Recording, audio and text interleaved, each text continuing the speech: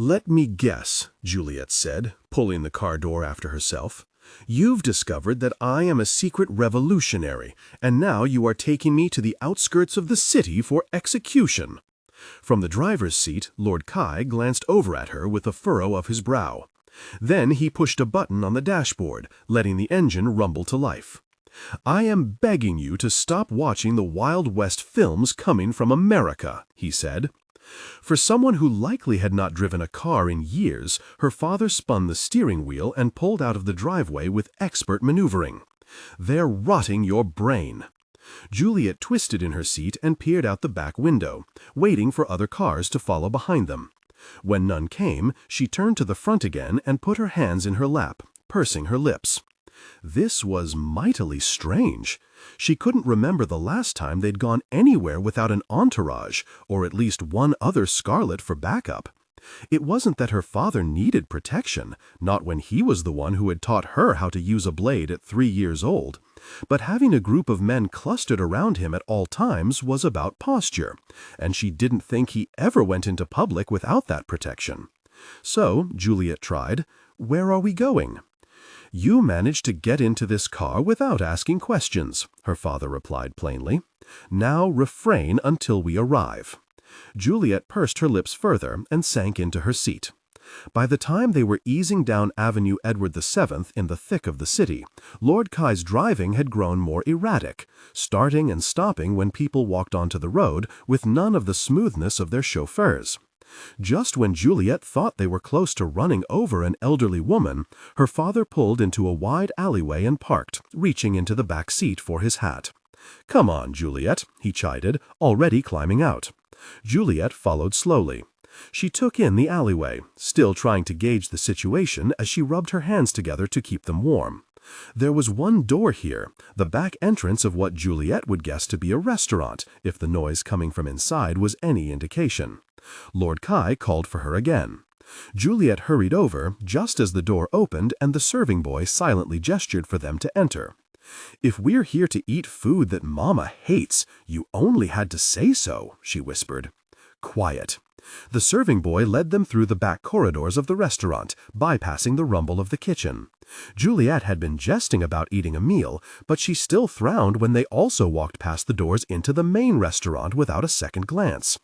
Had her father booked a private room for just the two of them? Maybe Juliet shouldn't have joked about a revolutionary execution after all. "Don't be ridiculous," she told herself. The serving boy turned a corner and stopped in front of a nondescript door. Everything was dim and damp back here, looking like it hadn't been cleaned in years, never mind used to serve customers. "If you need anything, I'll be outside." The serving boy opened the door. Lord Cai walked in promptly, Juliet close on his heels. A part of her had already decided that this was going to be a quaint teaching lesson, perhaps a sparse meal laid out to show how quickly they could lose everything they had. The last thing she had expected to find inside the room, seated at a round table, was Lord Montagov and Roma? Juliet's eyes bugged, her hand fumbling at her sleeve for a weapon, more out of shock and automatic instinct than any real preparation for a fight. While she clutched at air, however, Roma bolted to his feet and actually drew his pistol, ready to shoot. Until his father said, "Hold on, boy." Roma blinked, his arm receding back an inch. The gray light streaming in from the filmy windows gave him an eerie appearance, or perhaps that was just him now, his mouth an angry slash, his jaw tight enough to resemble stone. "What I sent an invitation to meet," Lord Montagov said. Then he switched from Russian to Chinese. "Sit, Roma." Slowly, Roma sat. "Baba," Juliet hissed, "what is the meaning of this?" "Sit, Juliet," Lord Cai simply echoed. When Juliet didn't move, he closed a hand over her elbow and gently guided her to the table, leaning close to his daughter and whispering, "The perimeter is secure. It is not an ambush." "If it were, it is not like they would declare it," Juliet whispered back. She plopped ungraciously into a seat, resting only half her thighs so she could leap at a moment's notice. "Yes, you mustn't worry, Miss Cai," Lord Montagov declared. "There are only so many times you can ambush someone before they come to expect it." Juliet felt her chest go cold. Lord Montagov, meanwhile, was smiling, and the sight itself would have been terrible enough, but it was rendered even more abhorrent because it looked so much like Roma's smile. How dare he? Juliet, lunged over the table, knife out, but Roma was quicker. His pistol pressed into her forehead, and Juliet froze, her breath escaping in a quick sound through her clenched teeth. When Juliet dared meet Roma's eyes, she found only loathing. It shouldn't have hurt so badly, when this was her fault. The image was only right, only fitting. Who else would he hold a gun to but his enemy? Who else should he defend save his own father? It shouldn't have hurt so badly, and yet it did. I did this, Juliet thought numbly. You told me you would choose me above all else, and then I did this to us. She had put him back on the side of his own father, who had caused Nurse's death, who had threatened to kill him if Roma couldn't kill her. It almost didn't seem worth it. Almost, but Juliet was making the exact same choice Roma had. At least he would be alive, whatever the consequences she had to swallow. Juliet, Lord Cai warned again, though his command was soft. Knife away, please. With her teeth gritted even harder, Juliet pushed the blade back into her sleeve. Roma, in courteous response, set the pistol down on the table within reaching distance. "It is much nicer to be civil, is it not?" Lord Montagov said. "I have a proposition, and it involves you, Miss Cai." Juliet narrowed her eyes. She didn't prompt him to go ahead. She only waited. "I would like you to cooperate with my son." Juliet immediately jerked against her seat, her head snapping in Roma's direction. He did not react. He had known already. Had agreed. "I do beg your pardon," Juliet managed. "Why would I do that?" "Don't you wish to find who is sending the threats?" Lord Montagov asked. "The two of you have the foreign language skills to socialize into the French concession. Sending a gangster in alone is asking for trouble, but pairing enemies together, oh, the foreigners would not know what to do." "What game is he playing at?" Juliet remained quiet. Something was afoot here, and she didn't like it. "It is a good idea, Juliet," Lord Cai said, finally speaking up. His voice was even, almost bored. "If both gangs are receiving threats, then nothing will scare the blackmailer more than us teaming up, however momentarily. Both Scarlet and White Flowers walk out with a third enemy defeated." "But you don't understand," she wanted to say. Juliet stared at Lord Montagov, stared down the hard glint in his dark eyes. This was not merely a way to combine their forces. Lord Montagov knew exactly what past she and Roma had. This was a scheme to gather Scarlet information, to have Roma do what he refused 5 years ago, win her trust, act the spy. The moment they started working together, Juliet wouldn't be able to shake him. Anything the Scarlets discovered, the White Flowers would have too. Only Juliet couldn't say any of this, could she? She was trapped, and Lord Montagov knew it. Cooperate, and there would be no questions asked. Refuse and rebel, and her father would ask why, and she would have to tell the truth. The first time, her romance with Roma caused an explosion at the Scarlet House.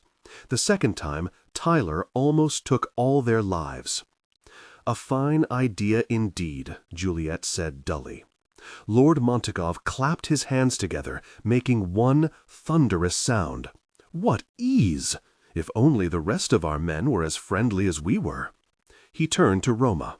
"Have the two of you formally met? I imagine not." Roma and Juliet looked at each other. Roma's jaw tightened even further. Juliet's fists grew deathly white under the table. All the while, Lord Cai was unconcerned, the only one in the room whom this whole show was for. "We have not," Roma lied, his gaze steady. He stood, extended his hand across the table. "Roma Nikolaevich Montagov, pleased to make your acquaintance. Roman." She almost said it aloud, like an echo, almost passed it through her lips simply out of the urge to commit it to memory. There was a part of her that had always known that that was his true name, but the city had long forgotten it. just like they had forgotten that hers was Kai-Yun Lee. The city only knew him as Roma. It was easier to pronounce, in Chinese. It was what everyone who knew him called him. She supposed she didn't know him anymore. Not this boy who stood with his arm outstretched, his fingers steady like they had never before pressed into her skin as gently as a kiss. Lovers turned to strangers, and it cut deep enough to bleed. The pleasure is mine. Juliet stood and reached to shake. Their palms touched, and she did not flinch. She would not flinch. May I invite you on a walk around the perimeter? There are some details I would like to work out. Lord Cai raised his eyebrows. Juliet, perhaps not. The perimeter is secure, isn't it? She interrupted. He could hardly argue against that. So long as there wasn't a chance of ambush, it wasn't as if Juliet couldn't handle the white flower air. Lord Cai gestured for her to go on. I will wait for you in the car. Juliet marched out of the private room, counting on Roma to follow her. She strolled through the corridors so briskly that whisks of her hair had come undone by the time she shoved out the back door and emerged into the alley, her shoes stepping into soggy sheets of newspaper. Deep inhale, deep exhale. Her breath clouded in front of her, fogging her vision with white when Roma emerged too, and she turned to face him, meeting his glower. Walk, Roma commanded, starting in the other direction of the alley. Don't tell me what to do, Juliet muttered. Nevertheless, she marched after him and followed along, keeping pace beside Roma, with a carefully placed distance between them. If the alleys here were any busier, she would not have suggested this, opting to forego a private conversation rather than be seen having one. But the passageways were tight and dark, and they could circle around the restaurant for however long they needed without approaching any main road. So, what is this supposed to be? Juliet asked outright. Overhead, a rusty pipe dripped a bead of water onto her neck. My father sprang it on me as well, Roma answered, sounding like he was speaking through shards of glass in his throat. This whole thing was Dimitri's idea. I'm supposed to win back your trust and siphon information. Juliet bit down on the inside of her cheeks. Her guess was right. It was an attempt to finish what they had started 5 years ago, only Lord Montagov didn't know that Juliet had already finished it. Does he know about the hospital? Roma interrupted. No, it hasn't gotten back to them. They know about... He paused, swallowed hard. The confrontation. But as far as your role in it goes, your cousin kept the information contained. Which meant the White Flowers knew that Tyler had ambushed Elisa, that Juliet had killed Marshall, but they did not know why. They did not know that Tyler had accused Juliet of being a traitor, because as far as Tyler knew, he was wrong, and he did not want to be made a fool. Win back my trust and siphon information, Juliet repeated softly. Except, I beat you to that game. The alley narrowed. Instinctively, Juliet swerved to avoid a rubbish bag, losing her careful distance with Roma as her fingers brushed up against his. The contact was brief, barely an event in the hubbub of the city, almost infinitesimal when it came to a measurable length of time. All the same, her whole arm flexed like she had been shocked by an electric line. In her periphery, she caught Roma's jolt, his expression hardening. Neither of them said anything. They let the sound of distant tram lines and yelling paper boys ebb and flow around them. They let the silence run, because Juliet could hardly think when Roma was so close, and Roma didn't seem too eager to loosen the anger in his eyes. It is clear why my father put me up to this, he managed eventually. They turned into a wider alley. But why did yours agree? Juliet pulled at one of the beads on her dress. It wasn't a real question. She could hear it in his tone. You have a spy, Roma went on when she remained unspeaking. One of ours has infiltrated your inner circle, and whoever it is has talked your father into this. I know, she said, though she hadn't been certain. Better to sound confident than have Roma think he was offering her new information. Call them off, if you're so concerned. Roma snorted. The sound was uncharacteristic enough that Juliet glanced over sharply, catching him just as he ran a hand through his hair. It messed up the style, but he did not need to fix it to look perfect. It was something about the tilt of his chin, the blankness in his stare. He had changed more in these few months than he had in those years while she was away. "I have nothing to do with it," Roma replied sharply. "I suspect Dmitri sent them in. He's planning something to hurt you and overthrow me at the same time." There was a pause as he hopped in his step, avoiding a muddy puddle. "I think it'll serve both of us to be wary of this situation. Let us not invite more plotting by defying this arrangement." He was right. That was logical. But God, was everything she had done for nothing? She had faked Marshal Sio's death to remove Roma from her side, to quash any chance that she would cave and draw him back, and now they were to work together anyway? How unfeeling was she expected to be? There was only so much strength she could summon. "If we are to collaborate," Juliet said, "it must be public information. The White Flowers must agree that this is not a secret." Roma frowned. He had caught the tightness in her voice.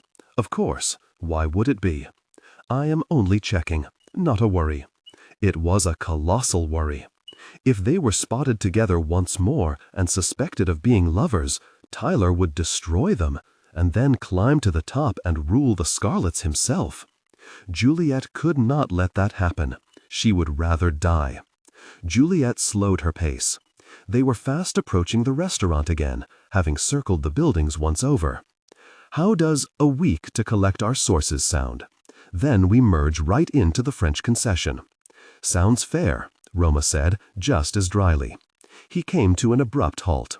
Clearly he had no interest in accompanying her back to the restaurant, nor walking any farther when their conversation was finished. With a shaky exhale, Juliet stopped too, smoothing her expression down until it was blank. She turned to face Roma, a polite goodbye poised on her tongue. "But don't be mistaken."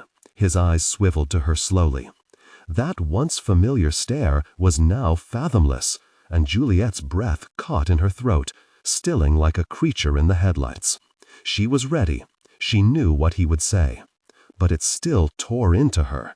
It still stung as mightily as razor wire, wrapped around her heart, both ends pulled until it could wrap no tighter. "When this is over, I will have my revenge. You will answer to me for what you did." Juliet swallowed.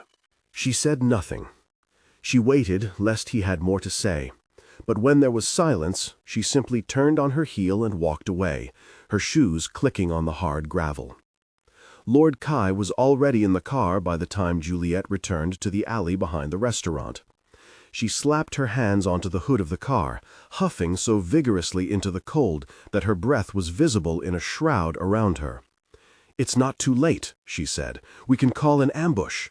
Lord Montagov and Main's yet in the vicinity. By now, Roma had to have long left. An opportunity was an opportunity." "Darling daughter." Lord Cai pinched the bridge of his nose. "Get in the car, please." "Father," Juliet shot back, "I crave violence." "Get in the car, now." Juliet huffed again, then pushed off the car hood. "They are the enemy," she snapped when she slammed the passenger door after herself. A loose bit of hair blew into her eyes, and she yanked it back. "If they have suggested a seemingly great idea, it is obviously with an ulterior motive, so why are we playing along?" "The blood feud is a thoughtless notion, Juliet," Lord Cai cut in, adjusting the rearview mirrors. "What have I taught you?" Juliet drummed her fingers against her knee. She wished he wouldn't make some lesson out of this now, when the boundaries were evidently black and white. Once, she would have been rather pleased to see a lessened hatred for the White Flowers, but at present it didn't seem like her father was ignoring the blood feud. It seemed like he didn't care, like something else. "We hate those who harm us," Juliet said, an echo of the words her father had given her long ago. "We do not hate senselessly." She shook her head. "It is a pretty idea, but the White Flowers do want to hurt us." Needs and desires change as fast as the breeze. Lord Cai rolled down a window, and the cold flooded in. She was starting to think he had gotten too accustomed to the biting temperatures of his office. So long as we do not lose face, if the leadership of the White Flowers requests a quiet cooperation so that both gangs survive a second monster reckoning, what is the issue? There was more to it. It could not be that simple, because her father was not that easily swayed. "What are we getting out of it?" she asked directly. Lord Cai's response was to start the engine. Slowly they reversed from the alleyway, merging back into the pandemonium that rumbled ever constant in the hub of the city. Through the open window, the aroma of deep-fried street food wafted in, a decent companion to the frigid cold. Minutes later, when they stopped at the signal of a police officer running traffic control, Lord Cai said, "Keep them distracted." Juliette blinked. A rickshaw halted to a stop outside her window, and from the corner of her eye she watched the runner of the rickshaw let go of the poles, mop his forehead free of sweat, and eat a whole meat bun, all within seconds. The officer signaled for them to move. The car crept forward. "Distracted?" Juliette repeated. "You have a spy. One of ours has infiltrated your inner circle, and whoever it is has talked your father into this. From what?" But Lord Cai only drove onward, giving a nod to the officer as they passed. It was another bout of silence, entirely typical for her father, before he said, "Some things you do not yet understand. Ting hua, do as you're told." Juliette could hardly argue. For the right amount of money, Miss Tang was more than happy to provide Roma and Juliet with a car, putting one of her men in the driver's seat and instructing him to drive smoothly. Zhouzhuang was, by all technicalities, a town within Kunshan, but it lay much farther south, practically on the same latitudinal line as Shanghai. Still, it was a simple car ride in and out, and then they could catch the next train out of Kunshan City Central. In and out, Juliet muttered to herself, watching their misty gray surroundings blur together through the window. No more getting jumped by mysterious figures in the dark. No more getting distracted by white flowers pretending to be her husband. In and out. "Are you talking to me?" Juliet jumped, her head still throbbing from the night before, almost colliding with the low ceiling of the car. Said white flower was staring at her in concern, leaning against the window on his side. "No," Juliet replied, "you were muttering something." Juliet cleared her throat, but she was saved from answering further when the car started to slow, pulling into a cleared patch of hard dirt. Ahead, a canal was running quietly into the morning, its waters glistening despite the light spattering of clouds. They had already ventured so far from Shanghai that Juliet figured they may as well return with something to show for it. Still, as she weighed the risks in her head and tried to plot a way forward for stopping the blackmailer, she wondered if she was lying to herself, if acquiring a second vaccine was nothing more than a matter she pretended was pressing just so she could sit near Roma for a second longer, her hand resting on the seat inches from his. She could not reach over, but the mere proximity soothed a part of her she didn't want to acknowledge. The car came to a stop. "We're here," the driver declared. "You need a guide? I know Zhouzhuang well." "No need," Roma said, all business. "We'll be out soon." He reached for his door, then glanced at Juliet again, who remained seated. "Come on, get a move on, Lao Po." Juliet thinned her lips, practically blowing her own door off its hinges as she got out. "You can let that whole jig go now," she muttered. Roma had already walked far ahead. With a sigh, Juliet reluctantly followed, dragging her feet as she too ducked under the loose willow tree and entered the canal town. She had never visited Zhouzhuang before, but it felt familiar in the way that desert roads and snow-capped mountains did, sights that she had never glimpsed with her own eyes, but plucked from storybooks and word-spun tales. As she and Roma picked carefully through the narrow footpath, edging along the side of the river canals, they kept track of the street names using small markers along the cornerstone buildings. Every so often, elderly voices would call out from within their shops, selling candy or handheld fans or dried fish. But Roma and Juliet avoided looking into the stores they passed, for they were walking so closely to the entrances that a mere second of eye contact would trap them in conversation. Juliet suddenly paused. Where Roma swerved around the woman by the canal scrubbing at her laundry, Juliette's gaze latched on to the soap suds running along the concrete and into the water. The woman paid no attention, crouched over her task. The soap suds approached the edge. Juliette dove toward the canal, her knees scraping the ground and her hand closing around the small string of pearls just as they fell over the edge, saving the jewelry before it could be washed into the water. The woman gave a cry of surprise, startled by Juliette's quick rescue. "I gather that this isn't something you intended to toss into the canal," Juliette said, holding out the soapy pearls. The woman blinked, realizing what had happened. She gasped, dropping her laundry and waving her hands around with fervor. "Goodness, you are heaven-sent! I must have left it in one of the pockets." Juliette offered a small, amused smile, dropping the string back into the woman's hand. "Not heaven-sent. I can just spot pearls from 2 miles away." There came the sound of someone clearing their throat, and Juliette looked up to find Roma waiting, brow quirked to ask why she was lingering and chatting. The woman, however, was still turned to Juliette, the crow's feet of her eyes crinkling deeper in kindness. "Who are your parents? I'll bring some Lobo sea cake over later as a thank you." Juliette scrambled for an answer. Roma, overhearing the offer, cleared his throat again to urge Juliette to hurry up and extricate herself. "Oh," Juliette said carefully, "I'm not from around here." She didn't know why she was being so delicate around the subject. She could have easily said that they had come in from Shanghai. But there was something entirely too genuine about the woman's offer, something untainted by the usual give-and-take exchange of the city. Juliette didn't want to ruin it. She didn't want to pop the illusion. "Oh," the woman said, "but you look familiar." Juliette pulled her coat tighter around herself, then nudged a loose lock of hair behind her ear. She stood up, trying to signal to an impatient Roma that she was trying to wrap this up. "I drop in sometimes," Juliette lied, "to see my grandmother." "Ah," the woman said, nodding. She turned her head out toward the water, closing her eyes for the wind to blow against her face. "It is a peaceful place to retire, isn't it?" Yes, Juliette thought without hesitation. Peace. That was the all-consuming sensation making the township sound different to her ear and the air smell different to her nose. It was unlike anything she had ever known. "Dorogaya," Roma prompted suddenly. The only reason was to avoid using her name, Juliette knew. He was playing along with the little act Juliette had put on for the woman, but her gaze jerked up anyway, her heart rabbiting in her chest. She wished he wouldn't throw the word around like that. It used to mean something. It used to be sacred. "Moya Dorogaya, I love you, whispered against her lips. "I must go," Juliette told the woman, taking her leave.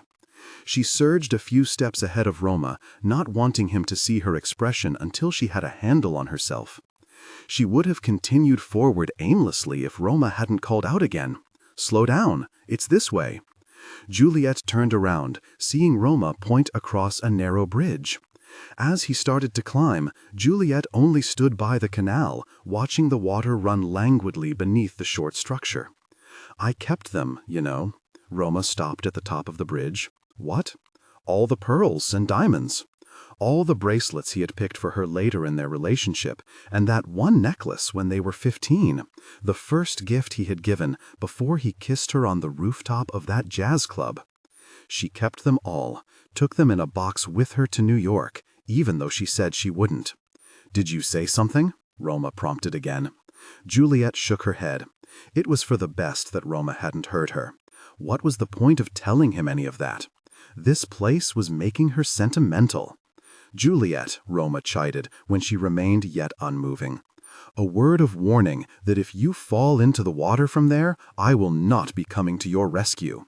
"Come on, I'm a better swimmer than you are anyway," Juliette shot back darkly, clutching her fists and finally starting her climb. The stone under her feet seemed to sink in and shift around. Once they were on flat ground again, Roma ducked his head to avoid a shop sign and stepped into an alley, his eyes tracing the markings along the wall. Juliette simply trusted that he was navigating correctly. more concerned with where she was stepping in case her shoes caught an uneven brick and she tripped. They ventured deeper into the alleyway. Juliet tilted her head, listening while she walked. She was trying to decipher what was so strange about what she was hearing, until she realized it was because she could hear very little at all, and that was incredibly unusual. The walls on each side of the alley blocked out the hum and buzz of the townspeople around the canals. They boxed Roma and Juliet in, like every thin alley in this township was in its own bubble, like every twist and turn led into its own world. "It got so quiet," Juliet remarked. Roma made a noise of agreement. "I hope we're not going in the wrong direction," he muttered. "This place is a labyrinth." But it was a beautiful labyrinth, one that felt not like a cage, but rather an endless arena. Juliet reached out to brush the bumpy wall of the shop they passed, angling her shoulder to avoid thwacking a protruding alley pipe. "Zhou Zhuang has been standing since the Northern Song dynasty," she said absently. 800 long years. From the corner of her eye, she saw Roma nod. She thought that he would leave it at that, entertain her musings without much interest and think nothing more of it. Only he replied, "It must feel safe." Juliet glanced at him properly. "Safe? Don't you think?" Roma shrugged. "There must be a certain comfort here. Cities can fall and countries can go to war, but this—" he raised his arms, gesturing at the rivers and the stone paths and the delicate ceiling tiles that decorated what were once temples. "This is forever." It was a nice thought. It was a thought Juliet wanted to believe in. But this is a town within a city, within a country that is always near war, Juliet said quietly. "Nothing is forever." Roma shook his head. He looked visibly shaken, though Juliet was not certain if it was because of what she had said or because of what her words had incited within him. Before she had a chance to ask, Roma was already brushing it off. He cleared his throat. "They call this place the Venice of the East." Juliet scowled. "Just as they call Shanghai the Paris of the East," she said. "When are we going to stop letting the colonizers pick the comparisons? Why don't we ever call Paris the Shanghai of the West?" A twitch pulled on Roma's lips. It almost looked like a smile, but it was so fast that Juliet might have imagined it. They were emerging from the alley now, nearing an open square with a large bridge on its opposite end. Beyond the bridge, they would find their destination. But here, in the square, there was a group of men loitering with military weapons slung over their shoulders. Militia soldiers. Juliet exchanged a glance with Roma. "Keep walking," she warned. In quiet places like this, it was true warlord rule that continued to thrive. Militias patrolled the streets, utterly loyal to the one general who oversaw the wider district. The generals who had grown into warlords were no mighty figures. They were only men who had managed to seize power when the last imperial dynasty fell. The current government, really, was no more than a warlord installed in Beijing. All they had different from the rest of the warlords was the seal of approval from the international stage. But that does not mean control. It does not mean their power actually stretched any wider than the soldiers they had loyal. "Juliet," Roma said suddenly, "how far along is the Northern Expedition right now?" "The Northern Expedition?" Juliet echoed, taken aback by the question. "You mean the Nationalists?" She tried to remember the last update she had heard from her father, searching her memory about their campaign to defeat the warlords and unify the country with a true government. A telegram some days ago said that they've completely captured Zhejiang. It would have been a worry. Zhejiang was the province directly below Shanghai. But after all, what had the Scarlet Gang been doing sidling up to the Nationalists this whole time, if not to ensure their own survival? The Nationalist fighting armies were edging closer and closer to the city, but it wasn't as if they were truly defeating the warlords, merely placating them, reaching agreements so that there was an understanding about the Kuomintang's place as eventual rulers of this country. "They may have come even closer since then," Roma muttered. He inclined his chin toward the militiamen. "Look." It was not the men he was gesturing to. It was what the men were looking at, which Juliet saw as soon as one shifted on his feet. A rising sun, painted crudely on the outside wall of a restaurant, the symbol of the Nationalists. "Hey, you!" The militiamen had spotted them. Juliet immediately stepped forward. "Who?" "Juliet." "Stop it," Roma hissed, making a grab for her wrist. She jerked her arm out of his reach, and he didn't try again. "Not you," one of them said with a sneer, approaching the Russian. "Did you do this?" "Do I look like I have the time?" Roma retorted. The man lunged forward. "You sure have a lot of time to talk back." Juliet held out her hand. "Not a step closer, unless you want your ashes scattered into the Huang Pu." Like magic, the soldier immediately halted, a clarity entering his eyes. Juliet's coat was undone now. It was time for her identity to be used, placed in the open like a playing card in a game of offensive maneuvers. "Let's go," Roma muttered to Juliet. When she didn't move, he nudged her shoulder. This time, Juliet allowed herself to be led off, sparing one more glance at the men eyeing her warily. Though she was finished, the one at the front of their group clearly wasn't. "Soon it won't matter who you are, Lady of Shanghai," he called after her. "The Nationalists are coming for all of us who rule by anarchy. They will take us all down." With one last tug, Roma had Juliet over the bridge and out of sight before she could retort. "It's supposed to be in and out, Juliet," he muttered. Juliet's neck gave a little crick with the speed she turned to look at him. "You heard me in the car? I'm a liar. What can I say?" Almost flippantly, Roma stopped and pointed up ahead. It was an old-style residence, built in a way that was utterly untouched by foreign influences, and so spacious because all who had once lived there, and lived there still, could afford it. How are we going to do this? They had arrived, the residence of Huai Hao, owner of the second vial. When Juliet approached the circular entranceway, she stepped through without any care. These residences were built precisely to welcome in visitors. They were void of doors around the facility, allowing wanderers to enter and appreciate the scenery, perhaps write a poem or two as they waited for the host to arrive, if this were 800 years ago. But it was the modern world now. "I'm flattered you would let me make the decision," Juliet said, running her finger along a bird feeder. Though she teased, she knew exactly why he was buying time to ask such mundane questions. They had thrown enough money around. The White Flowers had the means to pay such outrageous sums, but to keep doing it over and over without approval first was towing the line. Juliet knew him too well. He couldn't fool her, and she knew him well enough to know that admitting this outright would be a sign of weakness. In another world, where she was smarter, she would let him suffer, sow discord within the White Flowers. But this was her world, and she only had her present self. "I wasn't letting you make the decision," Roma replied. "I was asking your opinion." "Since when did you value my opinion?"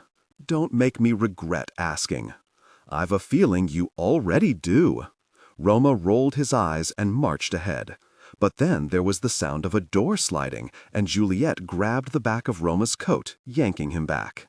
They ducked behind the bird feeder, hearing two sets of footsteps approach their direction. "Mr. Huai," a voice called, "please slow down." "Shall I call for the car, then?"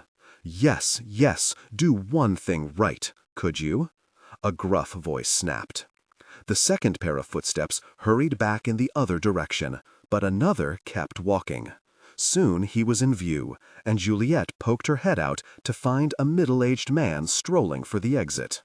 He already had so much here, opulence and luxury on par with the city. It was a far cry from the man in the wanton shop. There was no desperation to survive. There was only greed. And Juliet, too, could play greedy. "You asked how we are to do this," she whispered to Roma. "How about like this?" She reached into her coat, and as Mr. Huai walked by, not noticing his intruders despite how exposed they were, Juliet stepped out in front of him and leveled her gun to his forehead. "Hello," she said. "You have something we would like." February 1927.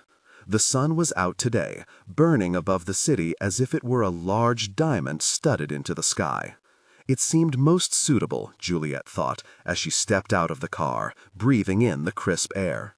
There were parts of Shanghai that she could not look at directly because it glimmered too harshly, so overwrought with the strength of its own extravagance that it could not be appreciated for any of it, particularly here, at the heart of the city. This was technically international settlement territory, but the French concession was only some streets over, and the overlap in jurisdiction was messy enough that Juliette never cared much about the border that existed along Avenue Edward VII. Neither did its inhabitants, so this was where they were starting their work, in the French concession, outside of it. Juliette ducked into the shadow of a building, slinking around its exterior. Here lay all the fanciest hotels, so close in succession, and Juliette didn't want to get trapped into conversation with any overeager foreign ladies out to experience the local culture. Quick as she could, she stepped into the alley and stopped, steeling herself. He was wearing white again. She had never seen so much very white on him. Alors, quelle surprise de voir ici. Roma turned at the sound of her voice, unamused by her false astonishment. Both his hands were in his trouser pockets, and it may have been Juliette's imagination, but she swore one hand twitched like it was clutching a weapon. Where else would I have been waiting, Juliette? Juliette merely shrugged, having no energy to continue being a nuisance. It didn't make her feel any better, nor did it improve Roma's default scowl. When his hand came out of his pocket, she was almost surprised to find that it was a golden pocket watch he retrieved, flipping its cover to check the time. Juliette was late. They had agreed to meet at noon behind the Grand Theater because their destination was across the road at the recreation ground. The race club was always at high capacity, but especially at these hours when socialites and ministers threw bets like it was their full-time job. I was running errands, Juliette said, as Roma put the watch away. Roma started off in the direction of the racecourse. I didn't ask. Ouch! Juliette physically flinched, a throbbing hot sensation starting in her heart. But she could handle it. What was a small bout of meanness? At least he wasn't trying to shoot her. You don't want to know what errands I was running? Juliette pressed, following his brisk walk. I offer you information on a platter, and you do not even take it? I was checking the postmarks on the letters, Roma Montagov. Did you think to do that? Roma glanced over his shoulder momentarily, then turned back around as soon as Juliette had caught up at his side. Why would I need to?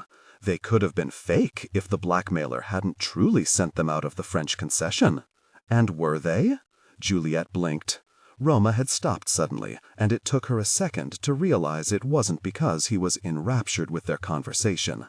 He was simply waiting to cross the road. Roma waved for them to cross. No, she finally answered when they were on the sidewalk again. From here she could already hear the thundering of hooves. They indeed came from various post offices across the concession. What Juliette didn't understand was why someone would go through the labor. It was harder to make stamps talk than people. Juliette could accept that. No one would be foolish enough to hire help for delivering the messages, because then Juliette could catch the help and torture a name out of them. But to use the postage system? Could they not have left letters around the city for any old gangster to pick up and bring to Lord Cai? It was as if they wanted Juliette to storm into the French concession, given how obvious the postmarks were. She didn't say any of this aloud. Roma didn't look like he cared. You're giving this blackmailer too much credit, he said. They come from the French concession because, as expected, it is someone around these parts of the city who took on Paul's legacy.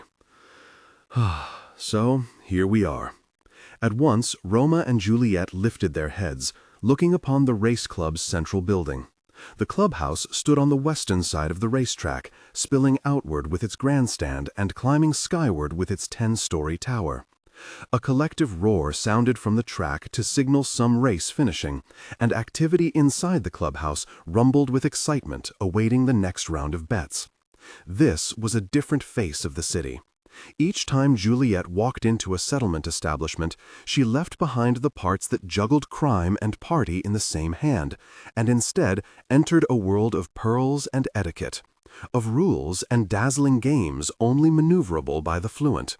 One wrong move, and those who did not belong were immediately ousted. "I hate this place," Roma whispered. His sudden admission would have taken Juliette by surprise if she too weren't so simultaneously captivated by awe and revulsion, by the marble staircases and oak parquet flooring, by the betting hall within, glimpse of the open doors, loud enough to compete with the grandstand cheering. Roma, despite what his words were saying, could not look away from what he was seeing.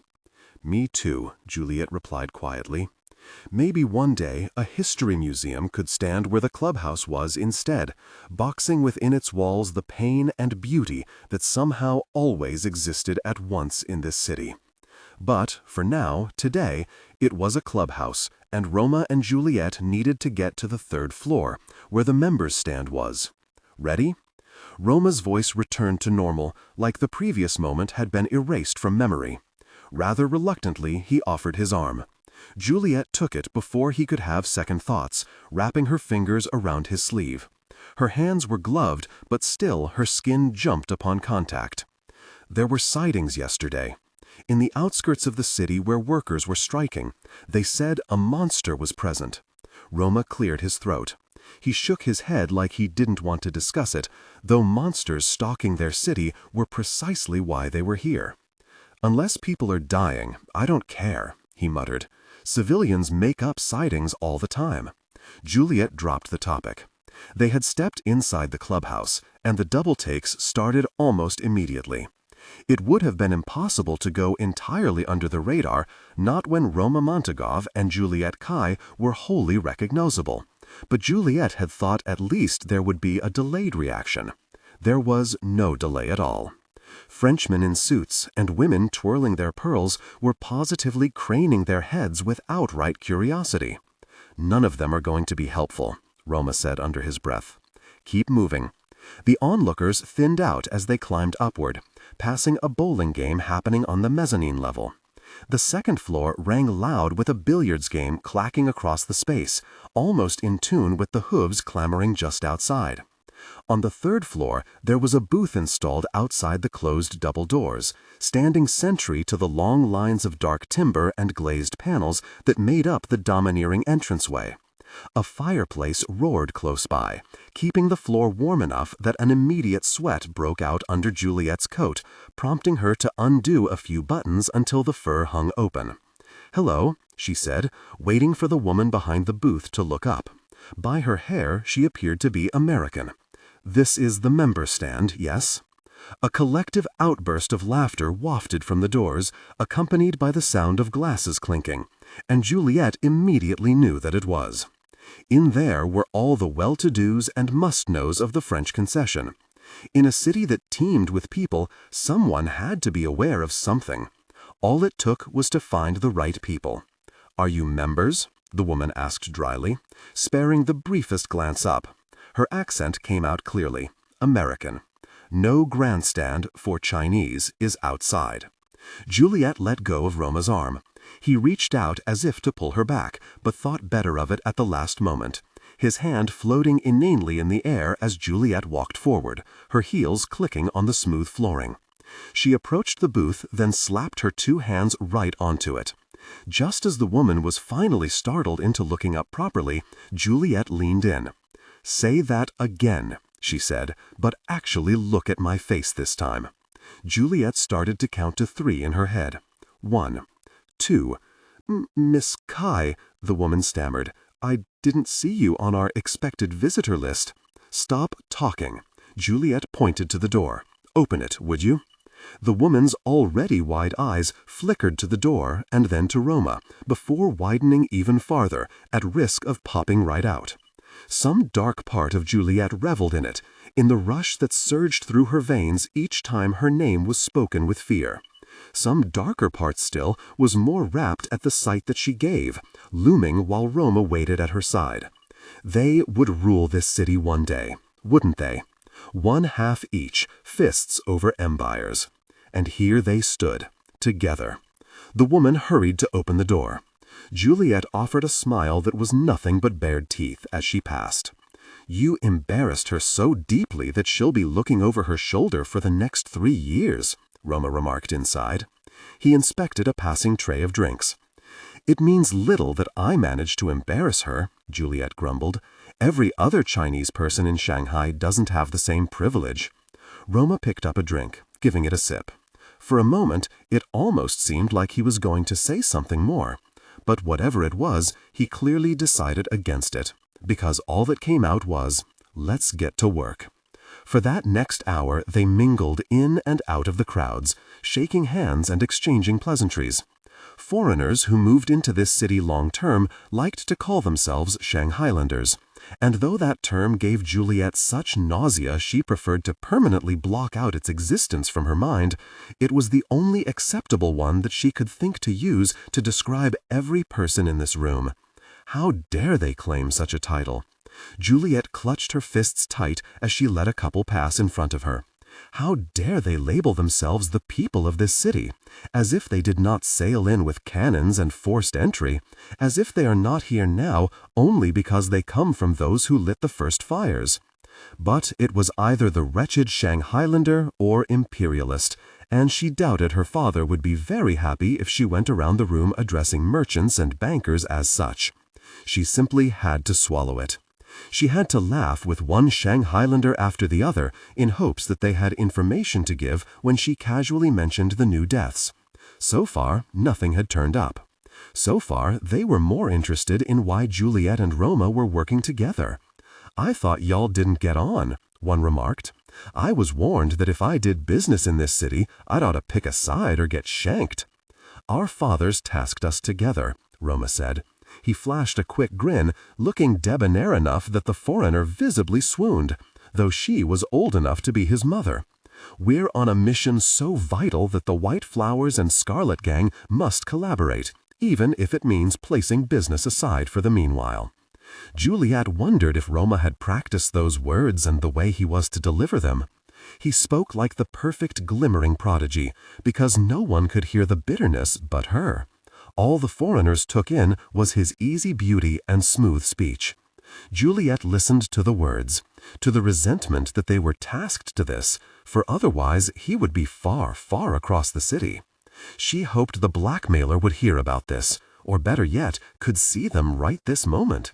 She hoped they would observe the cold cooperation and have terror strike their heart.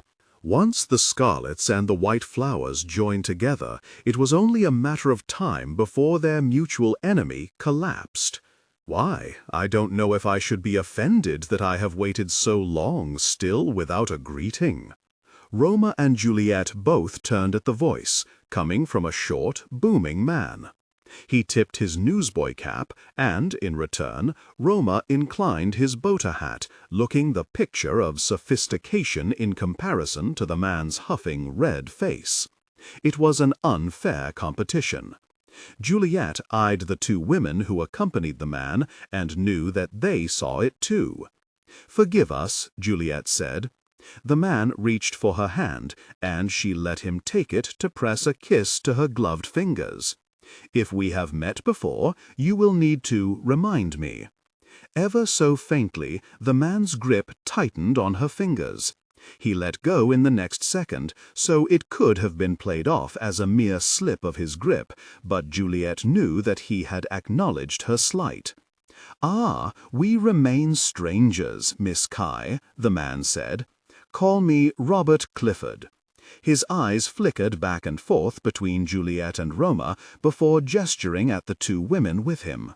"We were having a delightful conversation before our curiosity simply got the best of us, and I thought, well, why not ask?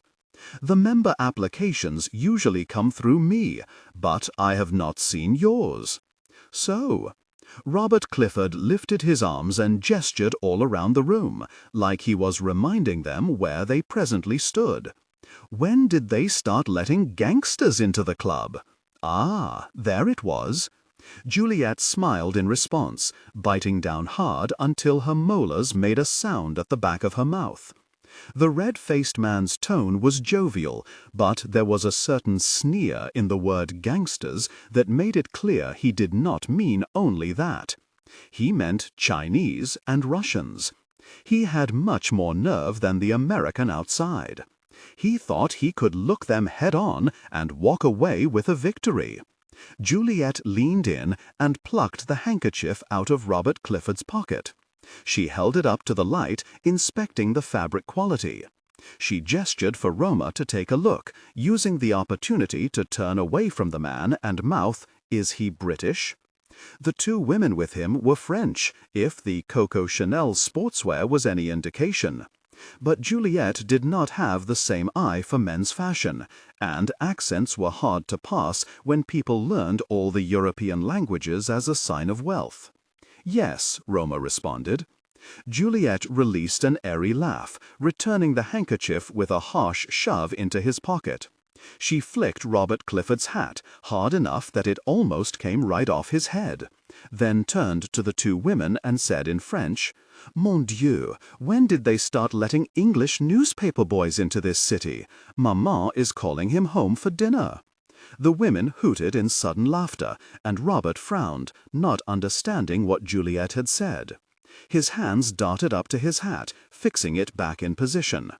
A single bead of sweat came down his face. "All right, Juliet," Roma cut in. It sounded like he was starting a scolding, but he had switched to French too, so she knew he was playing along. "You mustn't expect too much of him. His newspaper runs must have tired him out. Poor soul, might need a towel." That, at least, seemed to wring some comprehension in the man's expression. Serviette. He quickly mopped his face again and caught on. It was too hot in the room. He was wearing a suit too expensive, its thick fabric suited for the cold winter outside. "Please, excuse me for a moment," he said tightly. Robert Clifford pivoted on his heel for the washroom. "And I thought he would never leave," one of the women remarked, visibly relaxing while she adjusted the belt on her wide-flared trousers. "All he does is yap, yap, yap, finances, yap, yap, horses, yap, yap, monsters." Roma and Juliet exchanged a look, the passing glance lasting an incredibly brief moment, with only the blankest of expressions, but still they knew how to read each other.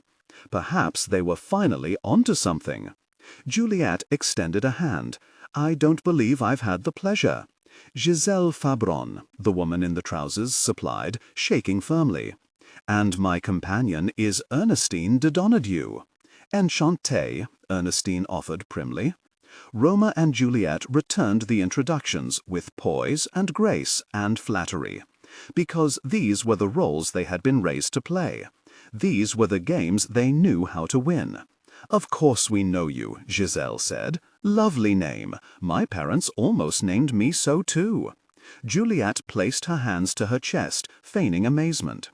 "Oh, but a fortune that they did not when Giselle is so beautiful." As she spoke, she nudged her shoe out, stepping her heel down so it would graze Roma's ankle. Roma took the hint. He pretended to search through the members' room. "Funny, has Robert Clifford left us permanently?" Ernestine wrinkled her nose, smoothing her short hair with nonchalance. "He may have wandered out into the members' stands. I suspect he placed some rather large bets while we were downstairs." "Is that so?" Roma replied. "Or perhaps he has roped another poor soul into a riveting discussion about monsters." The two women broke into chuckles again, and Juliet had to resist patting Roma on the shoulder to congratulate him on the fantastic segue. "For shame," Juliet said with mock admonishment. "Do you not hear that the city stirs awake once more?" Roma pretended to pause and consider. "Indeed, but I hear it is not a monster this time. I hear it is a puppet master, controlling creatures who do his bidding." "Ugh, buff," Giselle waved a flickant hand. "Is it not the same as before? Swindlers and raving con men, using the opportunity to sell their wares." Juliet tilted her head. By swindlers, Giselle surely meant the larkspur and his vaccine. She meant Paul Dexter, who had distributed saline solutions for profit, even though he possessed the true cure. Only there was no larkspur anymore hawking his wares on the streets, so who was she speaking about? Yes, Juliet said, trying to hide her confusion. They are quieter this time, I admit. Quieter? Ernestine repeated with some disbelief. My, they have been cramming flyers under my door for the past week. Just this morning. She patted around her pockets, and her eyes lit up when there was the sound of crunching. Ah, I thought I still had it. EC. From her pocket she retrieved a terribly thin flyer, half transparent when it was held to the light. Roma took it first, his brow furrowed deeply, and Juliet hovered her chin over his shoulder, reading alongside him. The French was riddled with errors, but the sentiment was clear enough. The madness arrives again. Get vaccinated. At the bottom of the flyer, there was an address, just last time. Only now the address wasn't even in the city. It was in Kunshan, which was a whole other city in a whole other province. Despite the railways making it a relatively short journey, to go so far from Shanghai was to leave its protective bubble and enter a whole new battleground of warlords and militias. Shanghai was its own unique mess, but out there, rulers and rule shifted at a moment's notice. No matter, it was better than nothing. May we keep this? Juliet asked. The rest of their time at the clubhouse provided nothing of particular importance, and Roma suggested they leave before the afternoon turned dark. Juliet was still mulling over the flyer as they exited the racecourse ground, returning onto Nanjing Road. The city roared back to life around her, rumbling trams and honking cars, replacing the rhythmic beating of hooves. Juliet almost felt herself relax. Almost. Why advertise in French? She mused aloud. Why only advertise to the French? I have seen nothing of the sort anywhere else. It is rather selective to only slide such flyers beneath the doors of residential buildings. Think it through, said Roma roughly. Now that they were no longer play-acting for the foreigners, he had returned to his coolness and detachment. The blackmailer seeks resources from us, meaning if we fail, it is only our people who will suffer for it. His gaze slid to her, then slid away in the same second, like a mere glimpse of eye contact was too nauseating. But it is not as if the foreigners know this. It is two birds with one stone. Feed off foreign fear and take their money. Let the gangsters remain vulnerable so they may die when they are selected to die. Juliet thinned her lips. So it was indeed the larkspur all over again, only this one was smarter. Hardly any of the Chinese or Russians in the busiest parts of the city had the money for such vaccines anyway, so why waste the effort? Roma muttered something beneath his breath, as if he had heard her thoughts. What? Juliet prompted, startled. I said. Roma stopped in his tracks. The sudden halt forced civilians walking behind him to jolt and go around, with a slight glare cast back. Only the glare morphed into fear when they recognized Roma, and then astonishment when Juliet was sighted too. The two heirs ignored the goggling. They were used to it, even if the attention magnified tenfold now that they were together. We always end up here, don't we? Roma waved the flyer that was still in his hands, crumpling the paper so roughly that it started to tear. Chasing lead after lead, and inevitably circling back to where we started. We will continue asking around the French concession, and when all roads lead to this vaccine facility, we will go, only to be pushed right back into the concession. I can see it already. How easy it would be if we could just cut right to the end. His eyes met hers, and this time he did not flinch away. In that moment, Juliet knew they were both sifting through the very same memories, through the events that had transpired months past. Roma was right. It felt like the exact same path. Gong But office, the address of the Larkspur's facility, the testing of the vaccine. Mantua. Mantua. Juliette blinked hard, trying to shake out of it, but the memories were gelled to her mind like glue.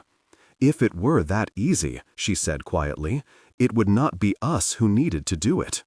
She had thought that would perhaps earn her an affirmative response, but Roma remained stony. He merely looked away, then checked his pocket watch. "We resume tomorrow." And off he walked. Juliette remained on the sidewalk for some time, until she snapped out of her stupor. Before she could stop herself, she was chasing after him, pushing through the swaths of window shoppers. Nanjing Road was eternally busy, and the cold did nothing to deter them. As Juliette exhaled in a hurry, her breath clouded all around her, blurring her vision. She almost lost sight of Roma before he turned into a smaller road, and Juliette hurried to follow, squeezing by a strolling couple. "Roma," she said. She finally caught up to him, yanking off one of her gloves and grabbing his wrist. "Roma!" He whirled around, eyeing the hand she had clasped around his wrist like it was a live wire. Juliette swallowed hard. "For what it's worth," she said. "I'm sorry." "Why should you be?" remarked Roma, like the words had already been waiting on his tongue. "You returned the hurt I gave you, after all. We are the faces of two sides in a blood feud, so why not revel in the death and the misery?" "Stop," Juliette spat. She was shaking. Her whole body had started trembling without her noticing, and she didn't know if it was anger toward Roma or anger toward his accusation. Roma made a noise of disbelief. "Why do you react like this?" he asked harshly. He scanned her up and down, at her barely contained outrage. "It was false to you. I mean nothing to you. Marshall meant nothing to you. This was a test." He was goading her. For as long as Roma was Roma, there would be a part of him that could not fully believe Juliette would betray him, and he was right, but he could not know. She could not be a foolish girl, and though she was, though that was exactly what she was, and what she wanted to be, she needed to be something bigger. Everything that unfolded between the two of them was bigger than them, bigger than two children trying to fight a war with their bare hands. Juliette smoothed her expression over, choked back the emotion that soured her throat to the point of pain. "I understand if you want your revenge," Juliette said. Her voice had leveled, sounding almost fatigued. "But do so after our city is safe. I am what this city made me. If we are to cooperate once more, you cannot hate me while we're on a task. Our people will be the sacrifice of such carelessness. Do not do this to me," she wanted to say. "I cannot stand seeing you like this. It will break me faster than the city ever could if it tried to cut us down together." Roma yanked his wrist away. With everything and nothing hidden in his cold gaze, he only said, "I know," and walked away. It was not forgiveness. It was far from it. But at least it wasn't open, unadulterated hatred. Juliette turned and started to move in the other direction, her ears faintly ringing. These past few months, she might have thought herself to be living in a dream if it weren't for the heaviness that constantly dragged in her chest. She put her hand there now and imagined reaching in and tearing out whatever was weighing her down. The feeling of tenderness blossoming as physical flowers in her lungs, her relentless love curling in and out of her ribcage like climbing vines. She could not succumb to it. She could not let it grow so thickly inside her that she knew of nothing else. She was a girl of stone, unfeeling. That was who she had always been. Juliette scrubbed at her eyes. When her sight was clear again, Nanjing Road was half swathed in the falling dark, its neon signs flickering to life and bathing her in red, red, red. "These violent delights have violent ends," Juliette whispered to herself. She tilted her head up to the clouds, to the light sea breeze blowing in from the Bund and stinging her nose with salt. "You have always known this." Epilogue, April 1928. There is scarcely any movement around this part of Zhaozhuang, scarcely any sound at all to disturb Alisa Montakova as she kneels by the canal, folding yuanbao out of silver paper. She doesn't think that they much resemble the ingots they are supposed to look like, but she is trying her best. Today is the Qingming Festival, Tomb Sweeping Day, a day of veneration for ancestors who have passed away, for gravesite cleaning and praying and burning false money into the afterlife for the dead to use. Elisa has no ancestor to pray for in Shanghai. In Shanghai, there are only gravestones, laid side by side over empty graves. Nobody had argued against it. With the explosion 12 months ago, the papers the next day had gotten a hold of a marriage certificate that sent the city into an uproar. A certificate that showed Roma Montagov and Juliette Cai married, bound together this whole time while the blood feud tore the streets apart. Elisa adds another yuanbao to her pile. In truth, the certificate never existed. But Elisa heard their vows that night, eavesdropping instead of going to sleep. She had forged the document and sent it to the press. The blood feud may not have fallen apart immediately, but that was the first moment it started to fragment. If their heirs did not believe in the feud, why should the common people? If the heirs had died for each other, what was the basis for their people to keep fighting? They had buried them together. There were no ashes, no bones. Kept apart in life, allowed together in death. At the thought, Elisa sniffles suddenly, finding her nose to be running. She didn't believe it. The first time she saw their gravesite, she had dived at the headstones, trying to carve the engravings right out. "They're not dead," she screamed. "If you can't find their bodies, they're not dead." They said the explosion had been too hot. That they found the monsters because of how tough their skins were. That they found Dmitri Voronin body because of his distance from the blast. But no Roma and no Juliet. Benedict had to pull her off. He had to throw her over his shoulders so she wouldn't dig the grave up. But even as he walked her away, her eyes remained pinned on the stones. "They're gone, Elisa," Benedict whispered. "I'm sorry. They're gone." "How can they be gone?" She clutched her cousin, burying her face in his shoulder. "They were once the mightiest people in this city. How can they just be gone?" "I'm sorry." That was all Benedict could say. Marshall crouched down beside them, offering his presence. "I'm sorry. I'm sorry. I'm sorry." "Those aren't even their names," Elisa wanted to scream. "Those headstones have the wrong names." Now she finishes her little pile of false money and gathers them into a tight circle. Twilight creeps deeper against the horizon, bathing the sky in orange.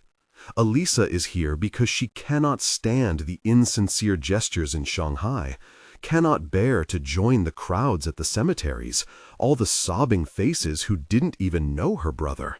Benedict and Marshall had fled the city a month after the explosion. They wanted to take her with them to Moscow, where no one knew who they were, where no one had heard of the Montagovs and their legacy, where Puomtong generals wouldn't be on the hunt for them. Elisa refused. She wanted to know what happened to her father. She wanted to see what would happen to her city. She hasn't gotten any good answers. Her father remains missing, and the city slowly returns to normal. War rages through the country with no sign of ceasing, but Shanghai has always been a city in a bubble. War rages on, and the city tells the tale of Roma and Juliet like some folk song passed between rickshaw runners on their breaks. They speak of Roma Montagov and Juliette Cai as the ones who had dared to dream. And for that, in a city consumed by nightmares, they were cut down without mercy. Elisa Montagova, it is starting to get cold. Elisa turns around, squinting into the dark. "I'm almost done. I would have been faster if you had helped me fold." A grumble. "I will stay here. Don't fall into the water." Elisa strikes a match, bringing it to the false money. She cups the flame so that the soft wind does not blow it away, her hand steady until an ember catches and flares to life. Today, of all days, there will be crowds upon crowds tending to Roma and Juliet's gravesite, which is why Elisa has come here instead, to Zhuzhuang, where Roma once said he wanted to go. If the human soul has an afterlife, has a will, then his would be here for rest, and Elisa has no doubt that Juliet's would follow. It had been absolute hell trying to find a way out to this little township. Elisa no longer lives at White Flower headquarters. Headquarters doesn't exist anymore, taken over by nationalists and soldiers once the White Flowers were run out. Benedict was immensely worried when he was leaving with Marshall, wondering what Elisa was going to do, where Elisa was going to go. She already had an answer for him. He hadn't liked it, but he couldn't stop her. She became a communist spy. It isn't that she cares all that much for the cause.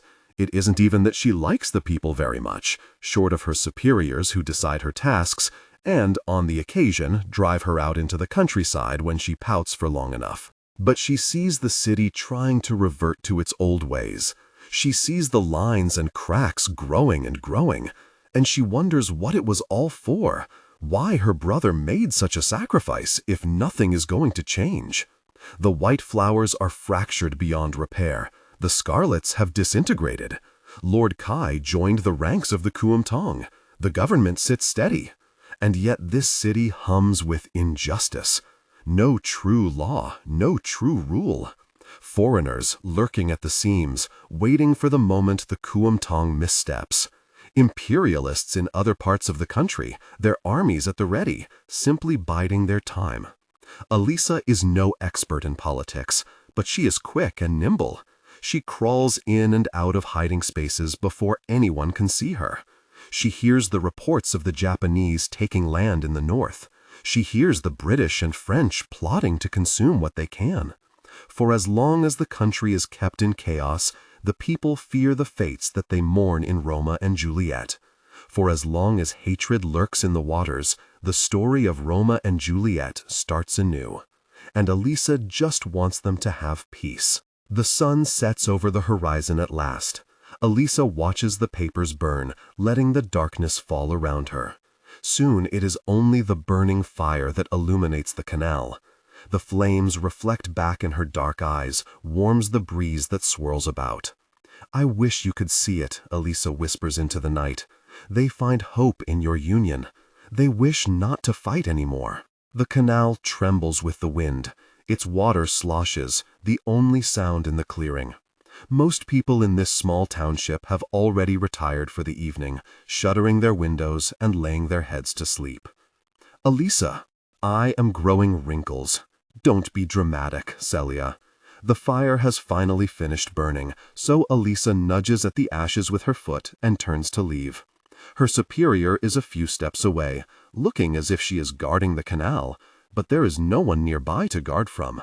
And besides, there is nothing in Zhuozhuang to worry about. She uses the term superior lightly.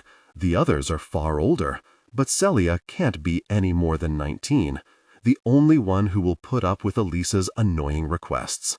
There has always been something familiar about Celia, as if Elisa has met her briefly before. But she can't quite put her finger on how or when, at least in a way that makes sense. Elisa bounds over. Even when she comes to a stop, Celia is watching the canal, her eyes scanning the darkness.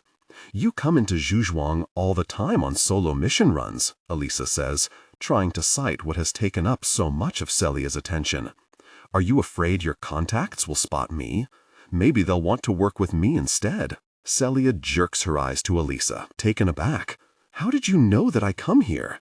You bring back buns with shop labels on them. Stop feeding me if you don't want me to know where you're going." A long exhale. Celia points a warning finger at Elisa. "Don't tell. It's off the record." Elisa mocks a salute. She doesn't protest as Celia turns her around by the shoulders and pushes her to start walking. Their car is parked outside the township. It's not a contact, then. Should we worry about being sighted? Don't even get me started on being sighted. Remember what I told you last month? My own sister started working for the top command within the Nationalists. We could get, she imitates a pistol with her hands and makes a shooting noises, sniped at any moment. Elisa giggles, but it trails off quickly, feeling out of place. Celia is trying to amuse her, but there was pain in that joke, still raw, still baffled. Celia has said nothing about who her sister is. She barely even shares any information about herself. All the same, Elisa feels her heart twist. "Thanks for bringing me out here," she says quietly. "I needed to do this." The canal makes a splash from behind them. He's proud of you, you know. Elisa cast Celia a sidelong glance. You didn't even know Roma. I just have a feeling. Come on, it's going to take us forever to get back into the city. Without waiting, Celia rushes ahead, ducking under the waving branches of the trees and sidestepping the various herbs laid out to dry on the sidewalk. Elisa doesn't know what it is. Perhaps the moonlight as it grows brighter overhead. Perhaps some movement sensed by the hairs at the back of her neck. But she turns around, glancing at the canal again. There is just enough illumination to catch a fishing boat as it passes by, lighting the profiles of two people. Elisa catches a glimpse. A glimpse of a girl in a dress too nice, leaning over to kiss a boy with a face familiar. Then laughter, a light, airy laughter that echoes across the clearing. In seconds, the boat has drifted away, under the cover of a willow tree that sweeps over the canal, deeper into the maze of waterways that make up this quiet township. Elisa turns back around. For a second, she only stands in stillness, staring into the night, not knowing what to do. Then she is crying, tears running down her cheeks too fast to bother catching. It is not sadness that strikes her, but hope. Hope that overwhelms her with such ferocity she remains rooted to the spot, unable to move a muscle in fear that this feeling will pass. She could run after them. She could chase along the canal, keep going and going until she finds the fishing boat, see them with her own two eyes and know. Elisa doesn't move. The wind dances around her, blows her hair into her eyes, making the strands stick to her wet cheeks. She would chase politicians until she understood their every move.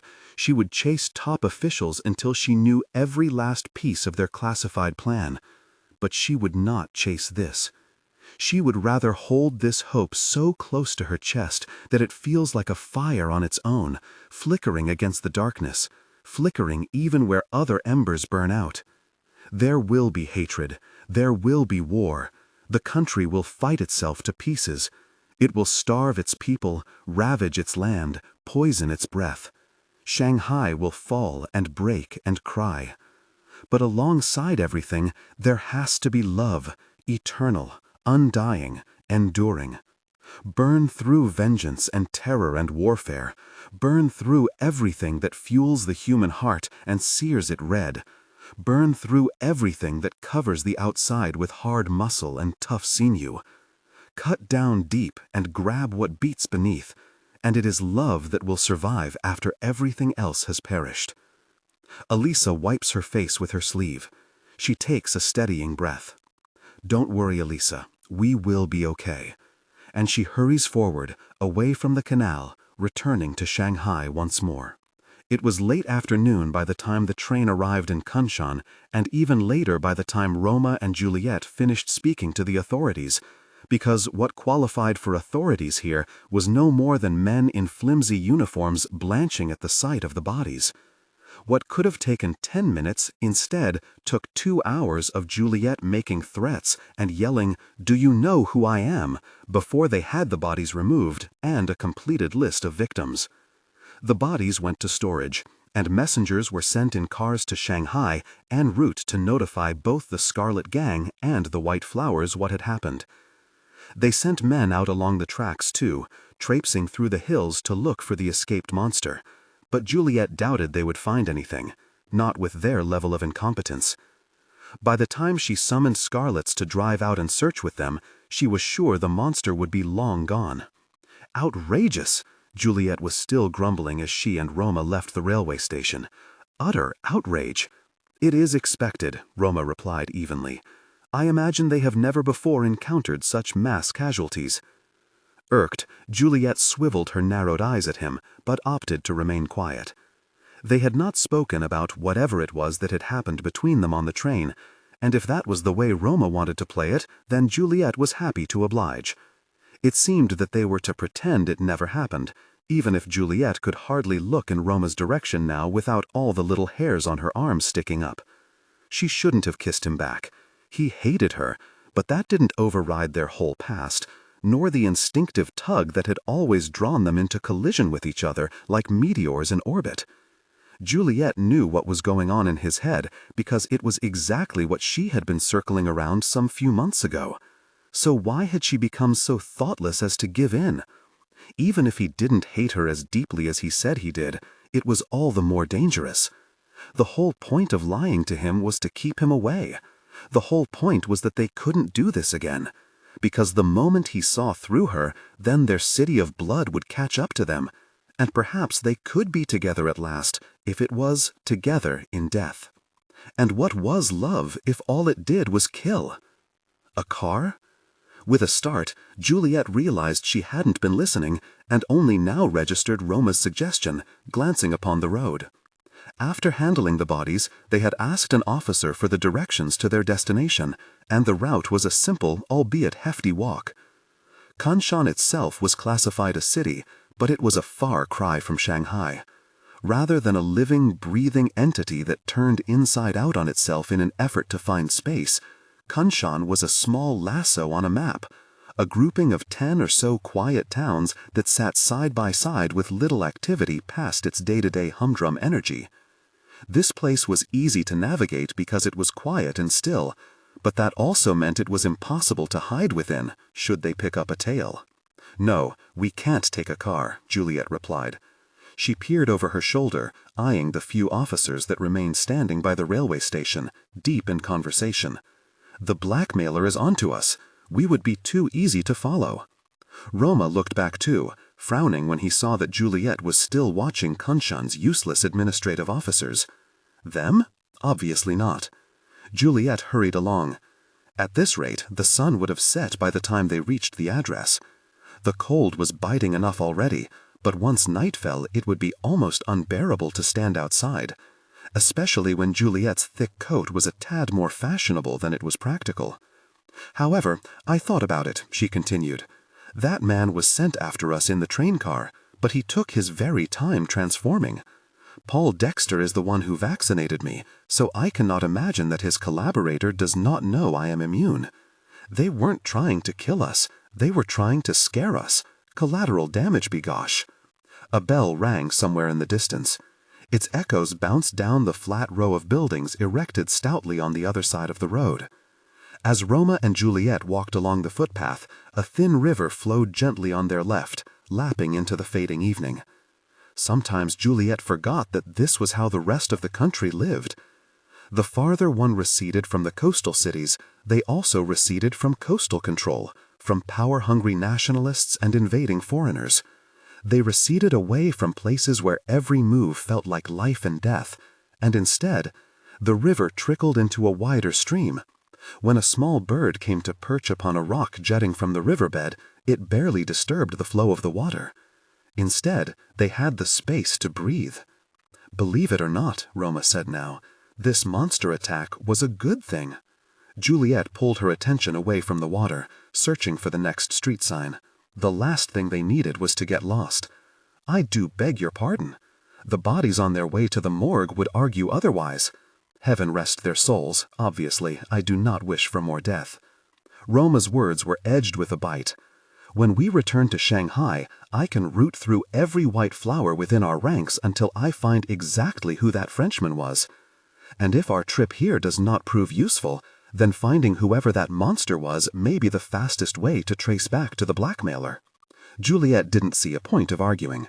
Nothing was stopping Roma from refusing to share the information with her if their next course of action was solely down to him, but if she got heated about it, then he got heated back, and they would start screaming at each other again, because it was too easy to lean into anger just for a split second of truth. For a sign that Juliet wasn't entirely lost to him, Roma would pick a fight. In a moment of weakness, to glimpse the Roma she loved, Juliet would entertain it. It was a volatile game. She needed to stop. She couldn't keep doing this. If she had to turn cold, then so be it.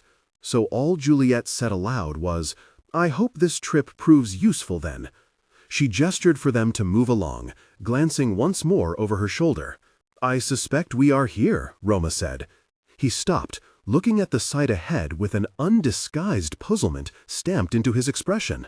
Juliet, too, searched along the row of shops, thinking that they were misunderstanding something.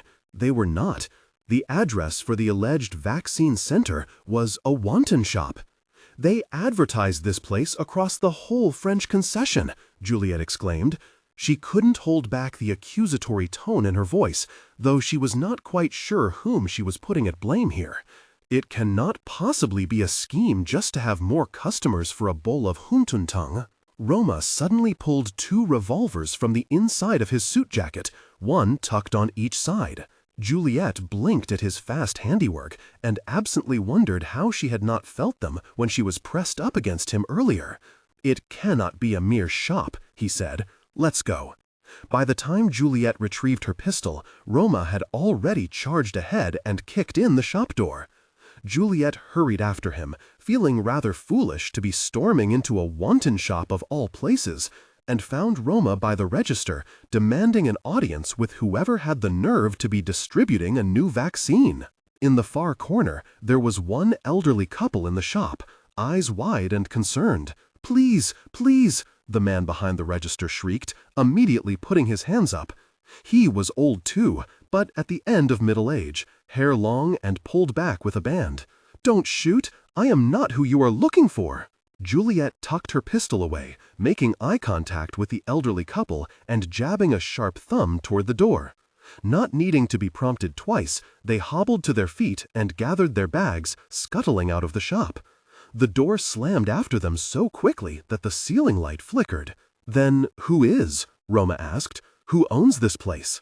The man's throat bobbed up and down as he swallowed nervously. "I do." While Roma kept his weapons upon the shop owner, Juliette leaned onto the register and peered around the back of the shop. A cursory sweep revealed a table dusted with flour, a lump of dough hardening by the sink, and there, by the chair, "Well, I see that the flyers originated from here, so no use lying your way out," Juliette said cheerily. "Lauto, how are you making the vaccine?" The man blinked, his clear terror suddenly morphing into confusion. "Making? The vaccine?" he echoed. His head pivoted back to Roma, eyes crossing to stare down the barrel of the revolver. "No, I am not making anything. I am auctioning off the last vial that remains from the larkspur of Shanghai." Juliette pushed off the register. She exchanged a fast glance with Roma, and then, caring little for social propriety, she climbed right up on the counter in her heels and hopped into the back of the shop, retrieving one of the flyers. It was identical to the one that Ernestine de Donadieu had given them, down to the error-riddled French. Only this time, Juliette realized exactly what mistake they had made. The madness arrives again. Get vaccinated. Where did it say that the location upon the advertisement would be giving out vaccinations? They had merely assumed, because that was what the Larkspur's flyers had said. "Gosh," Juliette cursed, throwing the flyer down. "You have one?" The man nodded eagerly, seeing it was this information getting the 2 gangsters off his back. "I was hoping to collect offers from foreigners, then sell to the highest bidder. I am low on cash, you see. It is not easy running a Huntun shop in Kunshan, and when my cousin from Shanghai passed along this vial, he held on to—" "Oh, stop talking, I do beg," Juliette interrupted, holding a hand up. "This was not a vaccine center at all. This was an auction." With a sigh, Roma withdrew his revolvers, shoving them back into his jacket. He was visibly annoyed. This had been a waste of time. What could they do with one vial? They had already asked Lorenz at the White Flower Labs to test the vaccine the last time around, in an effort to recreate it, but he had not been successful. Juliette's eyes widened suddenly. Lorenz had failed in the past, but the Scarlets had Paul's papers now. "I'll take it," Juliette said, her declaration coming so loud and so abrupt that the man jumped. In a smooth motion, Juliette bent and swept up the flyer, then plucked a fountain pen from the side of the register, scribbling down a number. "My offer." The man peered at the sum, his jaw dropping immediately. I cannot simply agree. I must send telegrams in case there are higher bidders." "Double it," Roma cut in. When Juliette's gaze shot to him sharply, he smiled, the expression mocking. "We will share, won't we, Miss Cai?" "What do you think you're doing?" Juliette demanded in Russian. She pasted on her own smile so that the shop owner would not realize they had switched to a different language to argue. They didn't need the shop owner deciding his vaccine was in high demand. You already ran tests, remember? Lorenz couldn't re-engineer it. He could only determine that it was true. Yes, Roma agreed. That time we did not have materials from Paul Dexter. Remember, we can still steal them from you. And if you want this vial that badly, I am sure you think having it will cause a breakthrough alongside the papers. Juliette almost started vibrating with her new irritation. He always did. If Xiao Ye and Xiao Jie, the man supplied, hands ringing in front of him. There was a new nervousness in his air. He had figured it out then, connected the dots on Juliette's and Roma's identities, for as soon as Roma had called her Miss Cai, it was not hard to see that the heirs of the Shanghai native Scarlet Gang and White Flowers stood before him. There were two in circulation after the Larkspur went under. He reached for another slip of paper and, with the same fountain pen Juliette had been using, quickly began scribbling. The second is in Zhouzhuang, so this is the seller and address. Forget it, Juliette said. We only need one, so don't think you can siphon double the money from us. Take it or leave it. The shop owner paused. Juliette could imagine the cogs turning in his head, calculating the chances that there could be a higher bidder and the risks he would invite if he turned down Shanghai's gangsters. Without a word, the man dropped into a crouch and started to enter a combination into a safe under the register, one that Juliette had not even noticed. She frowned, and he seemed to sense it, because as he twirled the combination dial, he said, "People get desperate, and I cannot afford guards." The safe hissed open. The man reached in, and out came the vial, glistening the same lapis lazuli blue that Juliette remembered. She shuddered. "I don't suppose you have cash on you, do you?" "Well, we'll sign IOUs," Roma replied without missing a beat. The shop owner knew who they were after all. He knew they were big and mighty enough to keep their word. The Scarlet Gang and the White Flowers had the money. All they had, really. "Well, thank you for your business," the shop owner said gleefully, watching Roma and Juliette scrawl their names on the same sheet Juliette had scribbled her offer on. He was right to be gleeful. He had just become very, very rich. The two gangs would feel the effect of this payment, but it was nothing they couldn't recover from. The Scarlets had recovered time and time again after paying the blackmailer. "I will be holding on to this," Juliette said, gesturing for the vial and shooting Roma a warning glance. Roma did not complain. He let the shop owner press the vial into Juliette's hands, and while her palm was out, the man tucked in the slip of paper with the address of the second seller. "You should take this anyway." Juliette shoved both into her pocket. Roma only watched the motion warily, his eyes glowering black, like he suspected she would perform a magic trick to make the vial disappear. She wouldn't be surprised if he tried to make a grab for it at some point on their way back into the city. "Don't even think about it," she mouthed. "Wouldn't imagine it," he mouthed back. "So," the man said into the silence that had fallen, "would you two like a bowl of wontons?" By all technicalities, Benedict Montagov was grocery shopping. In reality, he was more or less collecting items to destroy, trading money for fresh pears, then taking one bite before squeezing the rest into oblivion, throwing the mushed core onto the pavement. Benedict was a terrible cook. He burned eggs and underprepared meat. In the first month, he attempted it at least, resolute not to waste away like a pathetic ghoul of a person. Then, as if a shutter had come down, he couldn't step into the kitchen at all. Every meal he made was one that Marshall hadn't. Every flicker of the gas, every puddle growing by the sink. The more that Benedict took notice of the space that Marshall had once constantly lounged around, the emptier it grew. It was bizarre that that was what had broken the dam, pushing through every wall Benedict had put up to suppress his mourning. Not the absence of sound in the morning, not the absence of movement by his side. One day he had been operating in numbness, shoving aside the art supplies abandoned on the floor, and going through each step of his routine with hardly any trouble. The next moment, he entered the kitchen and could not stop staring at the stovetop. The water started boiling, and still he could not look away. until he merely crumpled to the floor, sobbing into his hands as the water evaporated into nothingness. Benedict put a stick of ganje in his mouth, chewing slowly. Now he could hardly eat. He didn't know why, but things wouldn't stay down, and things that did stay down felt wrong. The only loophole around the instinct was to take a bite out of everything he could get his hands on and throw it away before his thoughts could catch up. It kept him fed and kept his head quiet. That was what mattered. "Hey!" At the son's shout, he spat out the raw sugarcane clumps. There was a commotion erupting by the far side of the market, and Benedict started over immediately, wiping his mouth. Any commotion would have been harder to discern if this were a busier market, but the stalls here barely extended past 2 streets, and the vendors hardly had the energy to shout their wares. This was one of the poorer parts of the city, where people were near starving and would do whatever it took to survive, which included pledging devout loyalty to the closest available power. It was a bad idea to draw attention to himself, especially here, where territories shift and change at a moment's notice. Benedict knew this, yet he turned the corner anyway, dashing into the alleyway where the shout was heard.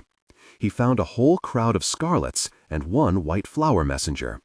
"Benedict Montagov!" the boy screeched immediately. Of all times to be identified. Benedict had nowhere near the level of recognition that Roma received on the streets. Yet here he was, pinned for a Montagov, pinned for the enemy. A tear streaked down the boy's face, running a wet trail that caught the midday light before hitting the concrete. Benedict inhaled fast, assessing the situation. The white flower was Chinese. He shouldn't have been identified at all for his allegiance, if not for that white thread he'd twined around his own wrist. Foolish. The blood feud had gotten horrific these last few months. If he had the ability to blend in, why not do it? How old was he? 10? 11? Montagov? One of the scarlets echoed. Benedict reached for his gun. The smarter move would have been to run when he was vastly outnumbered, but he cared little. He had no reason to care, to live. He didn't even have the chance to pull a weapon.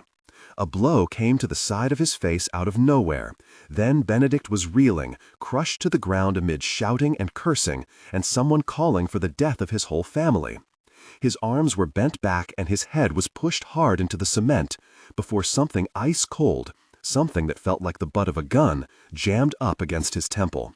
No, he thought suddenly, his eyes squeezing shut. Wait, I didn't actually want to die. Not yet, not really. A deafening sound shook the alleyway. His ears rang, but other than the bruises forming all over his body, he felt no pain. No white-hot bullet pressed into his skull. Maybe this was death. Maybe death was nothing. Then the sound came again, and again, and again. Gunshots. Not from the alleyway, from above. Benedict's eyes flew open at the exact moment a spray of blood landed across his face, tinting his vision red. He gasped, jerking upright and scurrying up against the wall, unable to comprehend anything past his disbelief as the scarlets around him dropped one by one, studded in bullets. Only as the shooting almost stopped did he think to look up, trying to find where the bullets were coming from. He caught the barest flash of movement, there, at the edge of the rooftop, then gone, with the last bullet, the last scarlet dropping dead. Benedict was breathing hard enough to be heaving. Only one other person remained standing in the alleyway. The messenger, fully crying now, his fists clenched so tightly that they were white and bloodless. He didn't look injured. He was only bloody, as splattered as Benedict was. "Go," Benedict managed. "Run, in case there are more of them." The boy faltered. Perhaps it was a thank you that hovered on his tongue. But then there was a shout from the market, and Benedict snapped, "Quite good," before they come. The boy took off, not needing to be told another time. Quickly, Benedict staggered to his feet, following his own advice, knowing that those shots had been loud, and any scarlets nearby would arrive immediately to investigate the cause. But as he stood there, his whole body trembling, it struck him that with the speed those bullets had come, whoever had saved him had been waiting, poised to enter in rescue. He eyed the buildings, the evenly constructed rooftops, separated only by alleyways that were narrow enough to leap from one to the other. Someone had been watching, perhaps for a while, tailing him through the market. Who would bother? Benedict whispered aloud. "Do you care to explain yourself?" Juliette touched the quilt over her shoulders, pulling at its loose threads. Her gaze remained unfocused, turned in the direction of her balcony, gazing out at the gray afternoon. The rain had stopped. As the ground grew quiet, so too did the skies. Cai Junlei. Juliette closed her eyes. The use of her birth name had the opposite effect that her mother had likely intended. Lady Cai wanted her to realize the severity of the situation. Instead, Juliette felt as if her mother were addressing someone else, some false manifestation of the girl she was supposed to be. All this time, her parents had let her be Juliette, let her be wild, impulsive. Now they want the unknown daughter again, but Juliette only knew how to be Juliette. "Do you even know what happened out there?" she whispered, in answer to her mother's question. This was the first time she had ever seen both her parents in her bedroom at once. The first time that they had closed the door on a party going on in the house, their attention fixated on her instead. Your precious Nationalists mingling downstairs with champagne. They opened fire on a peaceful protest. Hundreds of people, dead in an instant. Never mind the infections. Never mind that the madness would soon break out among the soldiers. The Nationalists would put them in quarantine to prevent the spread of the insects, but Juliette doubted it mattered. The monsters would be working this very moment, quietly infecting as many as they could. Violence on both sides, that was how a city shrouded in blood would always be. "You are hardly in a place to be lecturing right now," Lady Cai said evenly. Juliette tightened her hold on the quilt.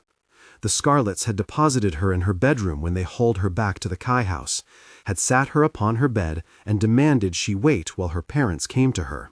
She was to remain idle, some prisoner under confinement in her own home. This was her place. This was the only place she had. "It was massacre, Mama," Juliette snapped, rocketing to her feet. "It goes against everything we stand for. What happened to loyalty? What happened to order?" Her parents remained unbothered. The two of them could have been replaced by marble statues for all that it mattered to Juliette. "We value order, family, loyalty," Lady Cai confirmed. "But at the end of the day, we choose to value whatever ensures our survival." An image of Rosalind flashed in Juliette's head, then Kathleen. "And what about the survival of those on the streets?" Juliette asked. Each time she blinked, she saw them fall. She saw the bullets pierce their chests and cut through the crowds. "Communists who threaten the fabric of society," her mother replied, her tone grave. "White flowers who have been trying to snuff us out for generations. You wish for their lives to be saved?" When Juliette turned away, unable to speak past the sour twist in her throat, her mother's gaze followed. There was little Lady Cai ever missed, little that went past her appraisal and emerged untouched. Juliette knew this, and yet still she was surprised as her mother snagged her wrist. Juliette's fingers splayed out against the overhead light. The yarn on her finger glowed white. "They say you were found with Roma Montagov." Her mother's grip tightened. "Again, I ask, do you care to explain yourself?" Juliette's eyes went to her father, who had yet to say anything. His composure was placid. Juliette felt turned inside out. While he stood there, occupying a space in her room, Juliette could sense everything. Her own inhale-exhale of breath, the electricity droning overhead, the static murmur of conversation outside the door, her heart thrumming just beneath her rib cage. "I have loved him so long that I do not remember him as a stranger," Juliette answered. "I loved him long before we were told to work together in spite of the hate between our families. I will love him long after you tear us apart merely because you pick and choose when it is convenient to partake in the blood feud." Her mother released her wrist. Lady Cai thinned her lips, but there was otherwise no surprise. Why would there be? It was not difficult to guess why else Juliette would be running away with him. "We listened to the modern age and never thought to control what you do," Lord Cai said then, finally choosing to speak. His words were a low rumble that gave everything in the room a telltale tremor. "I see that it was our mistake." Juliette choked out a laugh. Do you think any of this could have turned out better if you had kept me trapped in the house? Do you think I would have never learned defiance if you had kept me in Shanghai all these years, educated only by Chinese scholars and their ancient teachings? Juliet slammed her hand against her vanity table, swiping all her brushes and her powders to the floor, but it wasn't enough. Nothing was enough. Her words were so bitter in her mouth that she could taste them. I would have ended up the same. We are all held up on the city's strings, and perhaps you should first ask why we have a blood feud before asking why I defied it. Enough, Lord Cai boomed. No, Juliet screamed back. Her heart was pounding.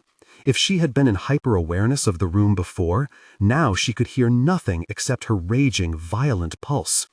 Do you hear what the people are saying?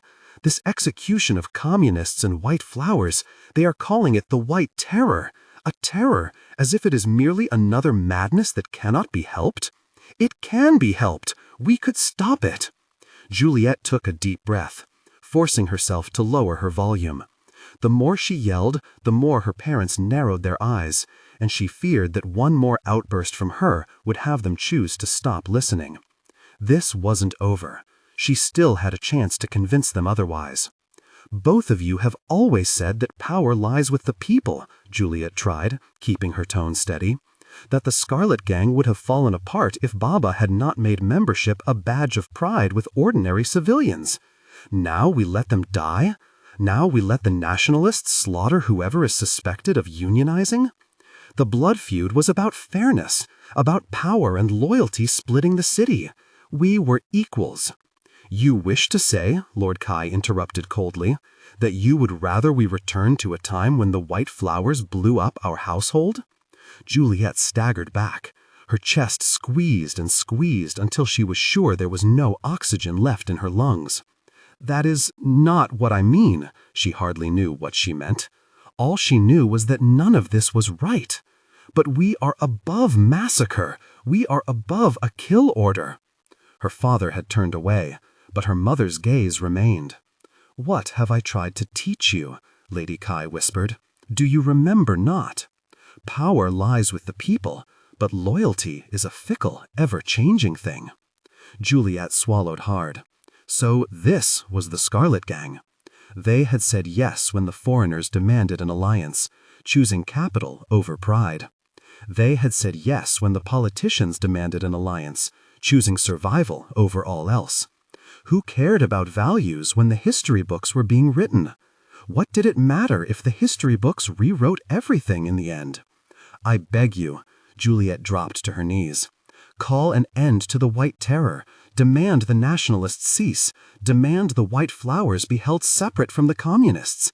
We have no right to eradicate a populace. It is not fair. What do you know about fair? Juliet lost her balance, folding sideways and sprawling upon her carpet.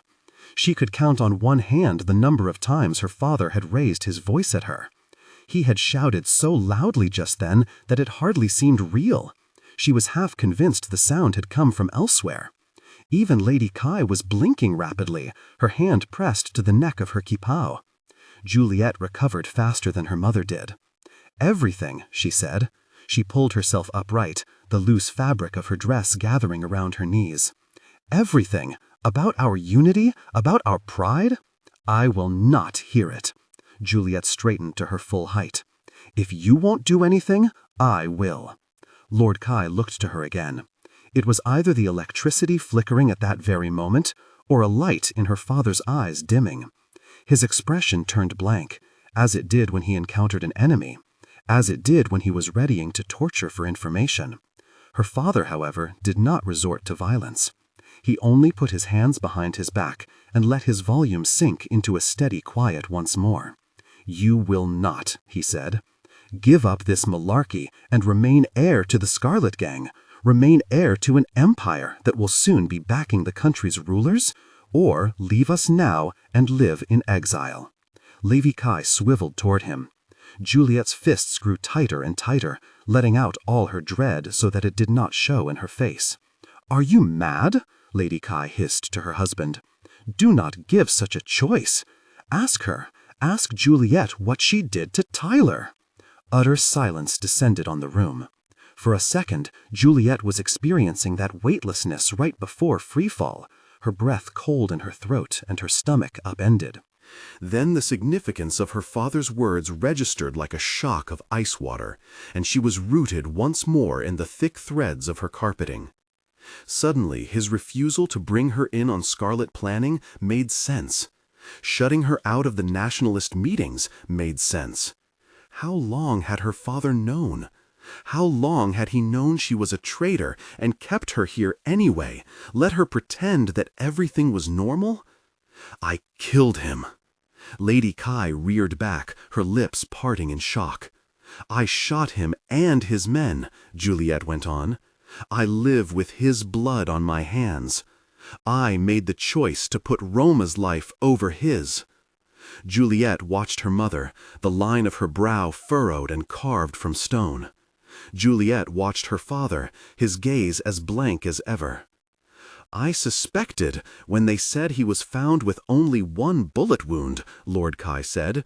I suspected when all of his men went down with no struggle, which seemed odd, given the workers of the uprising were ruthless in their artillery spray. It was only after I received reports about Tyler challenging Roma Montagov to a duel that my suspicions seemed to have motive.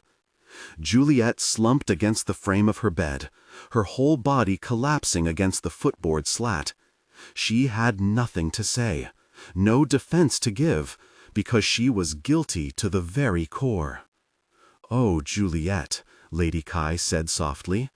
It was hard to tell whether her mother was admonishing her or pitying her. Pity that came not out of sympathy, but out of abhorrence that she could be so thoughtless. I had no intention of punishing her, no intention of asking for an explanation when this was the daughter I raised. Lord Cai brushed at his long sleeves, smoothing out the wrinkles in the fabric. I wished to observe her, to see whether I could right her course wherever she had strayed. Juliette is my heir, my blood. I wished to protect her above all else, even against Tyler, even against the Scarlets below us. Her father walked close then, and when Juliette continued staring at her feet, he grasped her jaw, bringing her gaze up firmly. "But we punish traitors," he finished. His fingers were like steel. "And if Juliette wishes to defect to the White Flower's cause, then she may leave and die along with them." Lord Cai let go. His hands dropped to his sides, and without another word, he swept out of her bedroom. The door closed behind him with a subdued click that seemed incongruous with the promise he had made. He would not break a promise in his life. "Mama." The word came out as a sob, like that ragged screech for help in childhood when she had scraped her knee playing outside, summoning her mother to come comfort her. "Why?" Juliette demanded. "Why do we hate them so much?" Lady Cai turned away, shifting her attention to the mess on the floor. With her back to Juliette, picking up the brushes and powders, she remained quiet, as if she did not know what or who Juliette was talking about. "There must have been a reason," Juliette continued, angrily swiping at the prickle in her eyes. "The blood feud has raged on since the last century. What are we fighting for? Why do we kill one another in a never-ending cycle if we do not know what the original slight was? Why must we remain enemies with the Montagovs when nobody remembers why? And yet, wasn't that the root of all hatred? Wasn't that what made it so vicious? There was never a reason, never a good one, never a fair one. Sometimes," Lady Cai said, setting the brushes back onto the vanity, "hatred has no memory to feed off. It has grown strong enough to feed itself, and so long as we do not fight it, it will not bother us. It will not weaken us. Do you understand me?" Of course, Juliette understood. To fight hatred was to upset their way of living. To fight hatred was to deny their name and deny their legacy. Lady Cai dusted her hands, looking at Juliette's sullied carpet with little more than vague unsettlement in her eyes. When her gaze flickered over to Juliet herself, the expression turned to a deep, deep sadness. "You know what you did, Cai Junli," her mother said. "Do not try to convince me, for I am finished here until you remember yourself." Then Lady Cai exited the room too, each click of her heels reverberating tenfold in Juliet's ears. Juliet stood there in her lonesome, listening as the door was locked from the outside, unable to stop the sob that rose again to her throat. "I regret nothing," Juliet screamed, making no move to follow the receding footsteps. She did not bother banging on her door, did not attempt to tire herself out. The only thing that followed her mother out was her voice. "I refuse to remember a falsehood. I defy you." The footsteps faded entirely.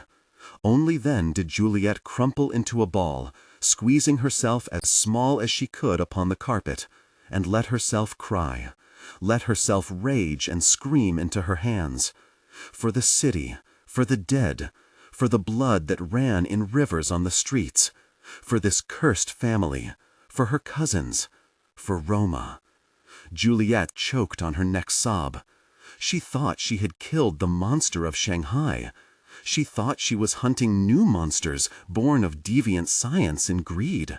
She was wrong. There was another monstrous entity in this city, worse than all the others, feeding all the others, rotting this whole place from the inside out, and it would never die until it was starved.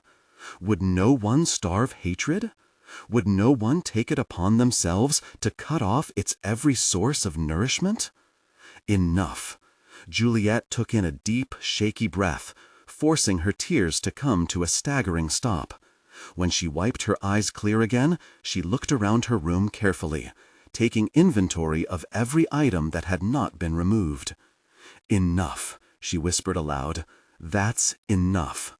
No matter how thoroughly her heart lay shattered, she would reassemble the parts, even only temporarily, even only to get through the next hour.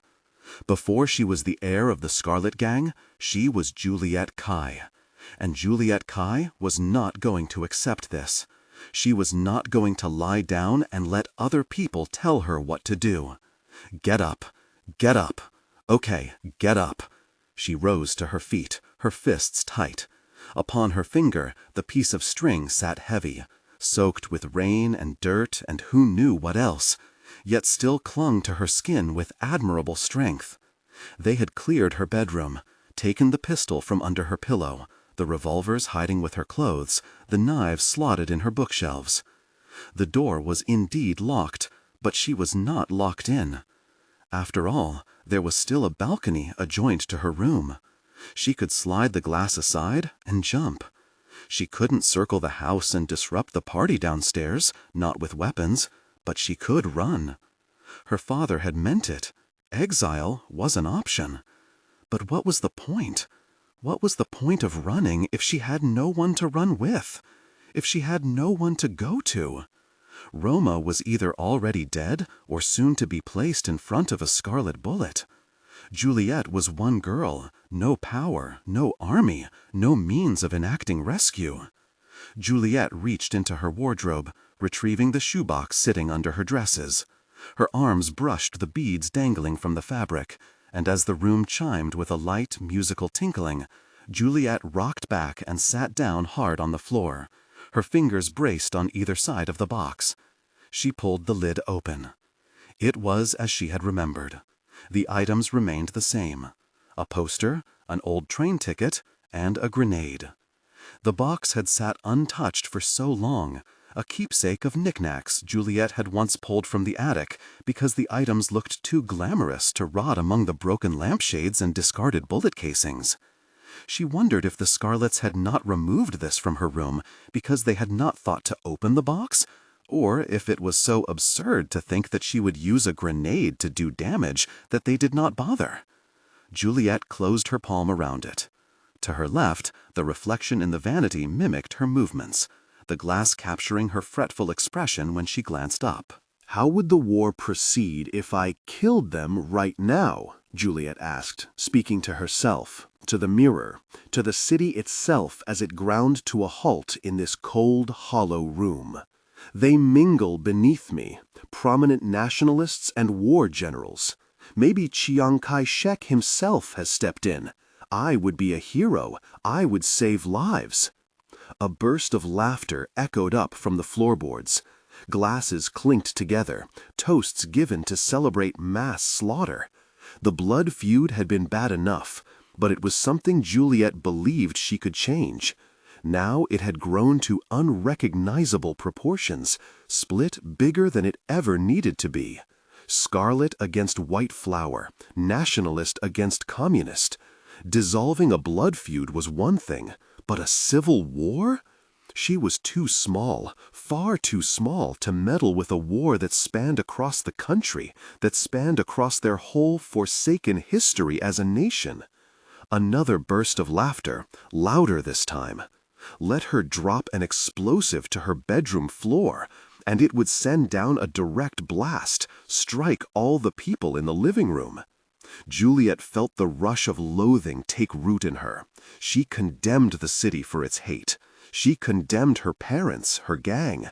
But she was equally terrible. One final act of violence to end it all. She was angry enough to do it. No more Scarlet legacy. No more Scarlet gang. If she was dead too, she didn't need to live with the pain of her terrible act. Herself and her parents, in exchange for bringing down everyone else in the house. Let the city weep, she hissed. We are past hope, past cure, past help. She pulled the pin. Juliet! Juliet whirled around, her hand tight around the grenade. For a fleeting second, she thought it was Roma on her balcony, perching on the railing once again. Then her vision sharpened, and she realized her ears were playing tricks on her. For it was not Roma sliding open her glass doors, but Benedict. "What are you doing?" Benedict hissed, striding in. Juliet, on instinct, took a step back. "What are you doing here?" she demanded. "You have to go." "Why? So you can blow yourself up?" Benedict asked. "Roma is still alive. I need your help." The rush of relief almost caused Juliet to drop the grenade, but she tightened her hold just in time, keeping the lever pressed down. When she closed her eyes, overwhelmed by the sheer knowledge of this one little thing that the universe had granted hers, she was so grateful that tears sprang up immediately. "I'm glad you evaded capture," Juliet said, her voice quiet. "Of all people, you will be able to get him out. Oh, please." Juliet's eyes snapped open, so shocked by Benedict's tone that her tears receded. He pointed at the grenade in her hand. "Do you think that's worth it? What will it do to blow up a few nationalists? They will build their ranks again. They will pick a new leader from Beijing, from Wuhan, from wherever else there are people. The war will still be fought. The conflict will go on." "I have a duty here," Juliet managed shakily. "If I can do one thing—" "You want to do one thing?" Benedict asked. "Let's go blow up the monsters. Let's stop Dmitri. But this?" He jammed a thumb in the direction of her door. The sounds of the party outside continued to filter through. "This is inevitable, Juliet. This is civil war, and you cannot disrupt it." Juliet did not know what to say. She closed both hands around the grenade and stared at it. Benedict let her stand like that for a long moment, let her roil in her conflicting emotions, before turning on his heel and cursing under his breath, muttering, "First Marshall, then you. Everyone is just dying to self-sacrifice themselves." "Marshall?" Benedict grimaced. As if remembering that he had broken onto enemy ground, he wandered out to the balcony again and peered around, watching for movement. Dmitri intercepted the Scarlets and took Roma and Elisa. Marshall got looped in too when he was trying to rescue them. Now it's just me and you. We really do not have long, Juliet. "Has Dmitri recruited the workers?" Juliet asked, her heart pounding in her ears. "Yes," Benedict confirmed. "At this point, I don't even know if Dmitri is still intent on taking the white flowers. With just about every gangster either dead or imprisoned or having fled the city, he's far more concerned with building a base of power among the communists. Then why did he take Roma, if not to end the Montagov line? It's symbolic, I suspect. Kill the gangsters, kill the imperialists, kill foreign influence in the city. A public execution as a last-ditch war cry for the workers in the city before nationalists stomp them out. And then Dmitri and his monsters will flee south with the rest of the communists, and the war will rage on. Juliet sucked in a ragged inhale. Was that how this would end? Lawrence could sneak a vaccine into the city's water supply. The whole country? The whole world? If Dmitri fled with the communists, high off the power that his acquired arms and monsters gave him, what was the limit? Where would it stop? Look, Benedict said, cutting into Juliet's panic, his voice floating in from the balcony. Either way, I think we can rescue them. Roma, Marshall, and Elisa. We can get them away from Dmitri and leave the city for good. But you need to help me. The immediate agreement was on her tongue. And yet Juliet was having such trouble making the move to go. We punish traitors. And if Juliet wishes to defect to the White Flowers cause, then she may die along with them. It wasn't a new development. She had turned traitor 5 years ago, that windy day on the Bund when she befriended Roma Montagov.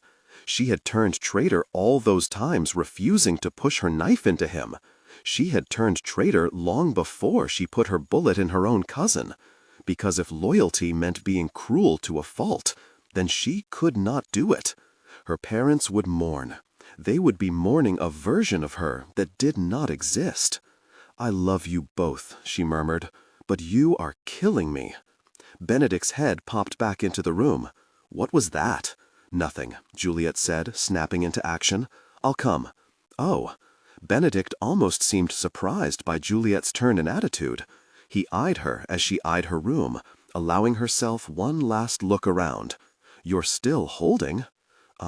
Juliet reached for the pin and slid it back into the grenade. Gently, she returned the weapon to her shoebox and tucked it into her wardrobe once more. Before she closed the doors again, she pulled out one of her flapper dresses. Let me change first. I'll be fast.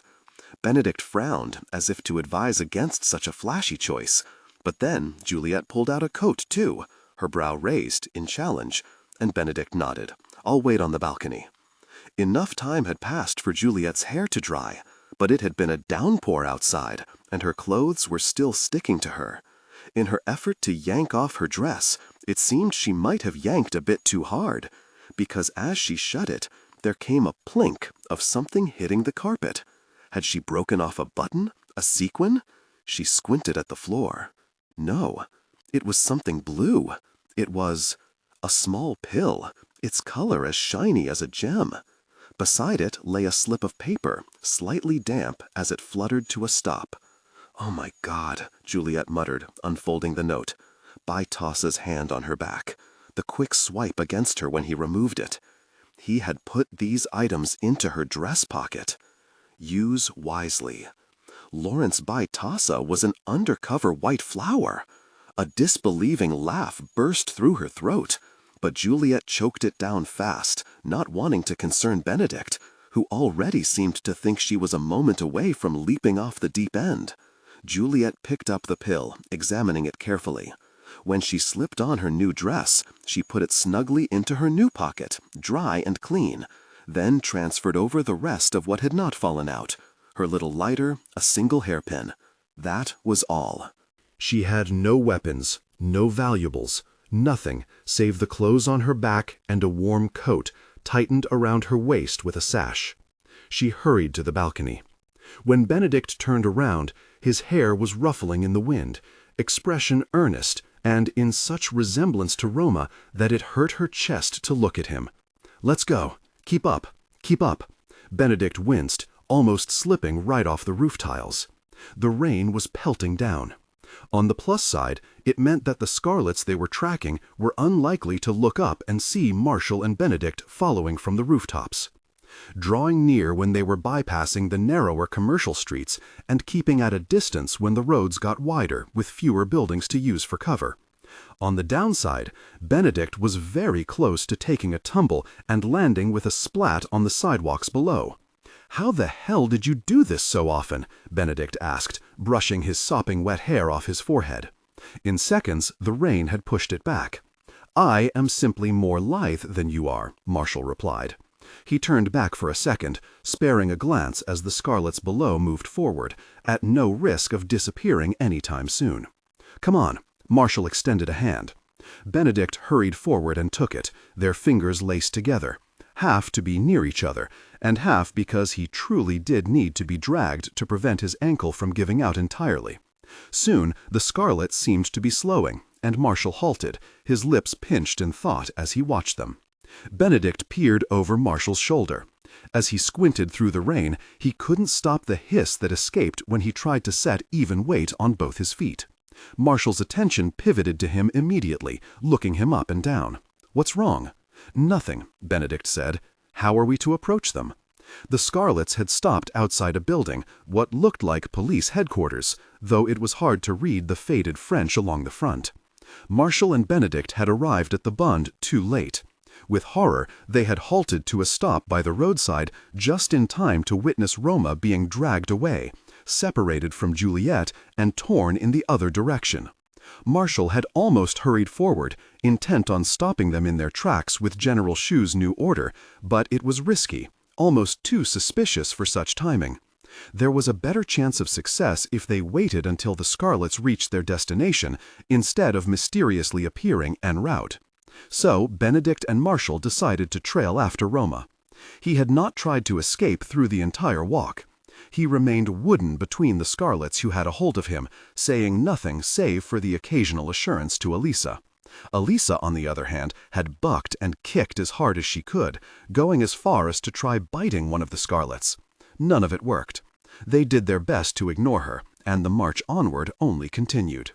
Now, at their destination, one of the scarlets was arguing with a nationalist standing guard by the doors. Roma and Elisa stood in the rain with their scarlet captors, every single one of them looking out of place on these empty streets.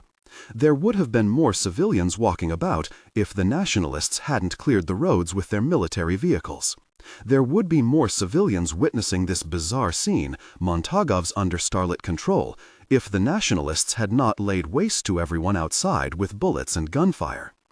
"I think we may have to do it now," Marshall said. "I don't know if they have a jail cell waiting inside or a firing squad." "Then let's go." Benedict made to shuffle off the roof tiles. He had barely gotten a step forward when Marshall's arm shot out. "With your ankle like that? Stay here, Ben. It makes more sense when it is only me who arrives with the command anyway. You're still dressed like a worker." Before Benedict could protest, Marshall was already sliding off the roof, hanging along the gutters by his fingertips, then jumping down and landing cleanly. "Keep an eye out," Marshall hissed from below. He disappeared quickly, ducking through the nearest alley, and then emerging between two of the buildings, coming on to the main road.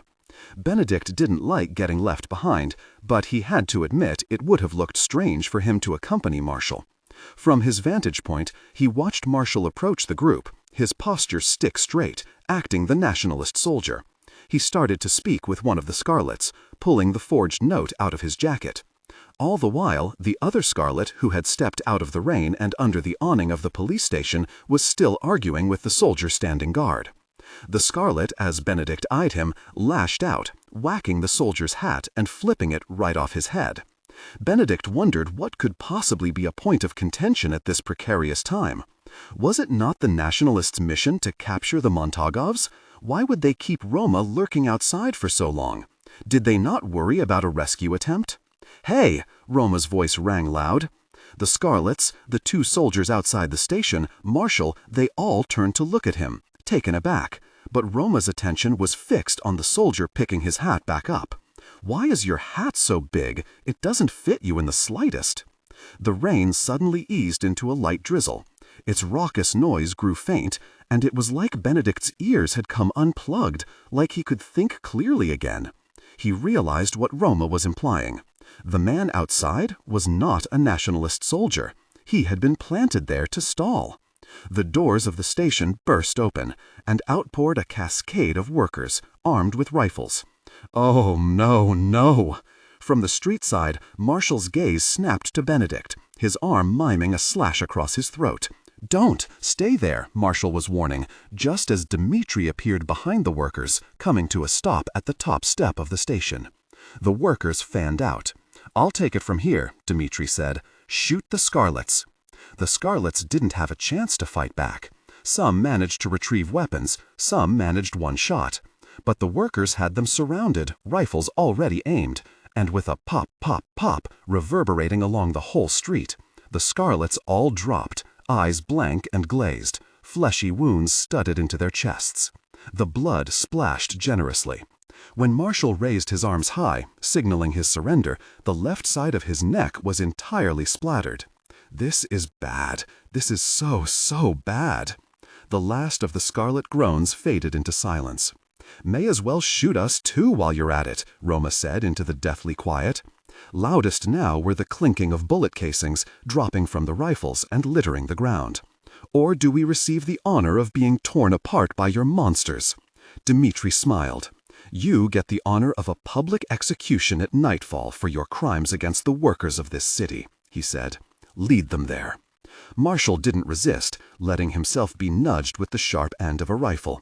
He fell into step beside Roma, arms still held up, and didn't glance up, though he had to know Benedict was watching. It was to avoid Benedict being caught too, he knew, but still he cursed Marshall for it, because if this was Marshall's death, if this was an inescapable fate, then he needed one last look. Benedict scrambled up, his teeth gritted hard. He knew how to save them. He would save them. Before any of Dmitri's men could see him, Benedict hurried off the roof and started to run in the other direction. Celia seemed to have ended up a soldier, perusing the battleground from above. All she had ever wanted was a quietly revolving world, and she had slapped her hands over her ears, hoping that silence in her head meant silence outside too. That would work no longer. The world had grown too loud. The city had come to a crescendo. 3 Scarlets from the north, likely bringing more, Celia reported. Immediately, the girl who had been idling by the balcony, in wait for her observations, ran off to report. The message would travel from house to house, building to building. "Your note has been handled," an incoming girl reported now, nodding to Celia. "We reached Donau." Celia nodded back, then turned her focus to the streets again. She never thought she would end up a soldier, and she supposed she wasn't. She was not among those gathering below, holding bricks and batons and weapons in wait for the gangsters and nationalists.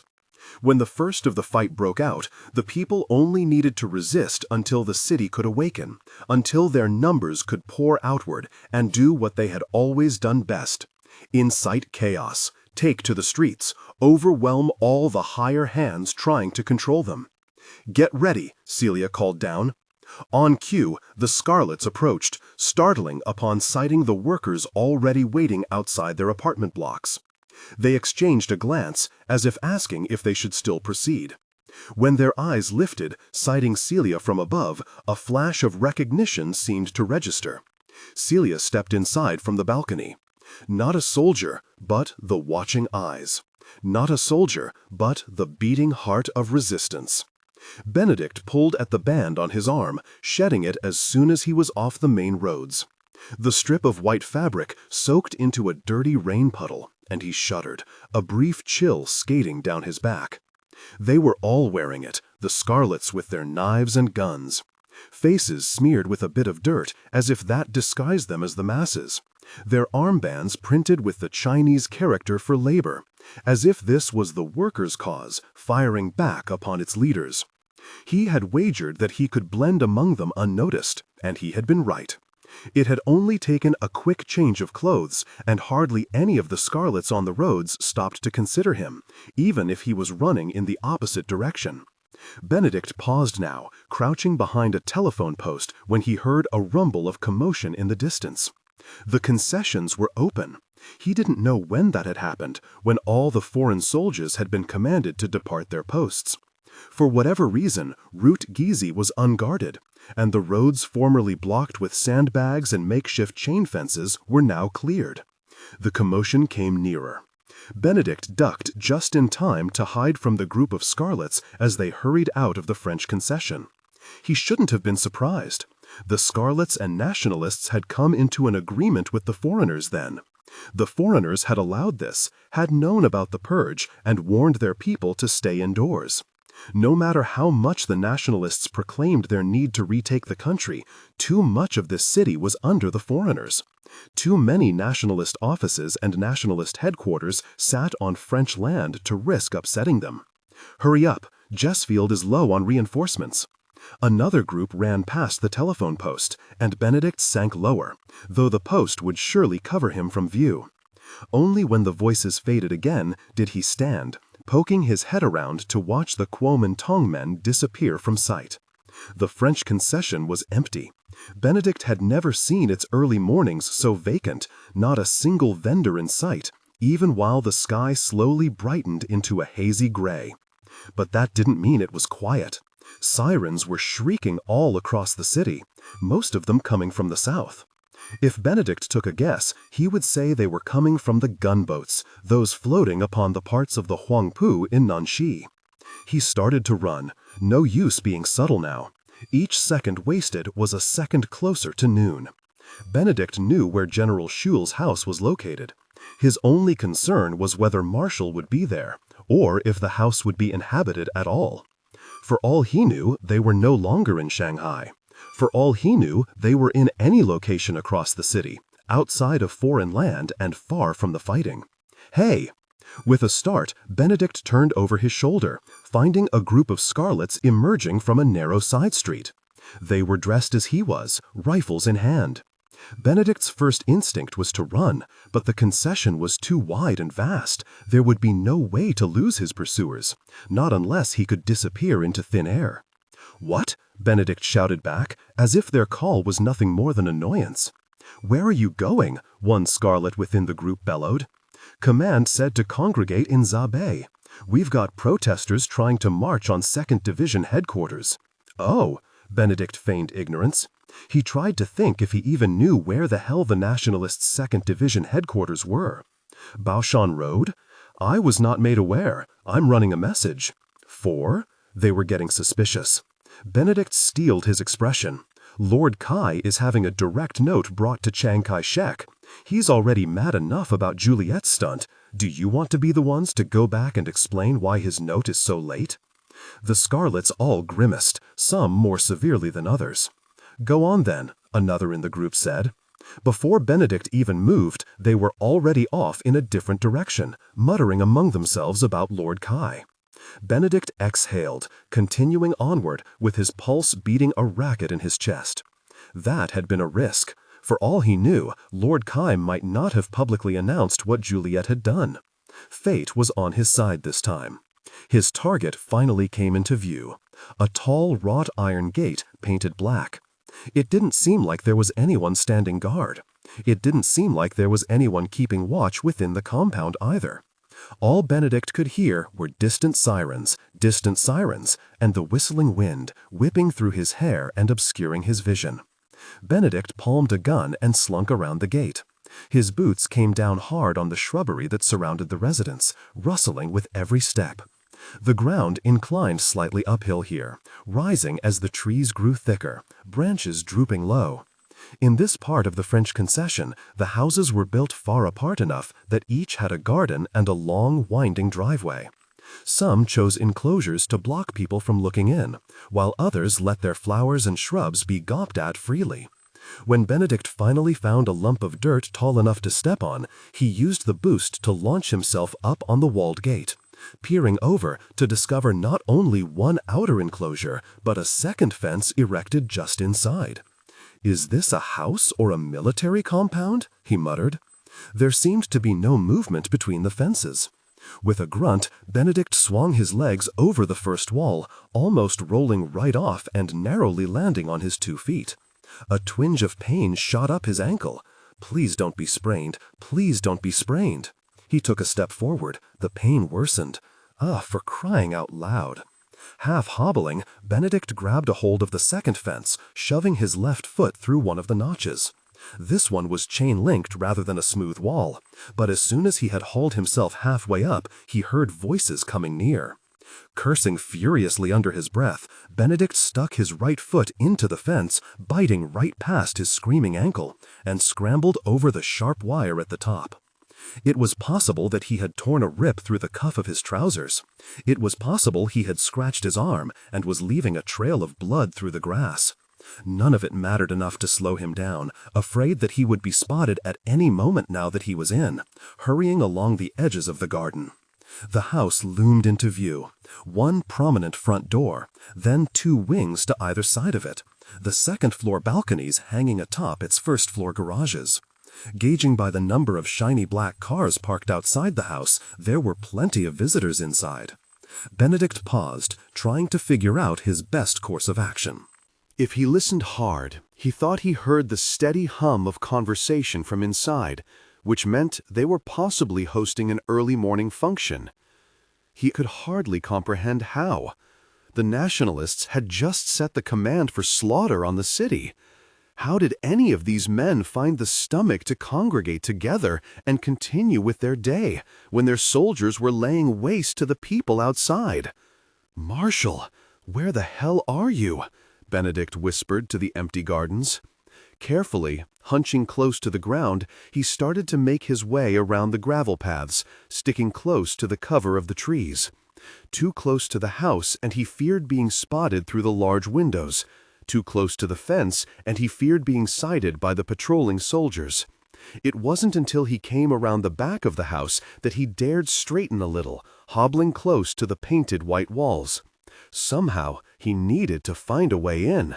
Perhaps if he stripped out of the overalls, he could pretend to be a Nationalist's assistant, and claim.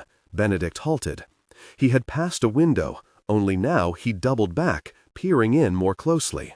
There was a flag hanging over the desk inside, deep blue with a white sun. This was an office. This was General Shu's office. The two window panes were latched, but that was no problem. Benedict retrieved his pocket knife and triggered the thin blade, sliding it right between the two panes.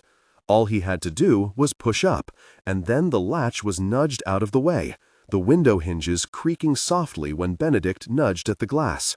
He almost couldn't believe it. With care not to bring the dirt of the gardens in with him, he climbed through, wincing when he landed on the carpet. The office stayed silent, no alarm going off, no secret guard waiting in the corner.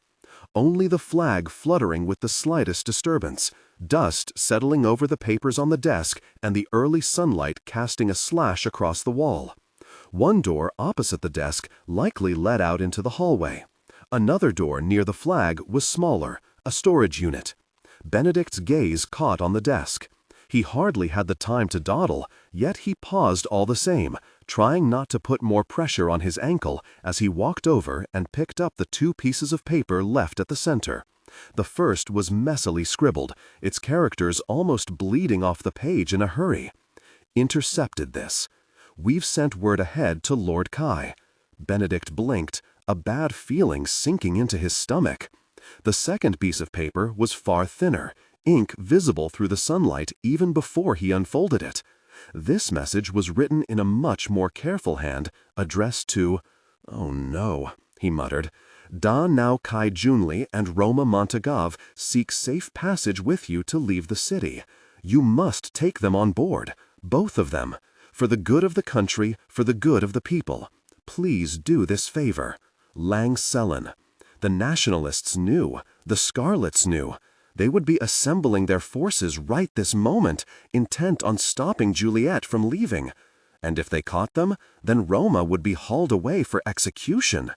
Benedict set the papers down. He had to find Marshall. They had to get out, get to the Bund, deliver the warning.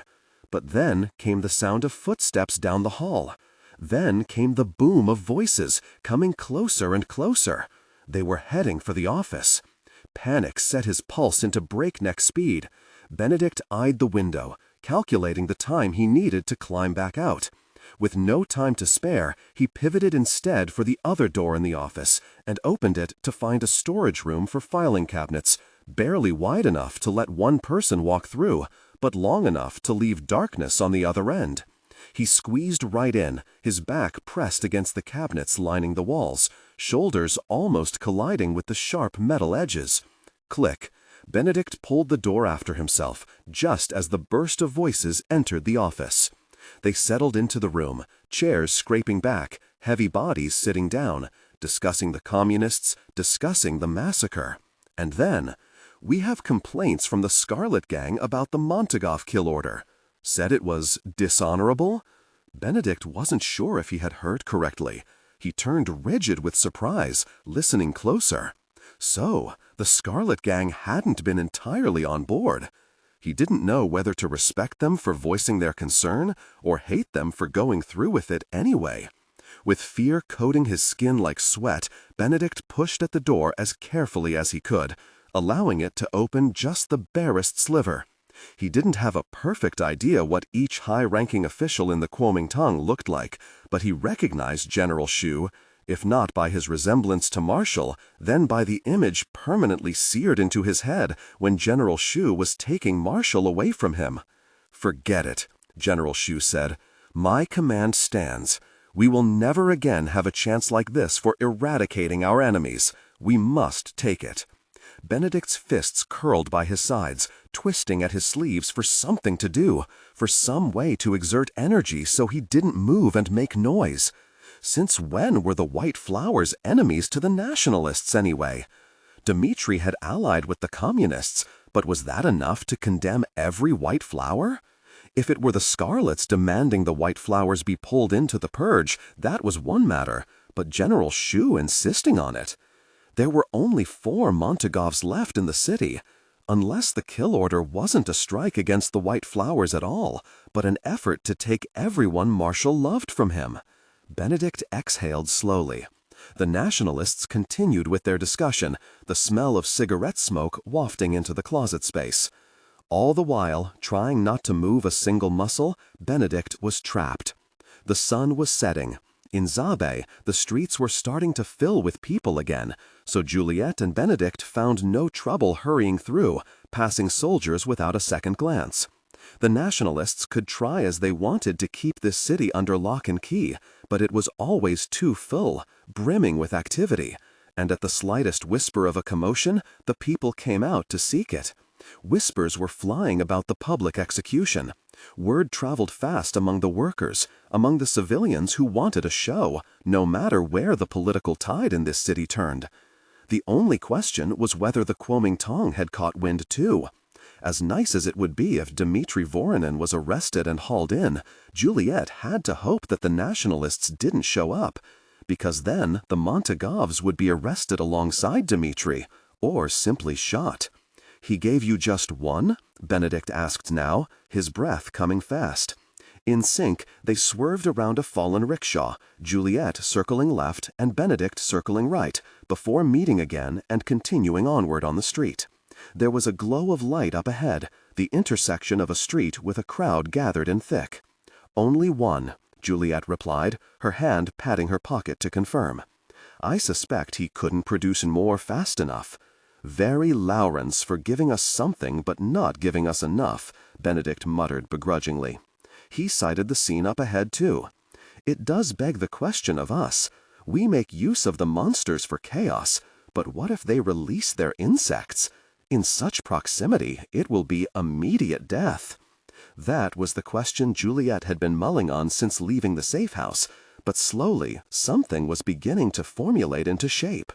She looked up at the clouds once more and found them hazed with purple, dark and bruised. The deeper they walked into Zabe, the more the storefronts around them changed, looking shabbier, less well kept. The foreign influence faded, the glamour receded. "I have an idea," Juliet said, "but can we hurry first? The fire station is some few streets away." They moved fast. When the station came into sight, its red-tiled roof muted under the setting darkness, and its smooth entrance lined with 4 gate-like arches. It was almost a surprise that the building was abandoned, given the supplies that sat awaiting inside. Perhaps the soldiers who had been asked to stand guard around the public facilities had all been redirected elsewhere, tending to the chaos around the city like a dozen little fires. They were in civil war. Communists popping up like moles from their hiding places, and nationalists desperately trying to thwack them back down so they could hold on to governance. Juliette skidded into the station, immediately searching for what they needed. Her footsteps echoed loudly on the linoleum floor. Benedict was making slower work, eyeing the labeled shelves while Juliette climbed atop one of the smaller firefighting cars to peruse the second floor. It didn't seem like there was much up there, gauging by what she could see past the banisters. "I can't find a single very weapon," Juliette spat. "Not even an axe. In a fire station?" "If this goes well, pray you don't need a weapon." Benedict came around, showing her what he had found. A hose, looped around his arm, and 2 jugs of what Juliette had to guess was gasoline. "How are we supposed to carry this back there?" Juliette jumped off the hood of the car. Then she looked at it again. "Can you drive?" "No," Benedict answered immediately. Juliette was already opening the door into the passenger seat, reaching over and pressing the start button on the dashboard. The ignition came to life. As the night grew darker outside, the headlights flared a high beam, cutting a path ahead of them. "Put the gasoline in the back," Juliette said, "and drive. Your idea is risky. It's a good idea. You cannot protest it merely because you have to stay behind."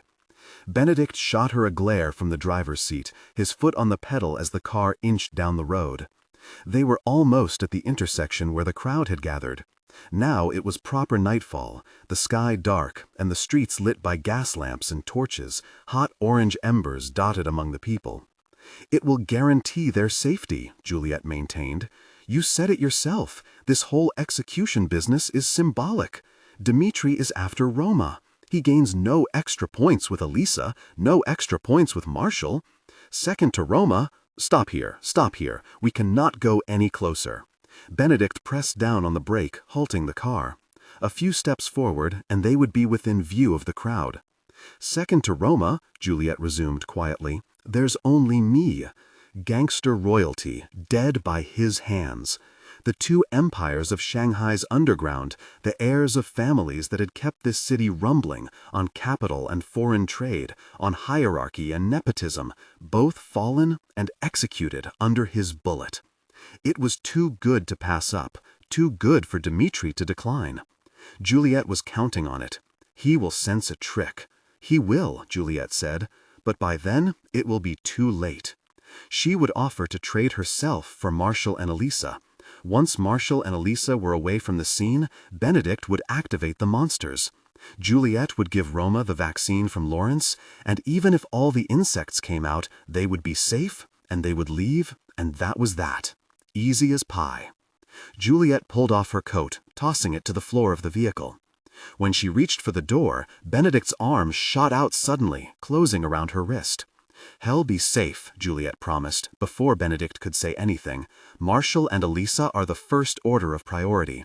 Benedict shook his head. "I was only going to say, be careful." He let go, casting a look into the back of the car, where the hose sat awaiting. Juliette took a deep breath and got out. The street was on a decline. When she started forward, the angle immediately gave Juliette a perfect view of the small crowd, and a perfect view of what they were clustered around. Roma, being tied to a wooden pole, his hands behind his back, rope secured around his waist.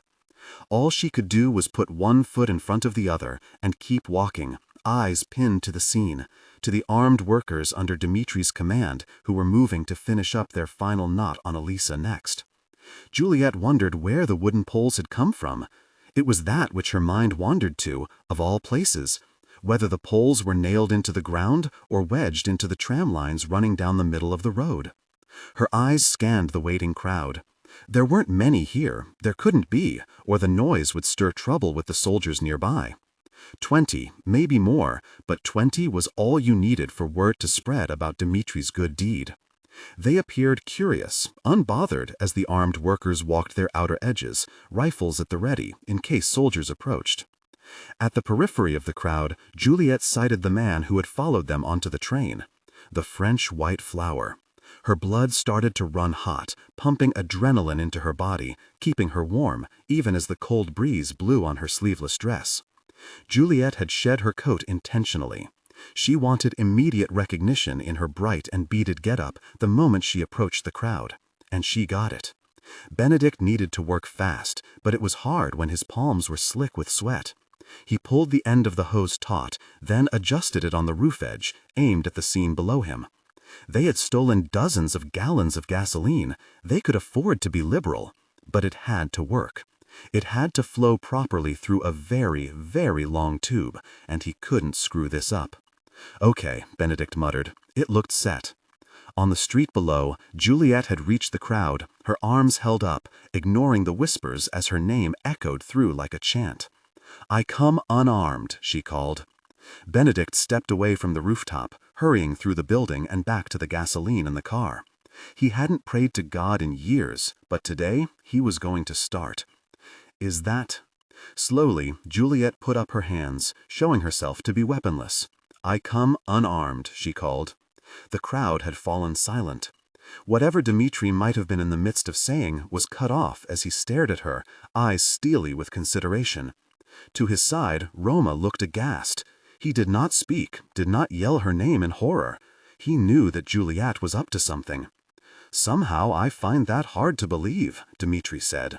He waved his hand. The nearest armed worker leveled his rifle at her. "Pat me down and you'll see I bring nothing. Only my life. In trade." Dmitri hooted with laughter.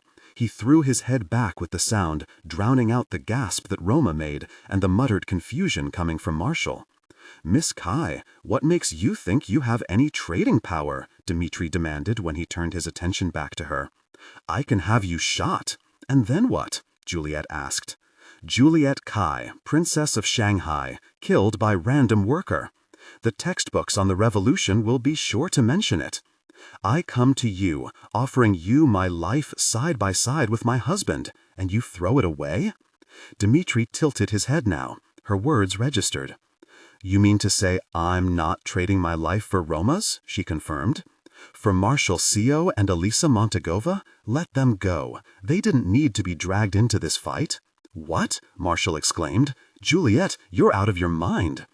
The nearest worker pressed his rifle into Marshall's neck, shutting him up. Dmitri's gaze, meanwhile, swiveled to his captured subjects, a notch appearing in his brow as he tried to consider the matter. He didn't look like he was entirely buying it. Perhaps Juliet was not acting this right. She met Roma's gaze. He didn't believe her either. Perhaps the only way to convince Dmitri was to convince Roma first. "I made a vow to you, Roma." She took a step forward. No one stopped her. "Where you go, I go. I will not bear a day parted. I will take a dagger to my own heart if I must." Her shoes clicked down on the ground, on gravel, on tramline metal, on a drain covering. With every step, the crowd continued to part and shuffle. There was confusion, hearing her words spoken to Roma, to her enemy. There was panic, not wanting to be caught in her path, fearful of her even when her hands were in the air, even with rifles pointed at her head from 3 different directions. It was as if she were partaking in the most bizarre wedding march, if the groom waiting on the other end of the aisle was Roma tied and bound for death. "No," Roma whispered. "This city has been taken," Juliet went on. The hitch in her voice was not feigned. The tears that rose to her eyes were not feigned. "All that is good is gone, or perhaps it never existed. The blood feud kept us apart, forced us onto different sides. I will not allow death to do the same." By then, Juliet had come to a stop right before Roma. She could have tried to break him out in that moment, snatch a rifle and slash the sharp part over his rope bindings. Instead, she leaned in and kissed him, and from under her tongue she pushed the vaccine into his mouth. "Bite down," she whispered, just before 2 of the armed workers yanked her away. The crowd around them murmured in utter bewilderment. This had been a public execution, and now it was appearing more like a ground for scandal. Juliette whipped her hand out, closing her fingers around one of the rifle ends and pointing it straight at Dmitri.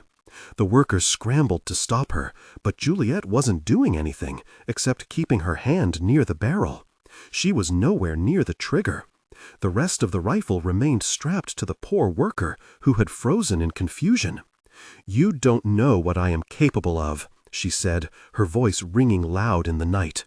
"But I am honorable. Let them go, and I will not resist."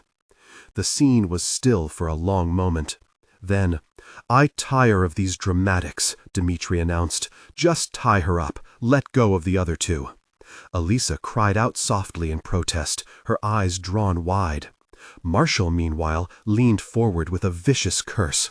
His face would have been red with exertion if the light were better, wanting to fight Dmitri himself and put a stop to this. "You cannot be serious. Juliette, you cannot trade your life. What's wrong with you?" Juliette said nothing. She said nothing as they untied Elisa and let her stumble away. She said nothing as Marshall was released from his bindings too, his expression utterly rattled, looking up at Juliette as they dragged her to the pole and looped her tightly to it. He was bouncing on his toes, a second away from lunging at Dmitri. All the armed workers be damned. "You cannot be serious," he said again. "You absolutely cannot." "Go," Roma said roughly. He didn't know what he had swallowed, but he had to know now that it meant there was a plan. "Don't make this all for nothing. Take Elisa and go." "Go," Juliette wanted to add.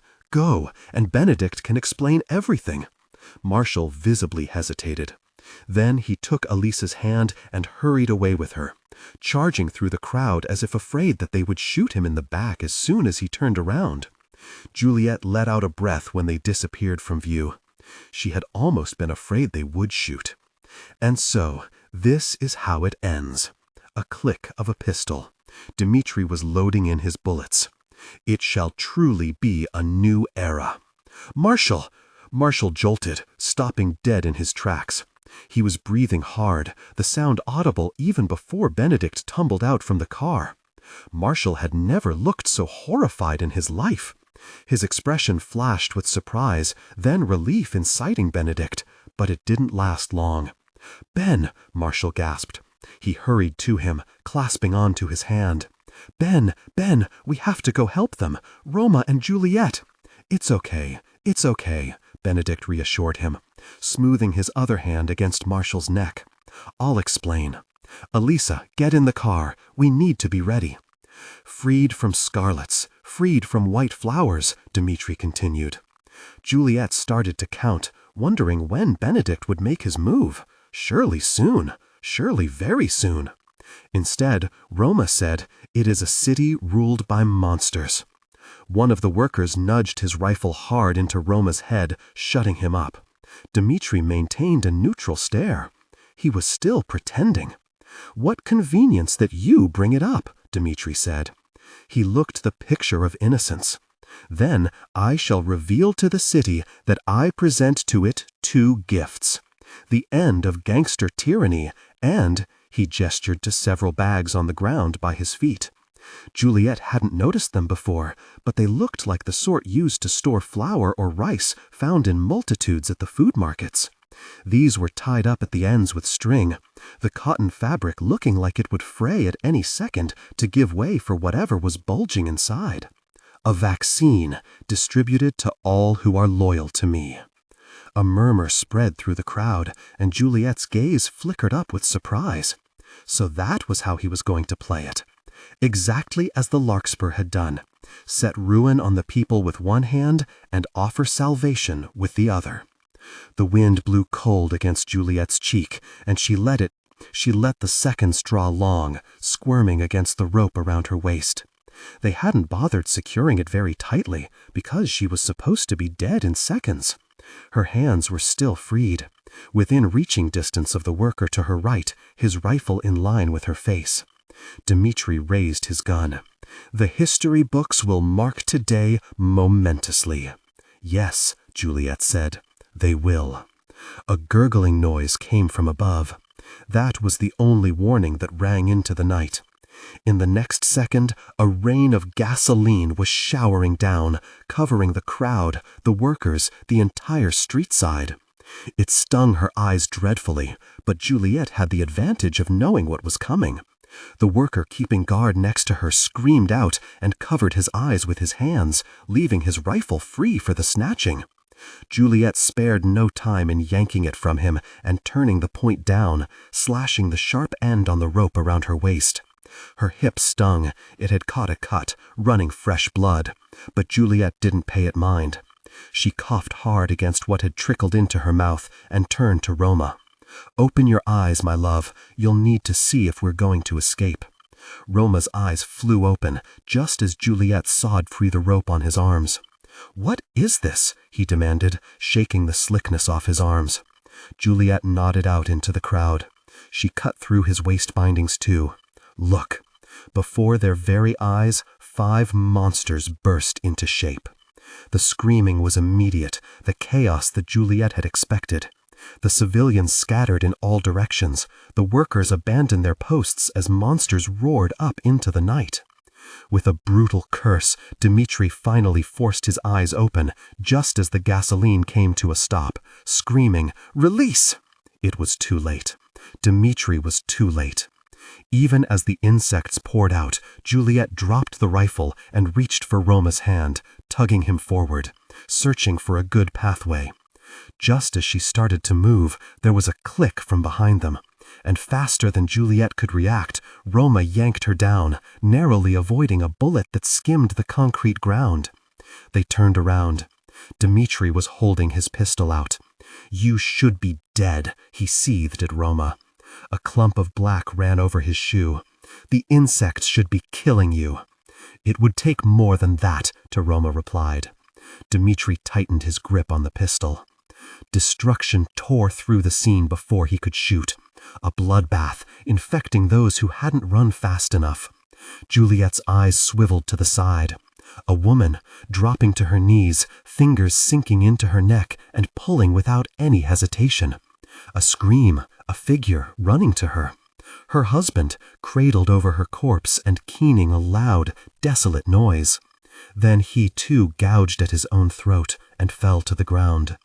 It was utter confusion and pandemonium. Dmitri kept swiveling around, trying to push away the workers who came to dive in front of him. They were all begging, using their last gasp of control to entreat Dmitri to save them, before he shoved them out of the way and they gouged themselves to death. "Roma," Juliette whispered, "I thought I was rescuing you, but I don't know if we can walk away from this. Chaos, complete chaos. Save for Dmitri, only Roma and Juliette stood immune, the 3 of them like combatant gods in the midst of primordial chaos. And wasn't this exactly what was wrong with this place? Deciding who deserved to be saved and who deserved to be abandoned. Letting the whole place rot and fester so long as the top was not touched, so long as there was no inconvenience within sight." Juliette glanced at Roma. He was already watching her. They could walk away in the physical sense, could bolt while Dmitri was distracted, take a bullet or 2 in carelessness, and still live to tell the tale. But for as long as Dmitri was alive and these monsters moved under his thumb, how could they ever be free?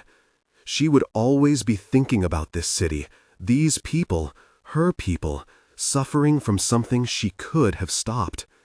"Together or not at all, Dorogaya," Roma whispered back. "I'm with you if we run. I'm with you if we fight." Dmitri gave a vicious shout and fired on a worker with his pistol, killing the woman before she could prostrate herself at his feet a moment longer.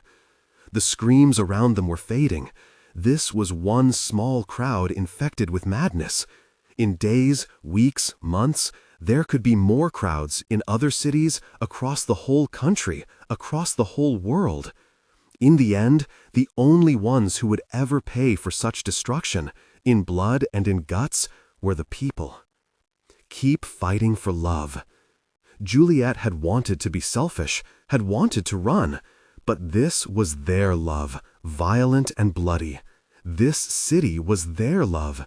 They couldn't deny their upbringing as the heirs of Shanghai, as two pieces of a throne. What was left of their love if they rejected that? How could they live with themselves, look at each other, knowing they had been presented a choice and gone against who they were at their core? They couldn't. And Juliet knew the Roma she loved wouldn't let her leave like this. We must move fast. Juliet brought out her lighter from her pocket. Do you understand me? It wasn't just Dmitri who needed to die. That was the easy part. That only required picking up one of the fallen rifles. It was the monsters that needed to be destroyed. A split second passed. Roma looked to the scene around them. The workers in front of Dmitri had at last all collapsed. Always, Juliet. In a flash, Roma lunged at Dmitri. Before Dmitri could gather his bearings and recover from the pleas of the workers, Roma was distracting him again by turning his pistol skyward, the trigger squeezing and shooting a bullet right up into the air. Juliet, taking the chance, raced forward and tore open one of the bags near Dmitri's feet. She turned it upside down, scattering the clumps of blue all across the other bags, spread evenly upon every single one of them. A heavy grunt. Dmitri writhing out of Roma's hold. In the tussle, the pistol flew 3 feet away, clattering into a pool of blood. But instead of chasing after it, Dmitri only spun around, heaving with his hatred. He pushed Roma hard, almost slamming him to the ground. Then, before Juliet could get out of the way, he sighted her with the bags, and his boot collided with her stomach. Juliet landed sharply on the gravel, wincing when it tore scratches into her elbows. The gasoline on the ground soaked into the wounds. Roma hurried to her aid and hauled her upright again, but it was no matter. The scene was set. Behind Dmitri, the monsters started to lumber near. They needed to come closer, just a little closer. Roma reached for Juliet's hand. Something about it felt entirely natural, even as the world stuttered to a halt around them. It would always be that same feeling as when they were 15, invincible, untouchable, as long as they were together. His fingers solid and steady while they were entwined with hers. With her other hand, Juliet flipped open the lighter. She met Roma's eyes, asked him in silence one last time if they were truly to do this. He showed no fear. He was gazing at her as one would gaze out into the sea, like she was this vast, momentous wonder that he was glad simply to bear witness upon. To have and to hold, where even death cannot part us, Juliet whispered. The monsters howled into the night, loomed closer. In this life and the next, Roma returned, for however long our souls remain, mine will always find yours. Juliet squeezed his hand. In that action, she tried to communicate everything she couldn't put into words, everything that didn't have a spoken form, other than, I love you, I love you, I love you. When Dmitri stepped forward, when the monsters finally approached within good range, Juliet turned the spark wheel on her lighter. Don't miss, Roma said. I never do, Juliet replied. And with Roma's nod, she threw the burning flame onto the bags of highly flammable vaccine. What could be taking so long? Benedict demanded. He had his foot on the pedal. They needed to be ready to go the very second Roma and Juliet appeared. Elisa whimpered from the back seat. Marshall strained against the rear window, waiting to see if anyone was coming up the street and within sight. The ground beneath them seemed to shudder. One thump, another. Then Marshall turned around, swearing so loudly his voice cracked. Go, Benedict, go! What? But drive! Benedict pressed down on the accelerator, the car tearing through the street so suddenly that its wheels shrieked into the night. Behind them, with gasoline drenched into every square inch of the pavement, the explosion rang so loud and hot that all of Shanghai rocked with the blow. Dmitri announced the execution to be at nightfall, so I gather we do not have much time left. Juliet looked up at the gray clouds, clutching her fists tight. Yes, but for your plan to work, we must know exactly how the monsters transform. We cannot just pin our chances of success on sheer hope. Now, Juliette darted fast across the road, moving from the mouth of one alley to another before the soldiers at the tram light could sight her. Benedict was fast behind her, though he winced when he slowed to a walk, the two of them picking their way through the narrow passageway. "Are you injured?" "Twisted my ankle, but it's fine." "I thought we already knew the monsters transform with water." Juliette crouched when they came to the end of the alley, listening for sound. Soldiers patrolling along the left, but the right turned into a narrower walkway. It would take them farther from the safe house, but it was a better option than getting caught. She waved for Benedict to hurry. "Do we?" she questioned. "I saw one man splash something into his face on the train." We know that these monsters are different from the first, and even at the end, Paul managed to make alterations with how much water was necessary for Kieran's transformation. The new ones are transforming at will. We can't bet on it, which was why they were going to the safe house to free Rosalind and demand the information she held. They hadn't asked the right questions the first time, and then they had been interrupted by General Shu's appearance. Now Juliette knew better. Now Juliette was setting aside her own feelings of betrayal, single-minded in getting one answer. "If it is not water," Benedict said, "then what?" Juliette sighed. "I haven't a clue. But there's more to it. I can feel it." Benedict's plan was so strange that it seemed like it might just work.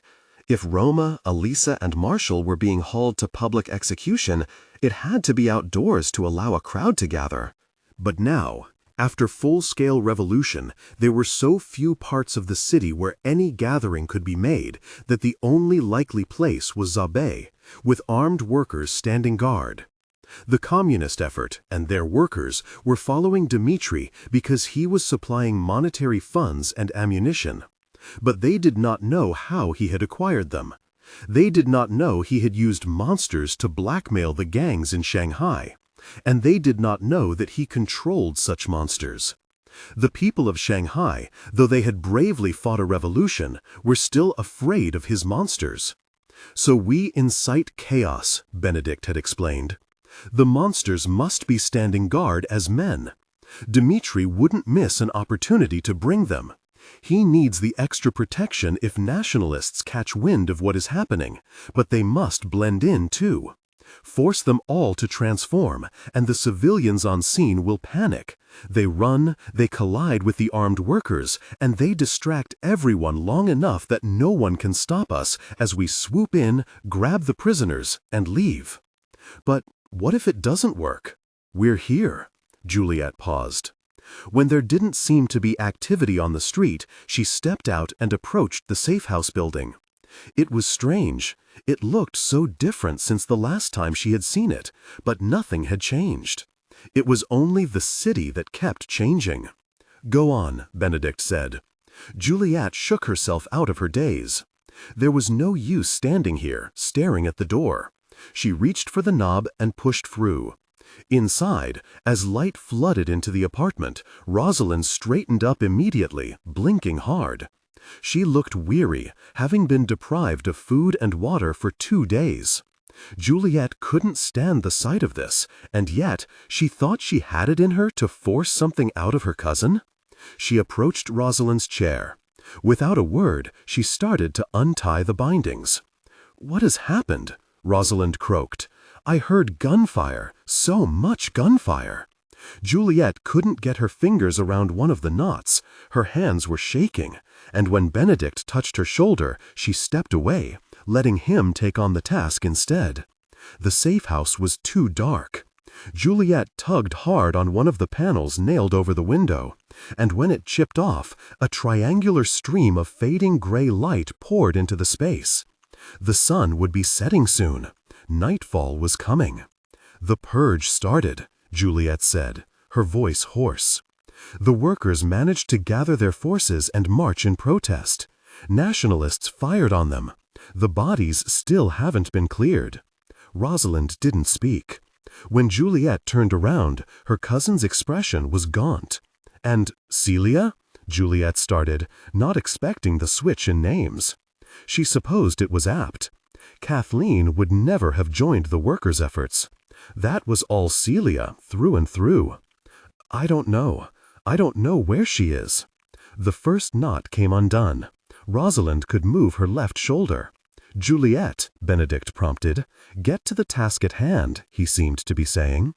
Juliet paced the length of the room, digging her hands into her hair.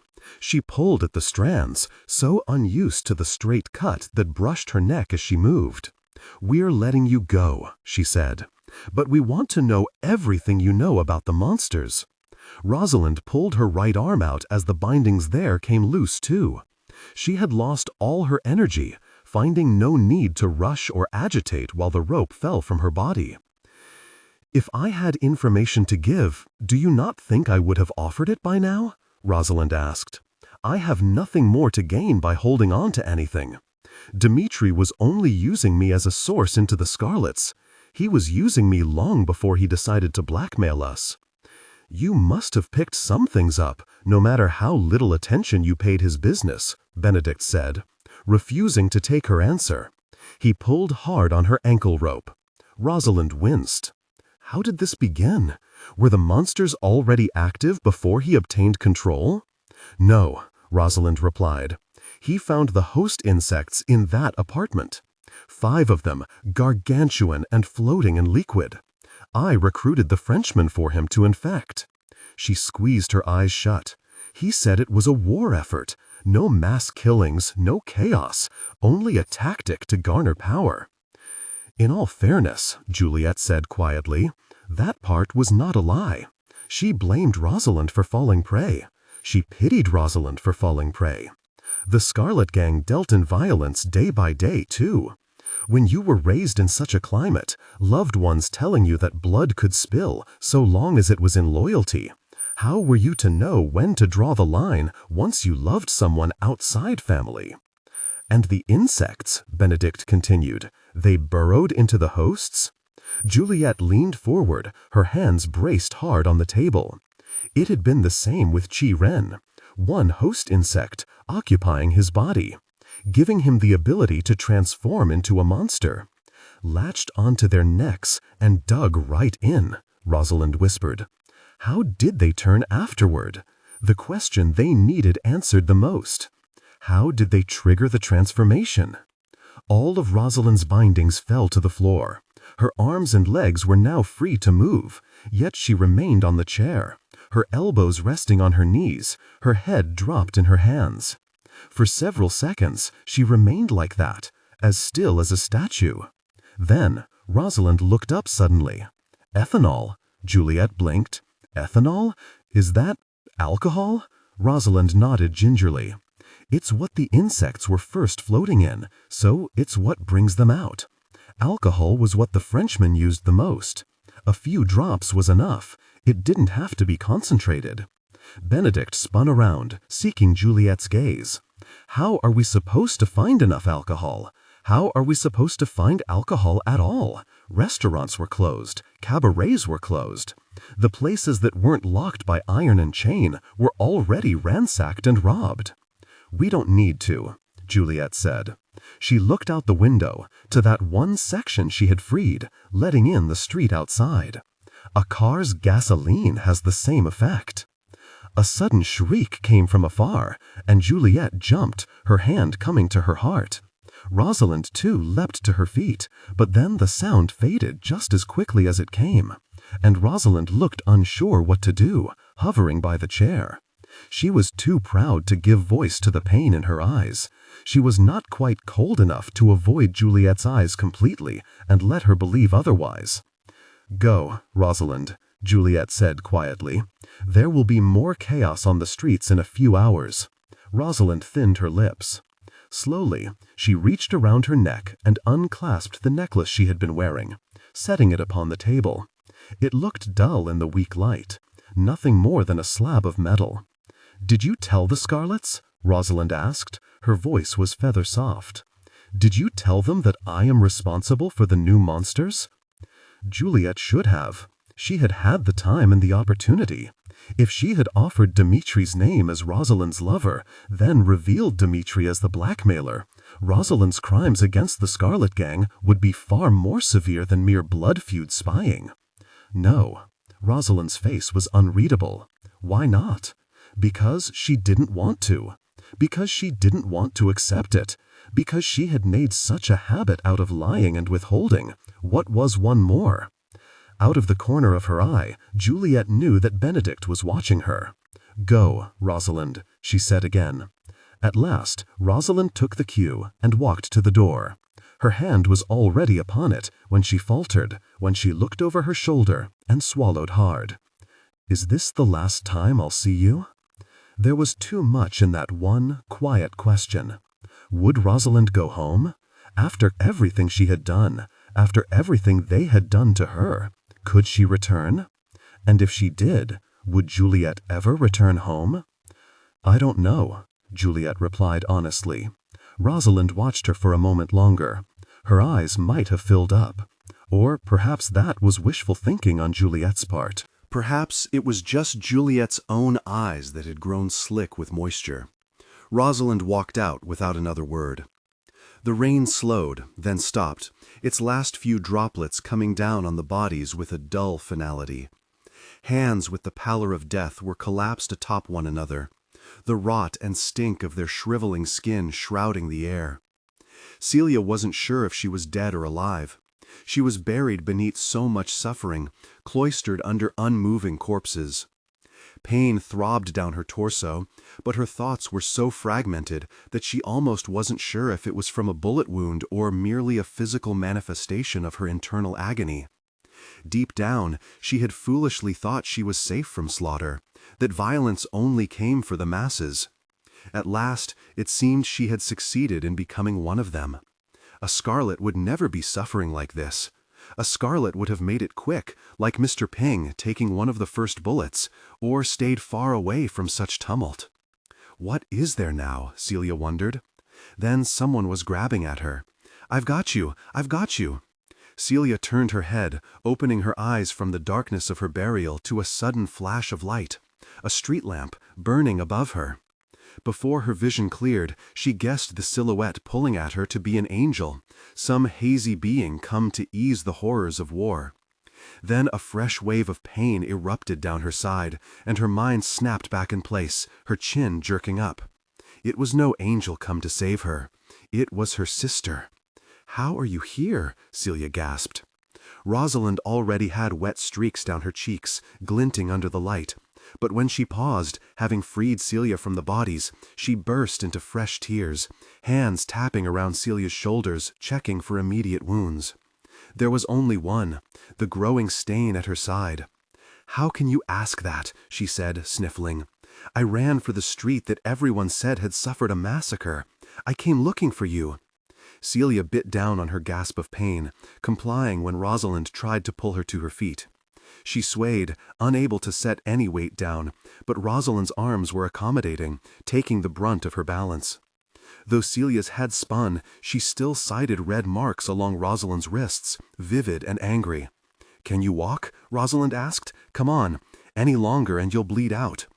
Celia put one foot in front of the other. It was a staggering, exhausting effort, but it was an effort nonetheless. "Thank you, Juliette." When the breeze blew into her face, Celia wasn't sure if she felt coldness because there was blood smeared on her cheeks, or if she had started crying too. "Thank you for coming back for me." Rosalind tightened her grip. She kept pushing them forward, even while Celia swayed, phasing in and out of consciousness. "I want you to think of Paris," Rosalind ordered. It was an attempt to keep Celia awake, to keep her focused, even as her senses grew weak. Think of the speakeasies, the lights in the distance. Think about seeing them once more, when the world is no longer so dark. "Will there ever come a day?" Celia whispered. Her vision blurred. Her surroundings tunneled, colors bleeding into monochrome. A stifled noise came from Rosalind. Up ahead, the silver of a building flashed, and Rosalind stumbled them forward, step by step by step. This was Rosalind's silent promise into the world. She would have her sister see another day. She would have her sister see all the days and more, each and every one of them rising from the horizon. "I ruined us all for a love not true," Rosalind whispered. "At the very least, I can still save you." "Do you see them?" No, Roma answered, his jaw tightening. It is our misfortune that the waterfront is so very crowded. If we had known, I would have decided on a less vague meeting point, Juliet muttered. With a sigh, she shifted, trying to hold her arms over more of Elisa's head, blocking off the rain. She might as well be a helpful umbrella while Roma trekked up and down the boardwalk, running reconnaissance. This wouldn't do. The rain was messing with their visibility. Juliet could see the protesters and strikers moving, but she couldn't make out faces past a few feet in front of her. Roma and Juliet were in plain clothes, which let them blend in with the rest of the city. But it would be impossible for Benedict and Marshall to sight them, even if the two were already present at the waterfront. They were used to searching for Roma's clean-pressed white shirts and Juliet's beaded dresses. Neither of those items was present today. Roma, it's almost noon. They'll come, Roma insisted. I know they will.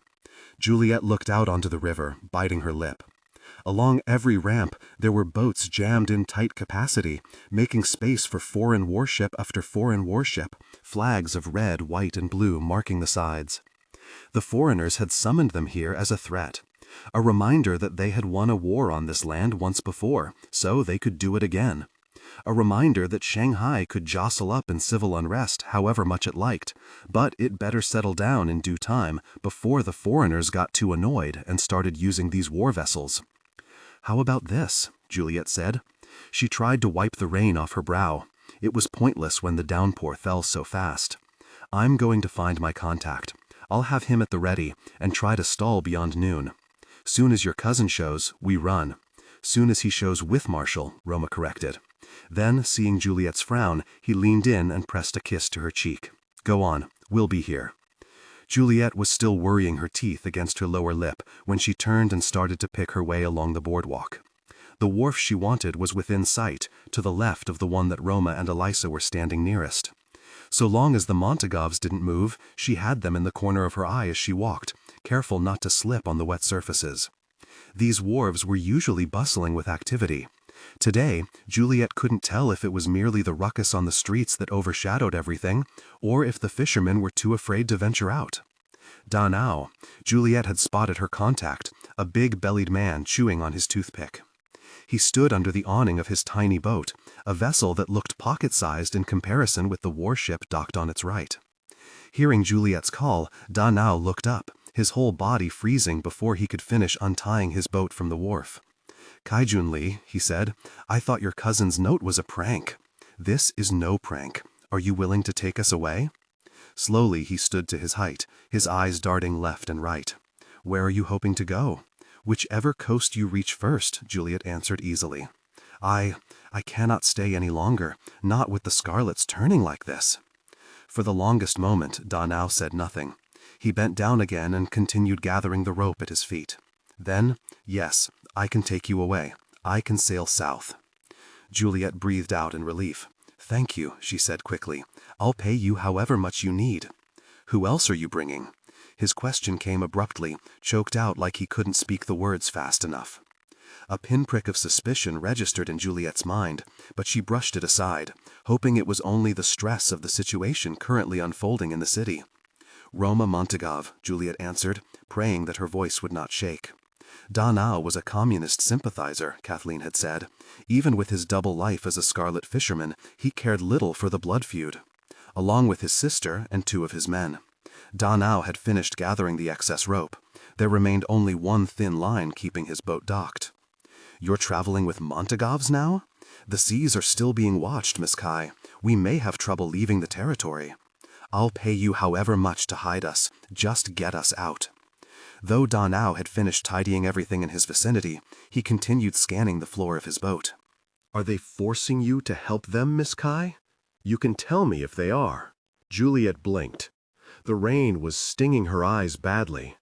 She had not even considered that the fisherman might think she was acting against her will. Why was that his first thought, and not the easier conclusion that Juliet had simply betrayed the Scarlets? No one is forcing me to do anything, she said. Her fists curled. Roma Montagov is my husband. Now can I come aboard and get out of this rain? The toothpick in Danau's mouth bobbed up and down. If he was surprised to hear her admission, he did not show it. Certainly. Only then did he finally look at her, taking the toothpick out of his mouth. "You will have to shed your weapons before you come on board. I mean no offense, Miss Cai, but I know you gangster types. All in the water first." Juliet stiffened, her gaze darting back along the boardwalk. Even at a distance, she could sense that Roma was watching her and had noted her unease. She raised a hand, signaling that she was fine, and with a sigh, pulled out the blades tucked against her thighs.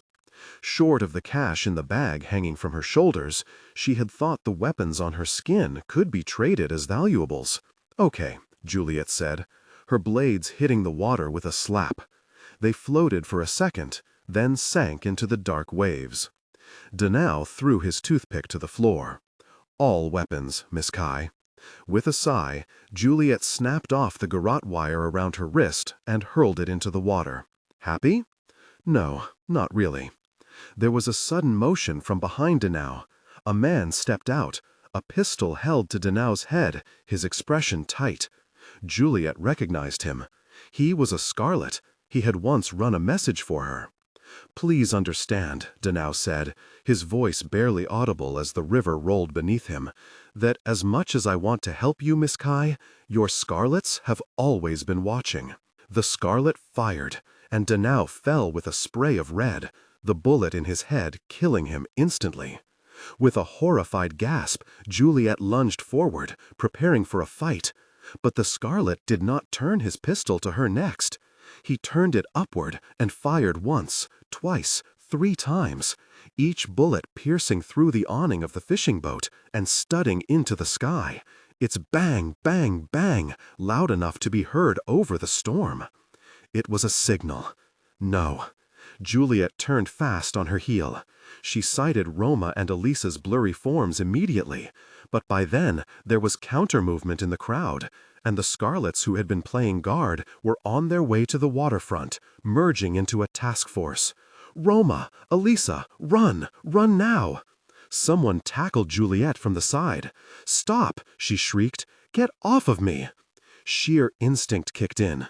She threw her head back as hard as she could, colliding with her attacker.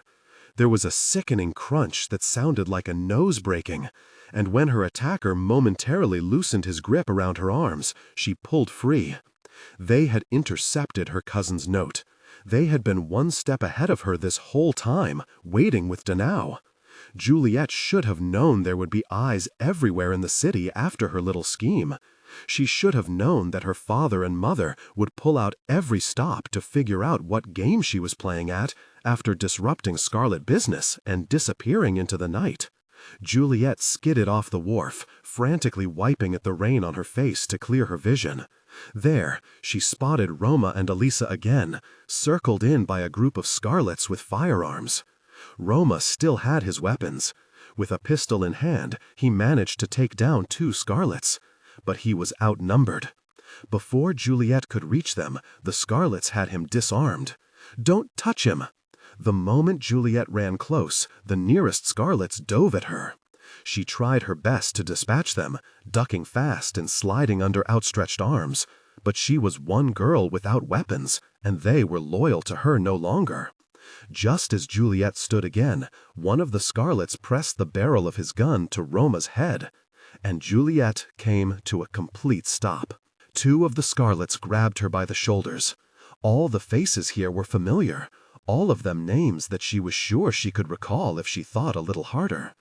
Under the pour of vicious rainfall, they could only look upon her in hatred. "Don't," Juliet managed, "don't you dare hurt him. It is your own fault for delivering him right to us." The Scarlet who had spoken looked even more familiar than the rest, undoubtedly a leader among them, undoubtedly one of Tyler's former men. He had a hint of glee in his eyes, that same old bloodlust Juliet was so tired of seeing. "Thankfully for you, you don't have to watch. Take her to Lord Cai." No! It didn't matter how much she kicked. With a Scarlet on either side of her, the men lifted her easily by her arms and started to lead her away. How dare you? Of course they dared. She was no longer Juliette Cai, the heir of the Scarlet Gang, to be feared and revered. She was a girl who had run away with the enemy. "Don't touch them!" Juliette screamed, throwing her head over her shoulder. The Scarlets didn't listen. They started to lead Roma and Elisa in the other direction, pulling at Elisa so roughly that she cried out. Even as the distance between them grew and grew, Roma had his eyes latched on Juliette, his face so pale under the shadow of the sky, it was as if he were dead and executed already. "Roma, hold on, hold on!" Roma shook his head. He was shouting something, again and again, the sound lost to the rain. And he did not stop until Juliette was out of sight, dragged away from the Bund and onto another main road. It was only then that Juliette realized what he had been saying, his eyes stricken like he had already lost hope of seeing her again. "I love you." The rain came down like a tidal wave, but it did not discourage the crowds moving through the city. Even if Celia had suddenly decided to abandon the procession, she had no route out. She was boxed in on all sides, surrounded by workers and students and ordinary people who looked no more like revolutionaries than she did. Yet nonetheless, they were here and screaming at the top of their lungs, long banners in their best penmanship unfurled into the air. "Protect the Union." They were coming into Baoshan Road, approaching their destination.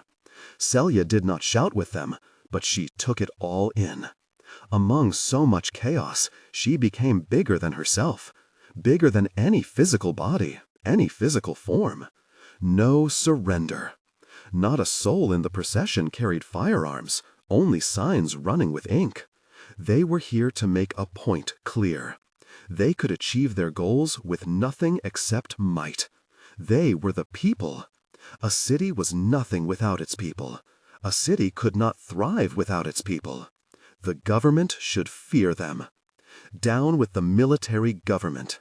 They turned around a bend in the street, and Celia was flooded with immediate horror, sighting lines and lines of nationalist troops in their way. On sheer instinct, her steps ground to a halt, but the procession did not appear to be stopping, and so she couldn't stop either, jostled back into movement. "No," Celia murmured. The soldiers stood to attention. Those on the ground were armed with bayonets. Those on higher platforms had their eye glued to the telescopic sights of their machine guns. A barricade of wooden stakes cut the street off abruptly, and 100 paces behind it, all the soldiers' barrels were pointed at the crowd, ready to fire. They looked somber. They crouched at attention behind stacks and stacks of sandbags, using them for shields against retaliation. But there wouldn't be retaliation. The protest was unarmed. They won't shoot, Celia thought. The crowd was getting nearer and nearer. Surely they won't. The procession collided with the barricade. Workers pushed from their side, gangsters and troops pushed from the other. Celia couldn't breathe. She felt out of body, only soul, floating above the crowd and overseeing it all. She was already a ghoul floating above the mayhem, swirling in the rain. Down with gangster rule!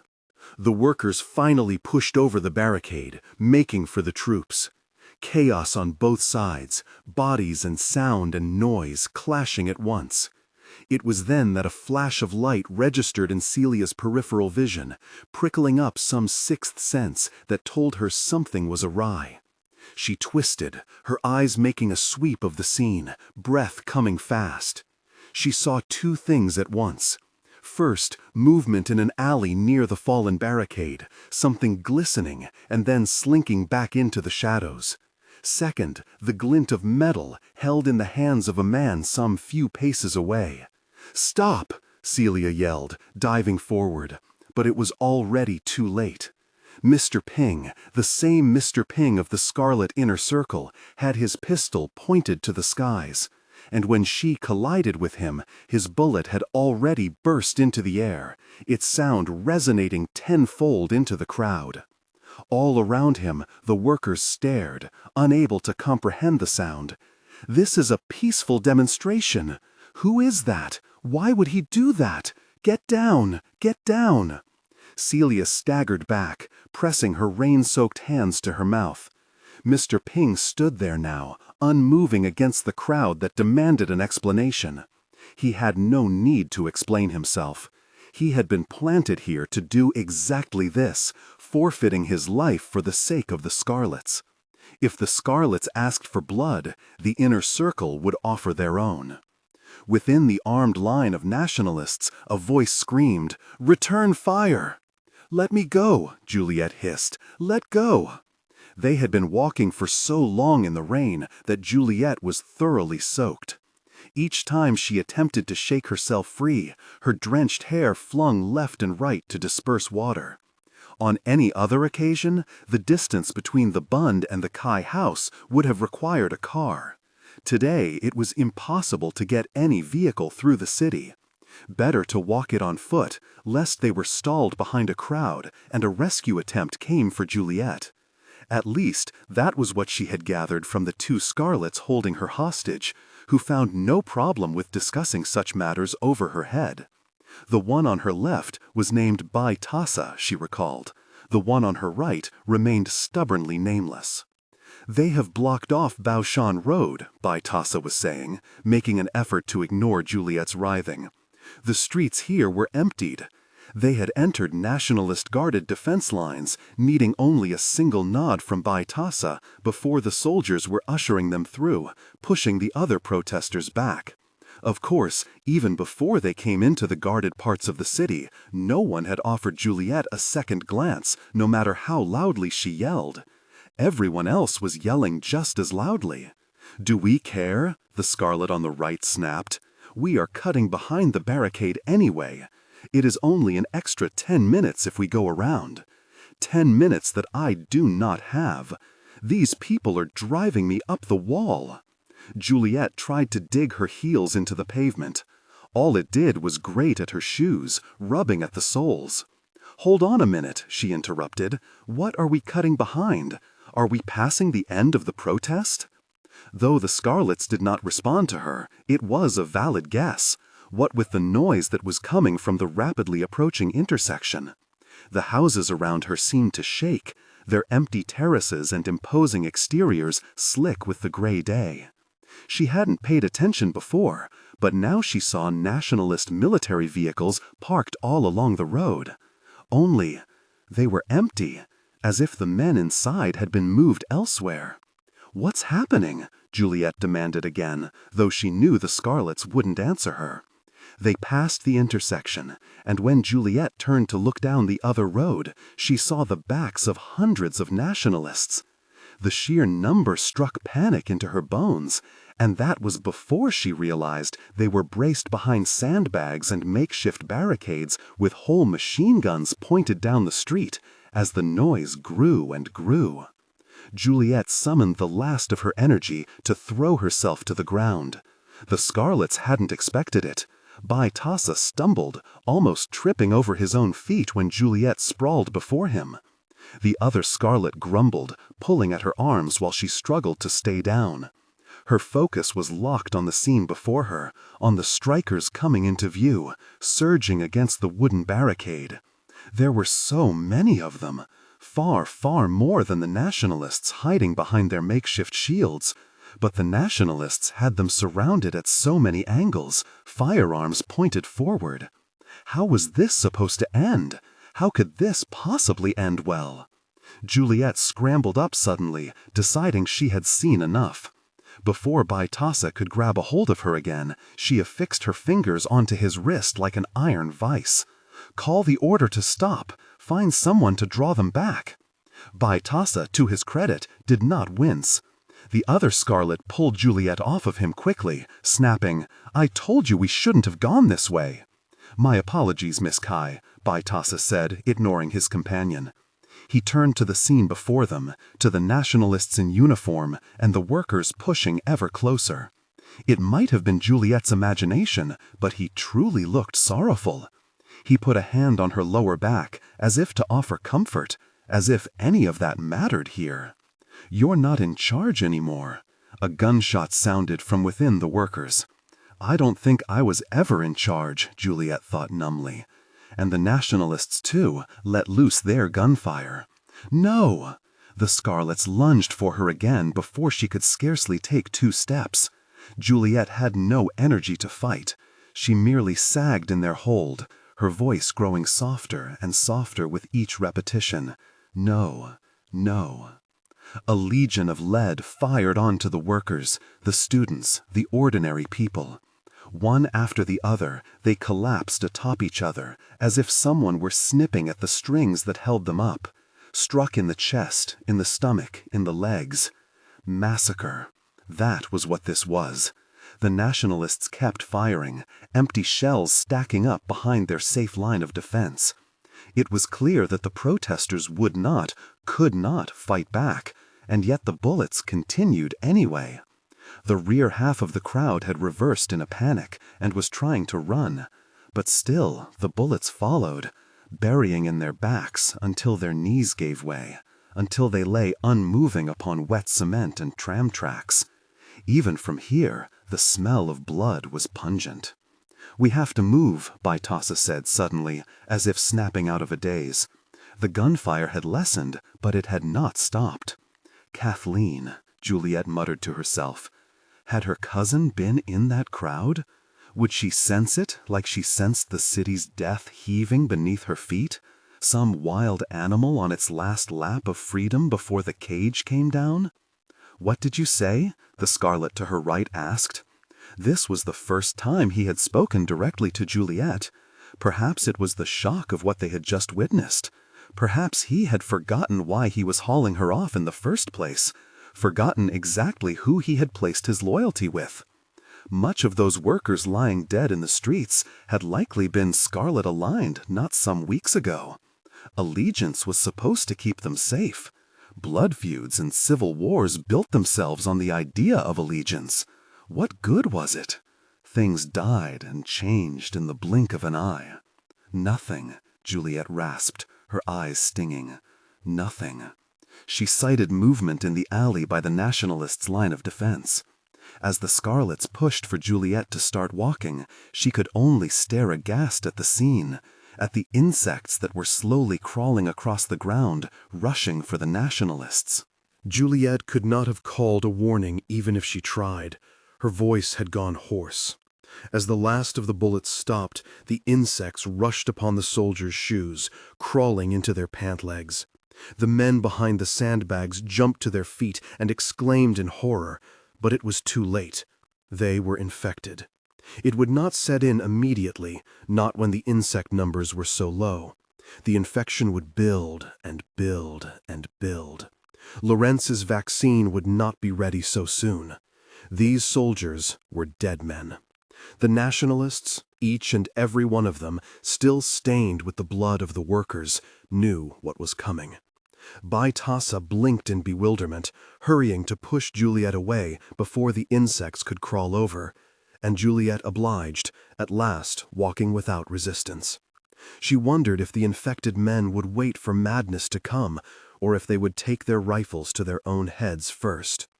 Rain had been falling in a light drizzle over the city, washing at the stains marring the sidewalks, turning the lines of blood into one long stream that ran through the city like a second river. When Juliette picked her way out of the lab building, emerging cautiously into the late morning, the street was empty. It had been quiet for some time now. The gunshots and shouting and clanging metal had not gone on for long. The Nationalists and the Scarlets had stormed the city with military-grade weapons after all. Those at the other end of their violence had submitted quickly. "Something's not right, Dorogaya." Juliette turned around, watching Roma emerge into the open, clutching Elisa's hand. His eyes shifted nervously. "It's too quiet." "No," Juliette said. "I think it is only that all reinforcements have been called elsewhere. Listen." She held up a finger, tilting her head into the wind. The rain started to fall harder, turning the drizzle into a proper downpour. But beneath the din, there came the sound of voices, like a screaming crowd. Roma's expression turned stricken. "Let's move." The first cluster of people they came upon was a surprise. Roma panicked, Elisa froze, but Juliette pushed at both of their shoulders, forcing them to keep moving. These were protesters, university students, gauging by their simple fashion and plaited hair, but they were too caught up in their slogan shouting to even notice the three gangsters passing them. "Keep moving," Juliet warned. "Head down." "What's happening?" Elisa asked, raising her voice to be heard over the rain. "I thought there was a purge. Why aren't they afraid?" Her blonde hair was plastered to her neck and shoulders. Juliet was not faring much better. At least she hadn't bothered with finger waves, so it was only black locks stuck to her face, not pomade running in a sticky mess. "Because you cannot kill everyone in one day," Juliet replied bitterly. They went for their most prominent targets, using the element of surprise. After that, the workers still hold the numbers. As long as people at the top are putting out the call, there will be people at the bottom ready to answer. And answer they did. The farther Roma, Juliet, and Elisa walked, delving deeper into the city and closer to the Bund, the more the crowds thickened. It became startlingly clear that those on the streets were all congregating in one direction, north, away from the waterfront and in the direction of Xiaobei. It wasn't only students anymore. Textile workers were on strike, tram conductors had abandoned their posts. No matter how powerful the Nationalists had grown, they could not hide the news of a purge. No matter how much fear the Scarlet Gang once incited, they had since lost their grip on the city. They could not threaten its people back into submission. The people would not stand for murder and intimidation. They would be heard. "No one is going in our direction," Elisa noted as they turned onto a main road. Here, the numbers were almost paralyzing. If the back gave one rough push, the crowd would gridlock. "Won't we get caught leaving by sea?" Roma hesitated, seeming to agree. That slight moment of pause had him almost colliding with the worker, though the worker hardly blinked. He merely resumed with his call, "Down with the imperialists! Down with the gangsters!" and continued onward. "We have to take our chances," Roma said, his eyes still tracking the worker. When he turned away, he caught Juliet's gaze, and Juliet tried for a small smile. "There is no alternative." "What about the countryside?" Elisa kept asking. Her pace faltered. "It is chaos here." They were coming upon the Bund. The usual picturesque buildings rose into view, the Art Deco pillars and tall glowing domes, but everything looked muted in today's light. The world was covered in a sheen of gray, a cinema picture that had been filmed with a lens not wiped clean. "Elisa, darling," Juliet said, her voice soft, "we're already under martial law. The communist leadership is scrambling to run, and the nationalist leadership is scrambling to eliminate. By the time we skirt into the countryside and reach another treaty port for escape, the nationalists will have taken over there too, and we will be stopped. At least here, we can take advantage of the chaos." "So where are they?" Elisa asked. As they arrived at the Bund, coming within sight of the Huangpu River's rocking waves, Elisa looked around, searching beyond the protesters, beyond their shouting and sign-waving. "Where are the nationalists?" "Look at where everyone is going," Juliet said, inclining her head. "North." With so much freshly spilled communist blood on the ground, the Kuomintang were focusing their attention on newly vacated police stations and military headquarters, ensuring they had their people behind the desks. The nationalists are off straightening all their bases of power. The workers will go there too, will flock to those bases in hopes of making some difference.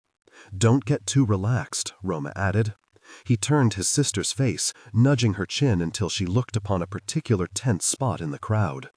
"Though there are no nationalists, they have placed scarlets."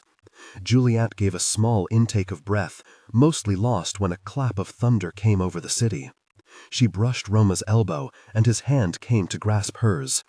The both of them were soaked to the bone, as was the string around their ring fingers, but Roma held on gently, like they were merely reaching for each other on a morning stroll. "Come on," Juliet said. "With all these people, let's find a good place to wait."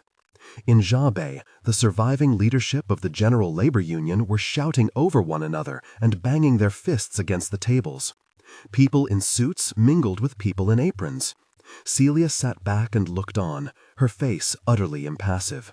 They were occupying a restaurant refashioned into a stronghold, tables and chairs pushed into clusters, with one large cluster in the middle leading the work.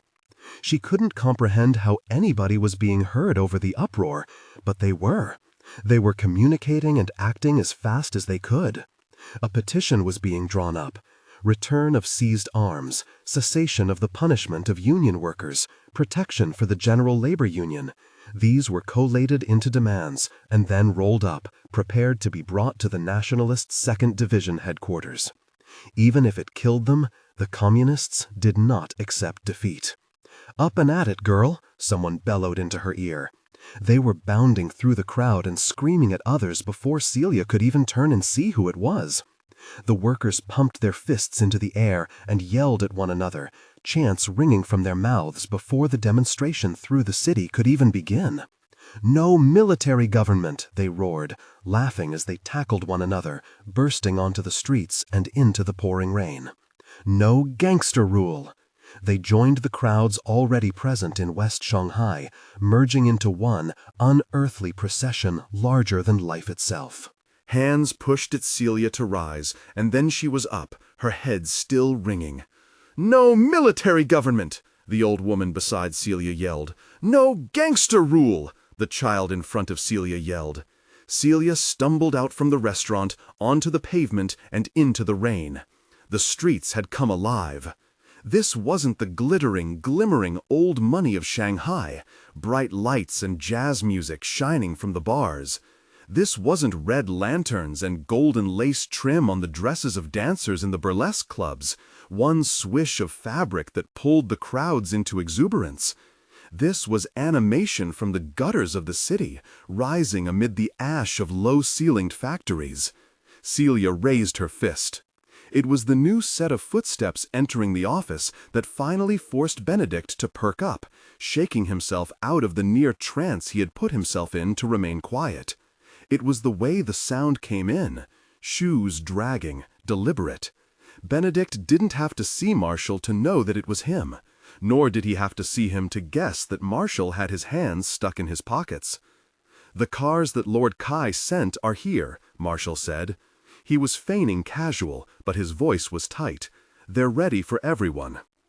Benedict listened hard, trying to gauge how many nationalists were pulling their coats off the backs of their chairs and filtering out of the room. The office hadn't been that full to begin with, yet he didn't hear enough footfalls exiting. Indeed, he was right when another conversation started up between General Shu and someone else, debating their next move for the Communists. "Erzi," General Shu said suddenly, summoning Marshall to attention. "Where are the letters for Central Command?" "You mean the nasty envelopes I personally licked to close?" Marshall asked. "I put them in there. Do we need them now?" There had been a pause in his speech. With delay, Benedict realized the missed beat had been because Marshall was pointing, and the only place to point at was this filing closet. "Fetch them, would you? We need to be off in a few minutes." "Yes, sir." Footsteps, dragging his way now. Benedict looked around frantically. At the end of the closet space, there was a small cardboard box, which he had to assume was what Marshall was coming in for. He walked toward the box, then faltered, freezing 3 steps away from it when Marshall opened the door, stepped in, and closed the door after himself. Marshall hit the light switch. He looked up, widened his eyes. Benedict clamped a hand over Marshall's mouth, the effort so aggressive that they slammed into one of the filing cabinets, bodies locked. Benedict could smell the smoke clinging to Marshall's skin, count the lines crinkling his brow while he tried not to struggle. "What the hell are you doing here?" Marshall's eyes seemed to scream. "What do you think?" Benedict silently responded. "What happened?" General Shu called from outside. He had heard the loud thud. Carefully, Benedict eased his hand away from Marshall's mouth. The rest of him didn't move. "Nothing. I stubbed my toe," Marshall called back evenly. In the same breath, he lowered his voice to the quietest whisper and hissed, "How did you get in here? The Kuomintang have an execution order for Montagovs, and you deliver yourself right to the door? No thanks to your father," Benedict shot back, his volume just as low. "When were you going to tell me?" Bad time, Marshall interrupted. He heaved an inhale. Their chests rose and fell in tandem. Marshall was dressed in uniform, each polished gold button on his jacket digging between them. It seemed the walls were closing in with how close they were, the space shrinking smaller and smaller. Then Marshall swerved away suddenly, squeezing through the narrow passage and retrieving the box. Benedict leaned back against the cabinets, his breath coming short. "Stay here," Marshall whispered when he walked by again holding the box. "I'll come back." He turned off the lights and closed the door firmly. Benedict resisted the urge to kick one of the cabinets. He wanted to hear the thud of its metal echo, have it ring so loud and forcefully that the whole house was brought here to him. Of course, that would be incredibly ill-advised. So he stayed unmoving. All that he allowed was his rapidly tapping fingers. How much time did Roma and Juliet have at the Bund? How close was it now to noon? After what seemed like eons, the door opened again. Benedict tensed, prepared to pull his weapon, but it was Marshall, his expression stricken. "You can come out," he said. "They've all departed for the Scarlet House." "And left you behind?" I feigned a headache. Benedict walked out, almost suspicious. His ankle stung, slowing his movements, but the hesitation was intentional too. He didn't know what had gotten into him. He had come here resolute to rescue Marshall and leave as quickly as they could. Yet now he looked at Marshall and felt utter bewilderment. There was a hot stone in his stomach. He had imagined Marshall getting tortured, abused, or otherwise at the mercy of people he could not stand against. Instead, Benedict had found him moving around this house as if he belonged here, as if this were his home. "I thought I was coming to break you out," Benedict said, "but it looks like you could have broken yourself out at any point." Marshall shook his head. He stuck his hands back into his pockets, though the posture was incongruous with the iron smoothness of his trousers. "You clown," he said. "I was trying to help you from the inside. My father was going to delay the execution order." A coldness blew into the room. At some point, while Benedict was hiding, a steady rain had started up outside, turning the sky a terrible dark gray. The droplets came down on the windows, sliding along the edges and collecting in a miniature puddle on the carpet. Benedict blinked. Had he latched the windows after climbing in? He could have sworn he did. Did he? "You would have been too late," Benedict reported. "Execution started at dawn. It was Juliet who came to warn us, or rather warn Roma, and Benedict was roped in by virtue of proximity." Marshall jerked back. "What? No. My father said—" "Your father lied, as Marshall had, as Marshall seemed to be doing with increasing frequency. Marshall broke off. His attention turned to the window too, looking irritated by the water dripping in. He walked toward it. "Then why would you come here, Ben? Why venture right into enemy territory?" "To save you." Benedict couldn't believe what he was hearing. With Marshall's whole past crumbling as a lie, perhaps his entire persona, too, was an untruth. Is Marshall Seo even his real name? Of course it is. Benedict had muttered that last part aloud. "Seo was my mother's family name," Marshall went on, pushing the window closed. "I figured everyone would ask fewer questions if they thought I ran from Korea after Japanese annexation, an orphan with no ties. Less complicated than running from the Chinese countryside because I couldn't bear to live with my nationalist father." "You should have told me," Benedict said quietly. "You should have trusted me." Marshall turned around, arms crossed, leaning up against the glass. "I do trust you," he muttered, uncharacteristically quiet. "I merely would have preferred to maintain a different past, one of my choosing. Is that so wrong?" "Yes," Benedict snapped. "It is if we had no idea that you were going to be in danger when nationalists marched into this city. Look around. Do I appear in danger?" Benedict could not respond immediately. He feared that his words would come out too sharp, too far from what he really meant. This never used to be a worry, not with Marshall, not with his best friend. Of all the people in the world that he trusted would understand him, no matter how unfiltered his thoughts ran, it was Marshall. But something was different now. It was fear that had settled into his bones. We have to go. Roma and Juliet await at the Bund with a route out, but the Nationalists have already sent people after them.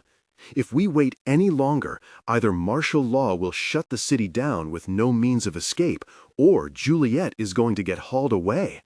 I can't. Marshall tugged at his sleeves, trying to straighten out the imaginary crinkles. I have their trust, Ben.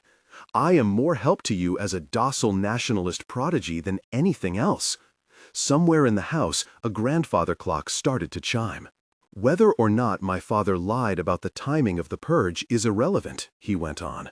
What is relevant is that droves of white flowers will be hauled into imprisonment to await execution alongside the communists, regardless of whether we were truly working with them.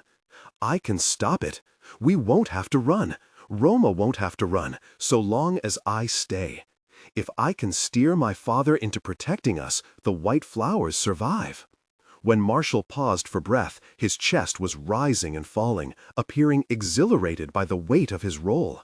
And without hesitation, Benedict said, "In all my years knowing you, I've never imagined you could make such a daft decision." Marshall's expression fell. "I beg your pardon?" "They're lying," Benedict exclaimed, the sound harsh. "Why would they ever allow the white flowers to continue onward when the Nationalists have an alliance with the Scarlet Gang? We're finished, Marshall. The gang is in shambles. There's no going back." "No," Marshall insisted. He stood firm. "No. Do you know how much violence I witnessed as a phantom in this city, Ben? The view from the rooftops is utterly, utterly different from the view on the street, and I saw everything. No matter the bloodshed, I saw how very much every white flower cared for us, for you, for the Montagovs. I can save them." "Is that what this is?" Benedict resisted the urge to march over and shake his friend. He knew that physical force was not the right method of persuasion here, that if anything, it would merely rile Marshall into further stubbornness. Some display of loyalty for the gang that took you in? It was never about the white flowers, Mars. It was about what we believed in, who we believed in. It's Roma. It's a city where we belong, a future.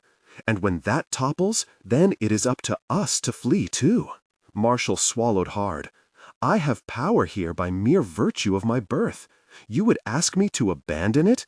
Abandon the possibility of helping people? What real help can you be?" This wasn't what he meant. This was what was coming out anyway. "Will you march upon the front lines and massacre the workers to win your father's trust? Rough up a few communists for the freedom of white flowers? Why are you being like this? Because it's not worth it. Power is never worth it. You keep making trades upon trades and you get nothing in return. Roma is running from it. Juliet is running from it. What makes you think you can handle it?" A flicker of hurt, real hurt, flashed across Marshall's face. "Is that what it is?" he asked. "You think I am too weak?" Benedict bit back a curse, swallowed his anger until it slid down his throat. How had this happened? He knew he shouldn't have spoken so fast. He knew he shouldn't have run loose with his words. There was never any good to come from it. And yet he could barely think. It was the oppressive air of this room, and the steady trickle of rain from outside, and that clock still chiming from someplace in the house. "I never said you were weak. Yet you would have me walk away? I'm trying to help us. I'm trying to have us survive. What use is the gang's survival if you do not survive?" Benedict cut in. "Listen to me, Mars. No matter how much they trust you, this is civil war. This city will overflow with casualties." Marshall threw his hands up. "You and Roma may run. You are Montagovs. I understand. Why should I follow?" "Marshall, no!" Marshall exclaimed, his eyes ablaze, not finished with his rebuke. "I mean it. Why should I? With all that I am promised here, with all the protection I have, why would I run unless I was a coward? Why would I abandon such prime opportunities?" "Because I love you," Benedict shouted. At once, it was like a dam in his heart had broken, smashing past every barricade he had built up. I love you, Mars. And if you are gunned down because you want to fight a war that doesn't belong to you, I will never forget this city.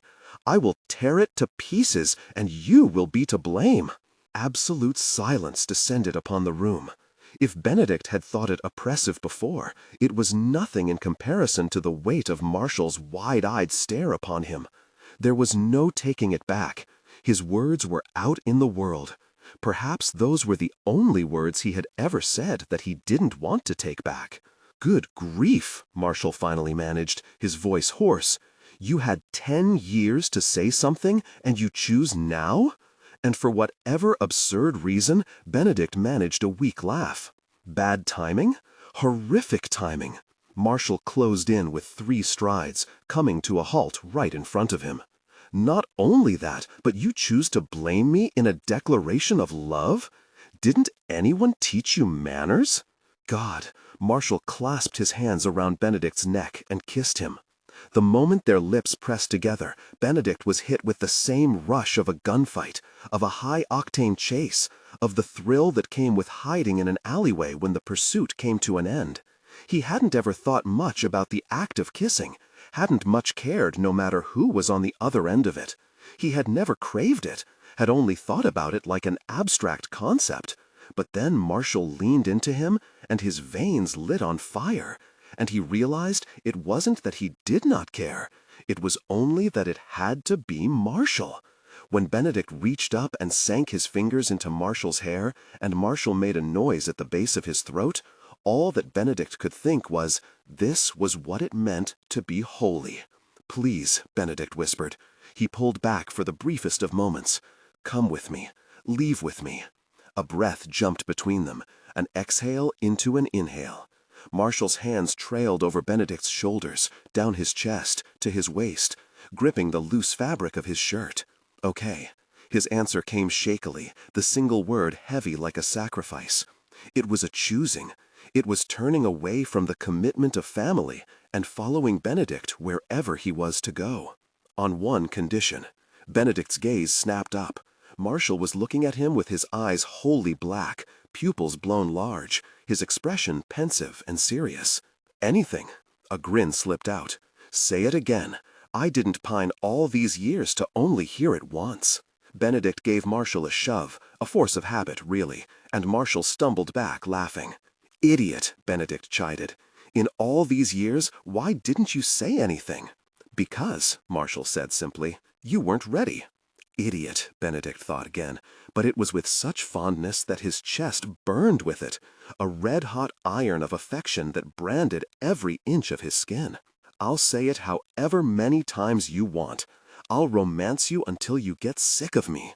I am horrendously, horrendously in love with your dreadful face, and we need to go, now." The smile that Marshall made was something glorious, so big that it felt uncontainable by the room, uncontainable within the house. "I love you just as horrendously," he replied simply. "We can go, but I have an idea. How certain are you that my father is lying?" Benedict wasn't sure if this was a trick question. He hardly had the time to reel from the quick switch in topic. "Entirely certain. I heard him say the execution order was his command." Marshall pulled at the cuffs of his sleeves, rolling them up to his elbows, as he wandered about his father's desk, eyes searching through its contents. "If the order is still in effect, we're dead if we get caught," Marshall said. He withdrew a piece of blank paper, then a pen, and started to write. "But not if we overturn the order on an emergency command." "With what?" Benedict asked, flabbergasted. He squinted at what Marshall was writing. "A permission slip for any officer who catches us? A permission slip?" Marshall finished writing with a flourish. "Approved by General Shu. His stamp should be in his meeting room. Let's go." Marshall was out of the room before Benedict could even register the plan, digesting what they were trying to do. Benedict's ankle protested as he picked up speed too, catching up to Marshall in the long hall, winding around the house to come to the foyer. Benedict came to a dead stop. "Mars!" "It's just up there," Marshall said. He pointed to the stairs, not noticing Benedict's terrified expression. Mars! Marshall jumped, then turned around and followed Benedict's gaze. Through the delicate archway of the foyer, the living room unfolded in front of them. The unlit fireplace, the floral vases, and General Shu, reading a newspaper on the leather couch. "Oh," Marshall said quietly. General Shu laid his newspaper down. In one hand he was holding a pistol, pointed in their direction. The other hand was gloved, matching the thick fabric of his outer coat, like he had come back inside the house without bothering to get comfortable. "Did you think," he said slowly, "that I wouldn't notice my window wide open?" "Well, you caught us." Marshall might have been taken aback upon first sighting his father, but he recovered fast, his voice injected with grace. He walked right up to him, not faltering when his father rose, not faltering even as he walked right up to the pistol. "You promised that you would help me, help the Montagovs. So here we are." General Shu was watching Benedict, studying him. "Your place for helping them is through official channels," General Shu said evenly. "This right here is an official channel. Unless, of course," Marshall's voice turned coldly, "you lied to me." Silence. The ticking of the grandfather clock, its pendulum swinging left and right inside the glass casing. Slowly, General Shu set his pistol down on the table beside them. "There is an order to the way things must work," he said. His eyes darted to Benedict again, some flare of irritation in the momentary glance.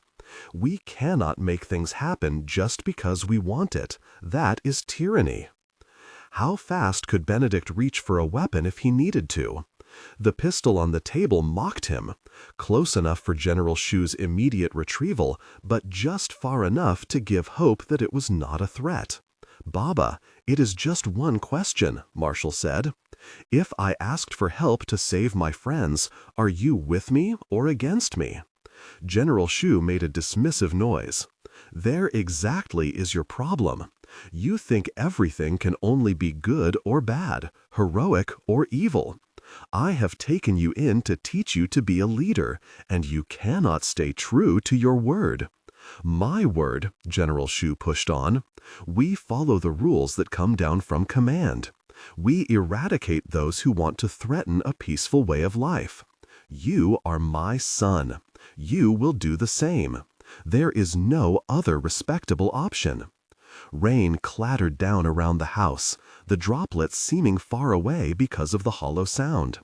Benedict was almost afraid that Marshall was listening, that this pull of family and legacy was too strong to resist. Then Marshall said, "You forget, I was not raised respectably. I was raised as a gangster." And before General Shu could stop him, Marshall picked up the pistol his father had set down and hit him hard across the temple. Benedict hurried forward, his eyes wide, as Marshall caught his father and eased him back onto the couch. General Shu's eyes were closed, his chest looked still. "Please tell me you didn't just commit patricide." Marshall rolled his eyes. He put his finger under his father's nose, confirming that General Shu was still breathing. "You don't think I've perfected how to knock someone out by now? I'm just saying, the pistol looks... Oh my God, you are impossible!" Marshall mimed a zip across his lips, forbidding Benedict from arguing further. "Time is ticking. Let's find that stamp."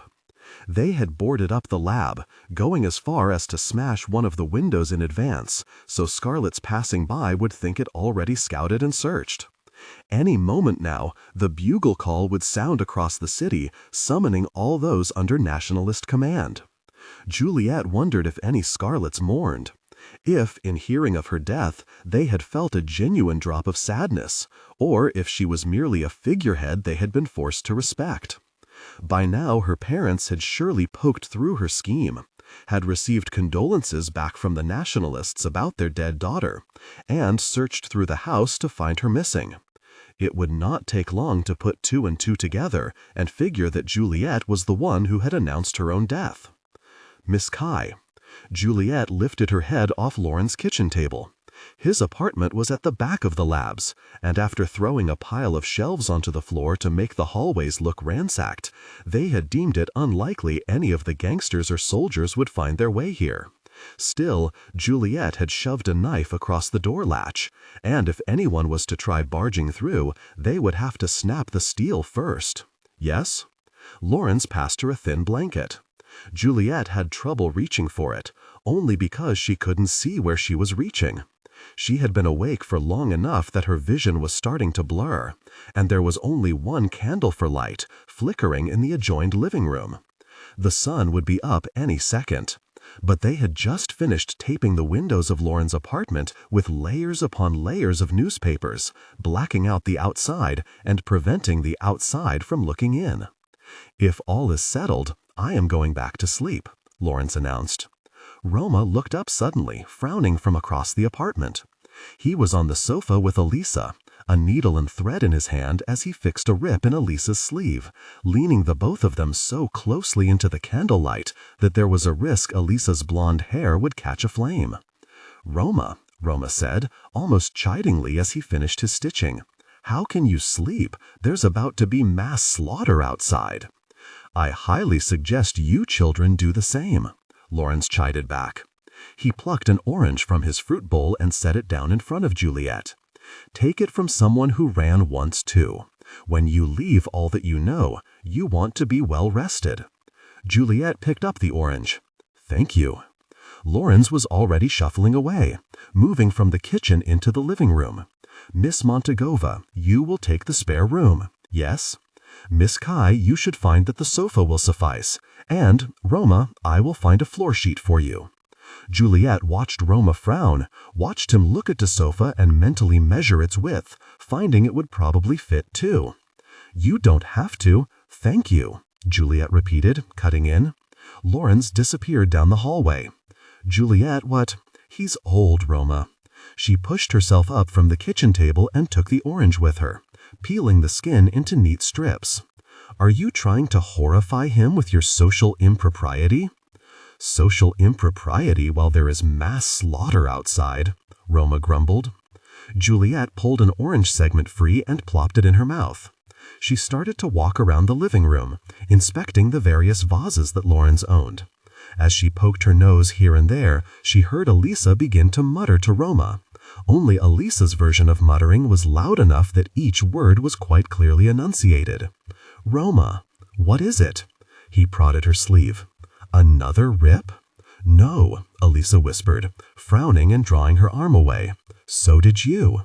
"Did you marry Juliette Cai?" Juliet choked, the orange immediately lodging in her throat.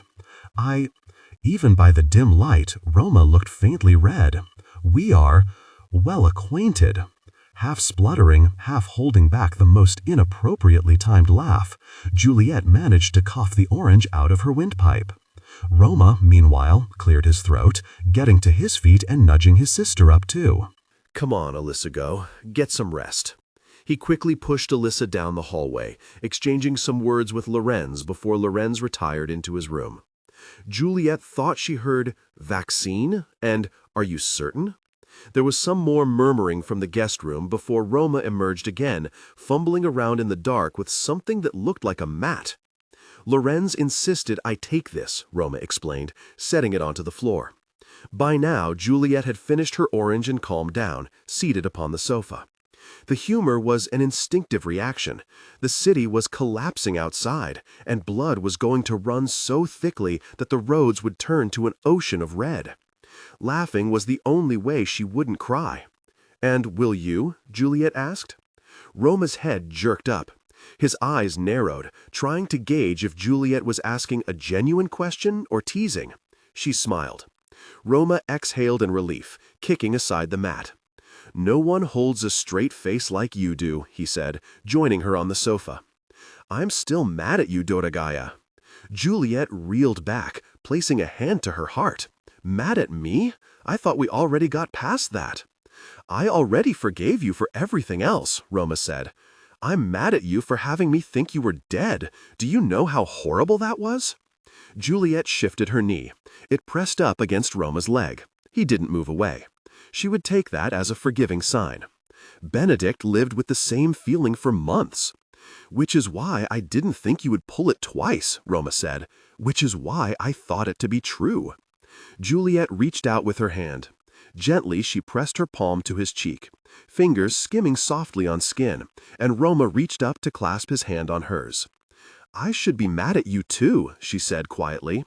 "How dare you take a gun to your head as if your life is something that can be thrown away?" Roma leaned into her touch with a sigh, his eyes fluttering closed. He looked young, vulnerable.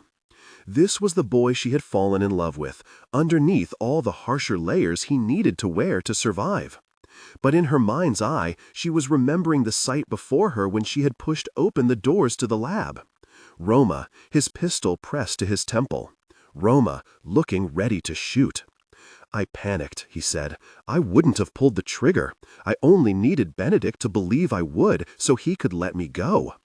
But the threat had to have come from somewhere. The very fact that Benedict had believed it meant Roma was capable of doing it, of threatening his own life just to get to her. Juliet couldn't shake off her own ill ease. She didn't want to be a girl who incited harm.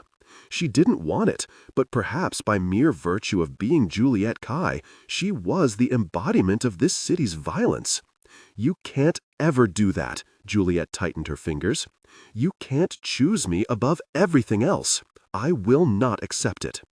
A beat passed. The candle was dancing vigorously atop the table, casting them both in moving shadows. "I won't," Roma whispered. When he opened his eyes again, slowly to adjust to the dim light, he added, "Don't leave me, Juliet." It sounded like a plea to the heavens, to the stars, to the forces that drew their fates. "I would never," Juliet replied solemnly. Too many times had she done it already. "I will never leave you." Roma loosed a soft breath. "I know." He pressed a kiss to the inside of her wrist. "I think I was more afraid that they took you from me." Oh. His admission stirred a tightness in her throat. This was their lives, constantly operating in fear even when they were supposed to have power. Wasn't power supposed to provide control? Wasn't power supposed to solve everything? Juliet pulled her hand away, only so she could extend her pinky finger instead. "With my whole heart," she promised, "if I have any say in the matter, you will never lose me." The candlelight flickered. Roma's eyes, too, flickered up and down, from her face to her hand. "Is this," he said, "a strange American custom?" Juliet huffed a short laugh, grabbing Roma's hand and hooking her pinky with his. "Yes," she answered. "It means I cannot break my promise, or you may chop my finger off. That's the Japanese interpretation. Yubikiri." Her eyes snapped up. "So you do know what it means?" Roma didn't give her the satisfaction of being caught out. His expression forcibly serious, he only lifted her hand and smoothed out her fist, so that all her fingers were separated, her palm held facing him. "What if I don't want this one?" he asked. He moved his touch to the one beside her ring finger, and grazed the length of it. "What if I want this one?" Juliet's heart started to thud in her chest. "So morbid," she remarked. Roma continued to draw a circle about her finger, leaving no question for what he was implying. "I'm not sure if morbidity was what I was going for." "Then what?" Juliet wanted to hear it. "What were you going for?" Roma breathed a laugh. "I'm asking you to marry me." All the blood in Juliet's body rushed to her head. She could feel her cheeks blazing red, not out of embarrassment, but rather because there was such an uproar swirling inside her that the hot surge of emotion had nowhere else to go. "My pinky promise isn't good enough for you?" Juliet teased. "Did Alyssa put you up to this?" This time it was Roma's turn to press both his palms on Juliet's cheeks. She had thought it would be too dark to notice her blush, yet Roma noticed, a smile twitching on his lips. "She doesn't have the power to put me up to this," he said. "Marry me. Marry me so we can erase the blood feud between us and start utterly anew." Juliet inched forward. Roma's hands dropped to her neck, smoothing back the loose hair curling around her shoulders. He seemed to think that she was leaning in for a kiss, but she was in fact reaching behind him, And with a start, Roma blinked, citing one of Lorenz's many copies of the Bible in her hands. "I wasn't aware that you were religious." "I am not," Juliet replied. "I thought you needed a Bible to get married in this city." Roma blinked. "So you're saying yes?" Chagua. She raised the Bible, pretending to beat him with it. "Do you think I'm holding it for a weapon? Of course I'm saying yes." Quick as a flash, Roma had his arms around her, pushing her upon the sofa. The Bible fell to the floor with a thump. A burst of laughter rose to Juliet's lips, muffled only by Roma's kiss. For a moment that was all that mattered. Roma, Roma, Roma. Then there was the faintest sound of gunfire, and both of them gasped, breaking apart to listen. The windows were blacked out. They were safe. Only that didn't change the reality, didn't mean the world outside was not brightening with light and running with red. It had started. Although faint, a bugle call could be heard reverberating through the whole city, trickling even into this apartment. The purging had started. Juliet sat up, reaching for the fallen Bible. She doubted Lorenz would be happy if they scuffed it up. "I should have tried sending more help," she whispered. "I should have sent more warning." Roma shook his head. "It's your own people. What were you to do?" Indeed, that was always the problem. Scarlet or white flower, communist or nationalist. In the end, the only ones who seemed to benefit from so much infighting were the foreigners sitting pretty behind their concession borders. "I despise it," she whispered. "If my people can fire on the masses merely because they have communist sympathies, I despise them." Roma did not say anything. He only brushed her hair behind her ear, letting her tremble in her anger. "I will be free of my name."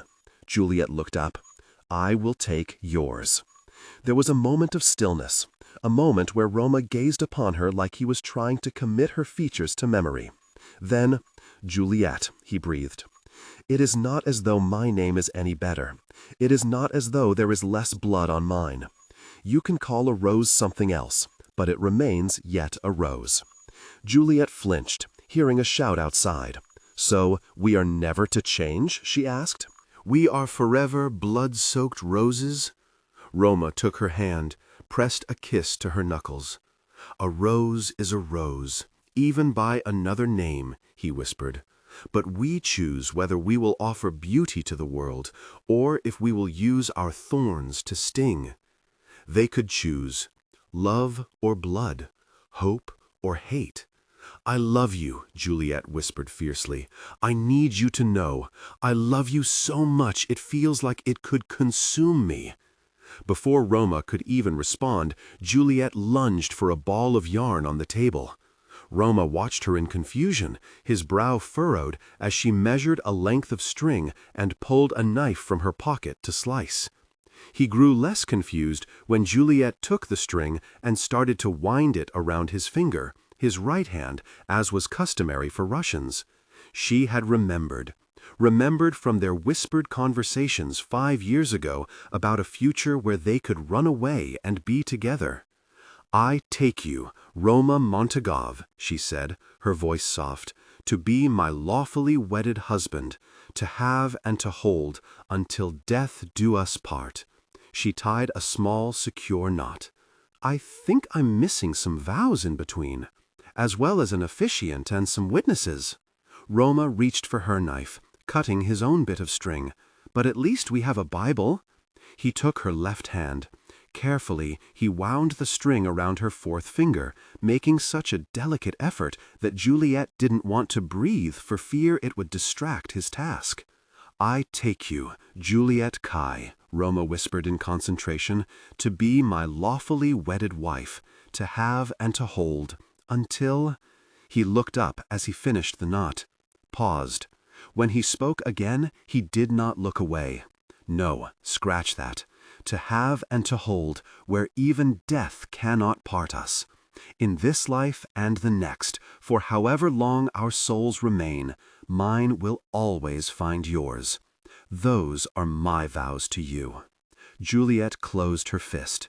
The string really did feel like a ring, as heavy on her finger as any band of metal. These vows were as substantial as any made in front of a priest or audience. They didn't need any of those things. They had always been two mirrored souls, the only ones who understood the other in a city that wanted to consume them whole. And now they were joined, mightier when together. Even death, she echoed fiercely. It was a promise that felt colossal. In this life, they had been born enemies. In this life, they had blood for miles between them, wide enough to run a river, deep enough to forge a valley. In the next, maybe there would be peace. Outside, metal clashed against metal, an echo ringing all across the city. Again, then again. Here, within these four walls, all they could do was hold each other, waiting for noon to come, waiting for the moment they could be free. Word of the attack spread through the city so quickly that by morning it was on the lips of every servant in the house. They murmured to one another while they dusted the living room, not daring to discuss white flower casualties with any sense of pity, but moving the volume control on the radio as high as it would go, captivated by the reports coming through. All morning everyone waited for the inevitable, waited to hear about rising numbers. But it didn't come. The white flowers of the Pudsolnuk had all dropped dead, like this was merely the work of an assassin, not a monster bearing contagion. Juliet ran her blade over the flat of the bowl again. She was sharpening her knives because they were as blunt as a well-fed beast, each metallic strike echoing through the house. No one seemed particularly bothered. Rosalind was sitting in the living room, blowing on the nib of a pen while she leafed through the giant tome of a French to English dictionary on the table. "I'm not disturbing you, am I?" Juliet called over. Her cousin glanced up briefly. "With your loud blade-whacking? Why, Juliet, who could possibly be disturbed?" Juliet pretended to scowl. One of her great aunts wandered in from the hallway at that moment, hovering between the kitchen and the living room, catching sight of Juliet just as she struck the bowl again. When Juliet switched quickly to a grin, the aunt only eyed Juliet with absolute apprehension before sidling into the living room and hurrying away. "Now look what you did," Rosalind remarked, arching a brow. The aunt's footsteps faded up the staircase. "Your knives are already too sharp." "You take that back." Juliet set her weapons down. "There is no such thing as too sharp." Rosalind rolled her eyes but didn't say more, opting to resume her task. Curious now, Juliet turned the bowl right side up and walked over, peering at what Rosalind was writing. Stock report on commercial and economic conditions in Shanghai following anti-British boycott of 1925. "For your father?" Juliet asked. Rosalind made an affirmative noise, her finger scanning down the page of the dictionary in front of her. Mr. Lang was a businessman located in the central city, delegated to handle the smaller scarlet merchant trade that wasn't important enough for Lord and Lady Cai, but still important enough to keep within the family. For the last few years, he had quietly done his job, to the point where Juliet would downright forget Rosalind and Kathleen still had a father until he showed up to a family dinner as a reminder. It wasn't as though Rosalind and Kathleen interacted with him often either, given their residence at the Cai house, and as far as Juliet knew, her two cousins didn't want to reside with their grouchy father. But he was still their father.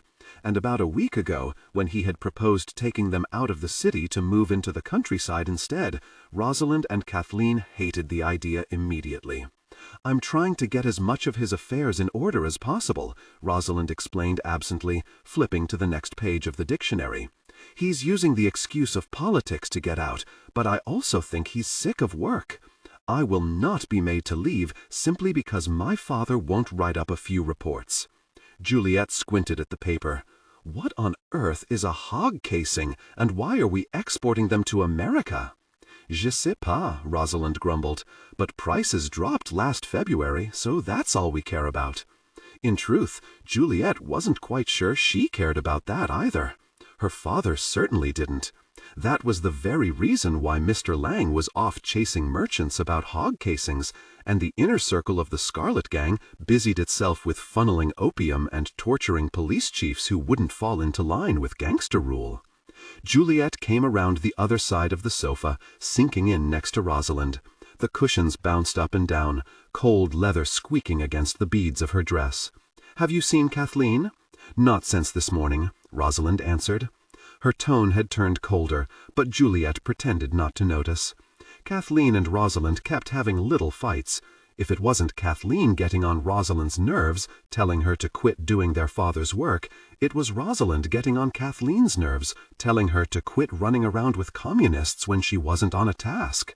There was something lurking under the surface, something that Juliet suspected neither sister was telling her, but she had no business trying to push. At the end of the day, Kathleen and Rosalind couldn't stay mad at each other for long. "Well, if you see her before I do," Juliet said, "let her know there's dinner tomorrow night." The front door of the house flew open, interrupting Juliet mid-sentence. A commotion stirred through the house, relatives poking their heads into the hall.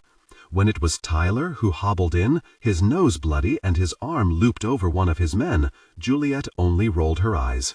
He wasn't putting any weight on his left leg. A knife wound, perhaps? "Cai Tai Lei, what in heaven's happened?" an aunt asked, bustling into the foyer. Behind her, a crowd of Scarlets followed, half of them Tyler's usual men. "No matter," Tyler replied, grinning even while blood dripped down his face, staining the lines between his sparkling white teeth. "Only a small skirmish with a few white flowers. Andong, send for cleanup on Lloyd Road." Andong ran off immediately. The Scarlets were always fast when it came to summoning others ready for dirty work. "What were you doing picking fights on Lloyd Road?" Tyler's gaze snapped in Juliet's direction. She rose from the sofa, leaving Rosalind to her writing. Suddenly, the relatives gathering near the foyer were much more interested, heads turning back and forth between Juliet and Tyler like they were spectators in a game. "Some of us don't fear the foreigners, Juliet." "You are not showing bravery against the foreigners," Juliet shot back, coming to a stop in front of him. "You are performing for them like a horse at the Shanghai racecourse." Tyler did not rise to her bait. It was infuriating how at ease he looked, like he saw nothing wrong with the situation, with heightening the blood feud at the very center of the international settlement, where men who knew nothing about this city governed it. The blood feud ravaged the whole city, true, but the worst of the fighting was always contained within gangster-controlled territory lines, kept out of the foreign concessions as much as they could help it. The British and the French did not need to see firsthand how wickedly the Scarlets and the White Flowers hated each other, especially now. Give them a reason, any reason, and they would try their luck with fixing the blood feud by rolling in their tanks and colonizing the land they hadn't already taken. "Speaking of the foreigners," Tyler said, "there's a visitor outside for you. I told him to wait by the gates." Juliet's eyes widened for a fraction of a second before she furrowed her expression in irritation. It was too late. Tyler had already caught it, and he grinned wider, disappearing up the stairs, and disappointing all the relatives who had gathered around to fawn. "A foreign visitor," Juliet muttered beneath her breath. She pushed to the front door and slipped out, foregoing her coat with the thought that she would quickly dismiss whoever it was. Suppressing a shiver, she hopped over the awry plant that had drooped onto the mansion footpath and trekked down the driveway to the front gates. Juliet stopped dead in her tracks. "Good God," she said aloud, "I must be hallucinating." The visitor looked up at the sound of her voice and, from the other side of the gate, scrambled back a few steps. It wasn't for several delayed seconds that Juliet realized the only reason Walter Dexter had reacted in such a way was because she still clutched the knife she had been sharpening. "Oh," she slid the knife into her sleeve. "My apologies." "Not to worry," Walter Dexter replied, rather shakily. His gaze darted left and right to the Scarlets who guarded the gate. They were pretending not to notice the conversation taking place, staring straight ahead. "I hope you have been well since we last met, Miss Cai." Juliet almost snorted. She had been the opposite of well, in fact, and it all started with her meeting with Walter Dexter. It was almost eerie to look upon the middle-aged man now, his pallor as gray as the thick winter sky above them. She wondered briefly if she ought to invite him in, as would be the polite thing to do, so the both of them could stop shivering in the cold. But that reminded her too much of when Paul Dexter came calling on behalf of his father. It reminded her of when she had willingly let a monster into her house before she knew of the literal monster he controlled, before she put a bullet right through his forehead. Juliette didn't regret it. She had made a pact with herself long ago not to despair over the people she killed, not when they were so often men who had forfeited their lives to greed or hate. Still, she saw Paul Dexter in her nightmares sometimes. It was always his eyes, that pale green stare, looking directly at her. They had been dull when she killed him. Walter Dexter had the same eyes. "How can I help you, Mr. Dexter?" Juliette asked. She folded her arms. There was no point keeping up small talk when it was unlikely Walter Dexter truly cared. It did not seem like he had fared well either. He had no briefcase, nor was he wearing a suit. His dress shirt was too big, the collar loose around his neck, and his pants pockets were practically fraying into threads. "I've come with something of value," Walter Dexter said, reaching into his coat. "I'd like to sell you the remains of my son's research." Juliette's pulse jumped, each thud inside her chest suddenly picking up in pace. Archibald Welch, the middleman who ran Paul's shipment, had said that Paul burned his notebooks after making the vaccine. "I heard that he destroyed it all," Juliette said carefully. "Indeed, it is likely he would have thought to discard his primary findings." Walter pulled a bundle of papers from his coat, neatly clipped together. "But I found these in his bookshelves. It is possible they were so unimportant that he had not the idle thought to even deal with them." Juliette folded her arms. "So why do you think we would want them?" "Because I heard he passed on his chaos," Walter replied darkly. "And before you ask, I have nothing to do with any of it. I am boarding the first ship out of here tomorrow for England." He shook his head then, an exhale rattling his lungs. "If the madness starts again, I will not remain to see how this one plays out. But I figure you, Miss Cai, may want to counter it. Make a new vaccine. Protect your people against its spread." Juliette eyed the merchant warily. It sounded like Walter Dexter didn't know this madness was a targeted matter, dropped on its victims like a bomb. "He claimed to have done it for you," Juliette said quietly. "He took you into a period of riches, but now you are here, back where you began, and your son is dead." "I didn't ask for him to do it, Miss Cai," Walter rasped. All his age shuttered down on him, wariness sagging every line and wrinkle on his face. "I didn't even know what he was doing until he was dead, and I was paying back his debts, cursing him for trying to act the savior." Juliette looked away. She didn't want to feel pity for Walter Dexter, but it twinged at her anyway. For whatever reason, her mind flashed to Tyler. At the heart of the matter, he and Paul were not so different, were they? Boys who tried to do the best for the people they cared about, not concerned for the collateral damage they might wreak in the process. The difference was that Paul had been given real power. Paul had been given a whole system that bowed at his feet, and that made him so much more dangerous than Tyler could ever be. Slowly, Walter Dexter extended his arm through two of the bars in the gate. He almost looked like an animal at the zoo, foolishly reaching out in hopes of some food. Or perhaps Juliette was the animal inside the cage, taking poison being fed to her. "Take a look and see if it may be useful," Walter Dexter said, clearing his throat. "My starting price is written at the top left corner of the first page." Juliette received the papers, then unfolded the dog-eared corner, revealing the price. She lifted her brows. "I could buy a house with that amount." Walter shrugged. "Buy it or not," he said simply. "It is not my city that is soon to suffer." Juliette peered at the train platform, eyeing the tracks below. When she felt a presence behind her, she didn't have to turn to know who it was. She recognized him by footfall, by that soft pitter-patter paired with a hard stop, like he had never in his life walked in the wrong direction. "To the southwest," she said beneath her breath. White man with the tatty clothing and French novel tucked under his arm.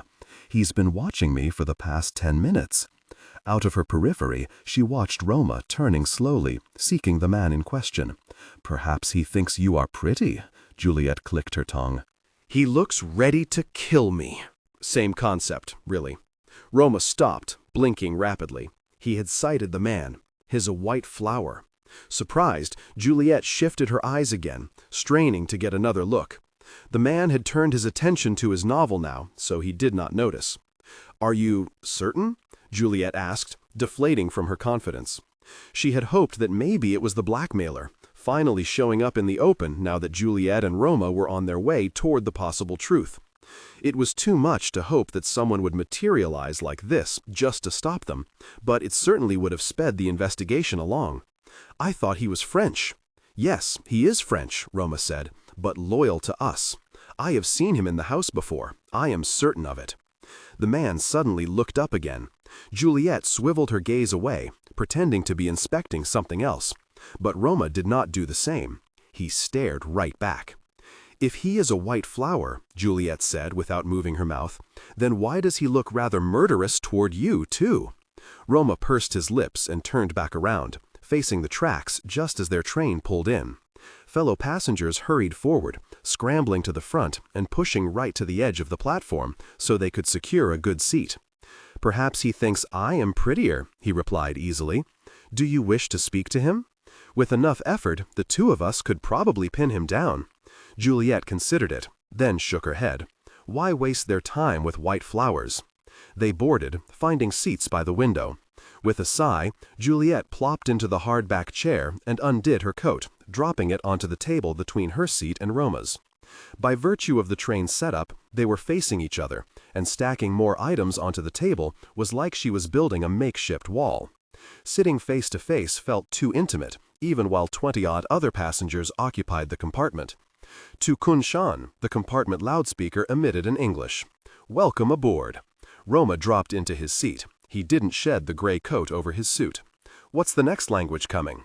"French," Juliette replied immediately, a second before grainy Shanghainese blared over the loudspeaker. "Huh, interesting." Roma leaned back, the smallest smile playing on his face. Ye of little faith. That barest glimpse of humor came and went in a flash, but it was enough to make Juliette go stock still, her stomach clenching. For the smallest moment, Roma had likely forgotten, and when the train started to move, when Roma turned his gaze to the scene outside, and the glass reflected back the sudden hardening of his expression, Juliette knew that he remembered again who she was, who they were, what she had done, what they were now. The train rumbled on. Shanghai to Kunshan was not a long journey, and the window view quickly turned rural, passing dilapidated houses on dirt roads. Swaths of grass stretched on beside the train tracks, flat and even and eternal, more natural green than Juliette had ever seen inside city limits, discounting what the foreigners cultivated in their parks. Juliette released a soft breath, leaning her cheek upon the window. Roma was doing the same, but she resolved not to look at him any longer than necessary, lest he catch her staring. Her head turned, finding entertainment in the compartment instead, eyeing the dozing passengers as the train continued chugging, chugging, chugging. When Roma broke the silence, enough time had passed that Juliette startled, doing so well at ignoring him that his voice was a shock. "Assuming we do find the blackmailer, no prelude, no overture, merely jumping directly to the point, I gather we need a plan of attack." Juliette drummed her fingers on the table. "Shoot to kill?" Roma rolled his eyes. She was rather aggravated that he looked so beautiful in the midst of the action, the dark shadows of his eyelashes flickering up like a dusting of coal. "And after?" he asked. "It is no different from when we thought we were chasing the larkspur. If we kill the blackmailer, how do we get to the monsters?" "It is different this time," Juliette countered. She felt a chill brush through the train car, running goosebumps up her arm. When she shivered, Roma's frown deepened, his gaze tracing along the dip of her neckline. It was hardly appropriate for winter, she knew. She didn't need his judgment. How so? Juliette reached for her coat. There was nothing that linked Paul Dexter to the communists, because he met with Chi Ren once and then chanced the chaos on random transformations. This blackmailer, however, She stood up so she could swing her coat back on, the long fabric brushing the backs of her knees. I doubt is many steps removed from their monsters. Not when the monsters are being sent out like little servants doing the blackmailer's bidding. That requires personal instructions, constant meetings. That sounds like a guess, Roma remarked. This entire mission is a guess, Juliette replied, popping her collar. She stopped, her eye catching down the aisle just as she was preparing to sit again. The French white flower was in this compartment too, and he looked in pain. Juliette, Roma prompted. He ducked his head out into the aisle, trying to spot what she was looking at. The hell is going on? The white flower grabbed the glass he had in front of him and threw the liquid in his own face. Fire! Juliette screamed suddenly. The man roared with pain as Juliette yanked Roma by the arm, ignoring his utter confusion while he searched for the non-existent fire. Others were not as doubting. They shot for the compartment door immediately and hurried into the next one over. This was the trouble with being at the tail of the train. There was only one direction to go. "What the hell, Juliette?" Roma asked again, as she pushed him hard against the bottlenecking passengers toward the door. "What's?" she gasped, hearing a snap by the windows, the tearing of clothes. In the next moment, there was no man hunching over his seat, but a monster, so tall that it crushed against the ceiling, chest heaving, nostrils flaring. Its green color seemed even more grotesque by the clear daylight, faintly transparent and revealing motion just beneath its skin, little black dots rushing towards its spine. They were nearing the door, but half the compartment was still behind her. If she tried to usher everyone through, the insects would dive forward into the rest of the train, infecting every soul on board. But if she stopped it now, the insects tore outward from the monster with one colossal burst. So she pushed Roma across the threshold and slammed the door closed between them. Roma whirled around, with his breath caught in his throat, thudding his fists against the door. Was it a monster that had just come to life inside the compartment? Was it the white flower who had just transformed into the monster? "Juliette!" he roared. "Juliette, what the hell?" All the passengers in front of him had fled, hurrying through the second sliding door that gave way into the next compartment. It was only Roma, and Roma alone in this in-between passageway, where the flooring underneath him shifted at every turn and jolt of the train. He pushed at the door this way and that, bruising his knuckles in his effort to shift it, but something was holding it solidly closed, keeping it from budging even an inch. "Juliette!" His fist came down on the door with a shudder. "Open this very door!" That when the screaming started. Juliette wound the cord around the door handle and pulled it tight, holding the compartment closed. The second she had it secure, the insects started to rain down, skittering black legs upon every surface they could find, body or floor or wall. This wasn't the first time she had experienced such a sensation, yet, all the same, it tossed at her stomach, nausea threatening at her throat. Crawling, so much crawling. Through her hair, into her dress, along the crooks of her elbows, her knees, her fingers. All she could do was squeeze her eyes shut and count on the vaccine she had taken months ago. She didn't even know if it still worked, but there was nothing to do now, nothing except...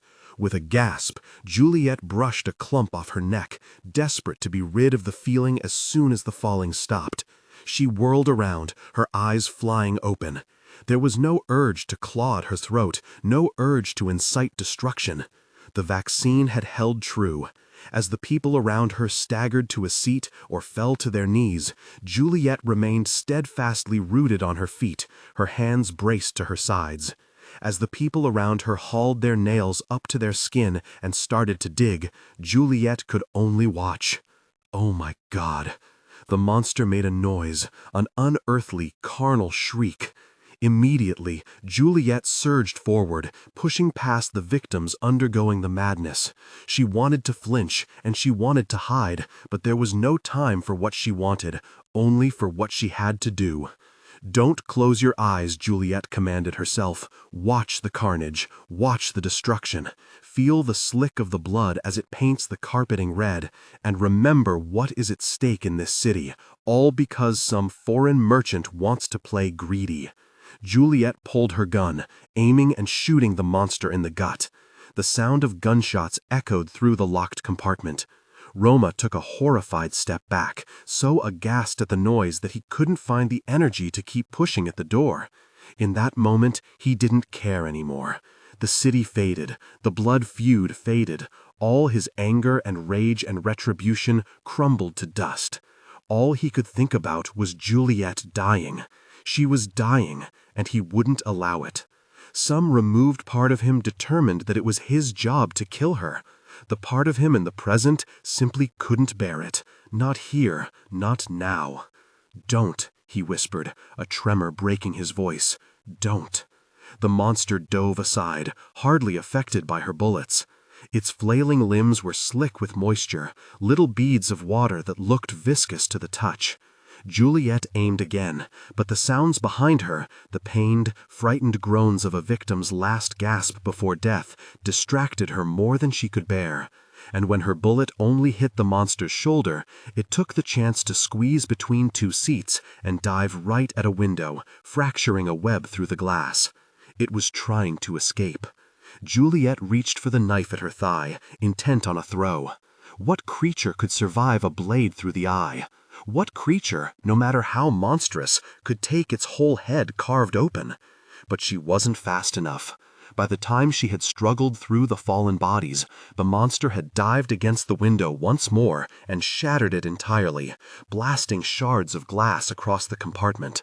Juliette gasped, throwing a hand over her face. Before she could fully recover, the monster had rolled right out, uncaring of the train's fast speed. "No!" Juliette exclaimed, spitting a curse. She rushed to the open window, watching the monster land upon the hills and phase back into a man, the transformation as casual as a coat being shed. In seconds he was out of view. The train flew by, leaving him in the countryside, all this blood on his hands and no one wiser to the identity. Juliette stumbled away from the window, her legs close to giving out. She had believed it already, but seeing it with her own two eyes was another matter entirely. No longer was this Chi-Ren and his ill-timed transformations, fighting against himself and leaving sketches of his other form in an effort to uncover what was happening to his body. No longer was this a sickness spread near the water, hitting the gangsters working at the Bund at odd hours. These monsters were assassins. Assassins under someone's command, growing to beasts at will and fading back into men when purpose suited it.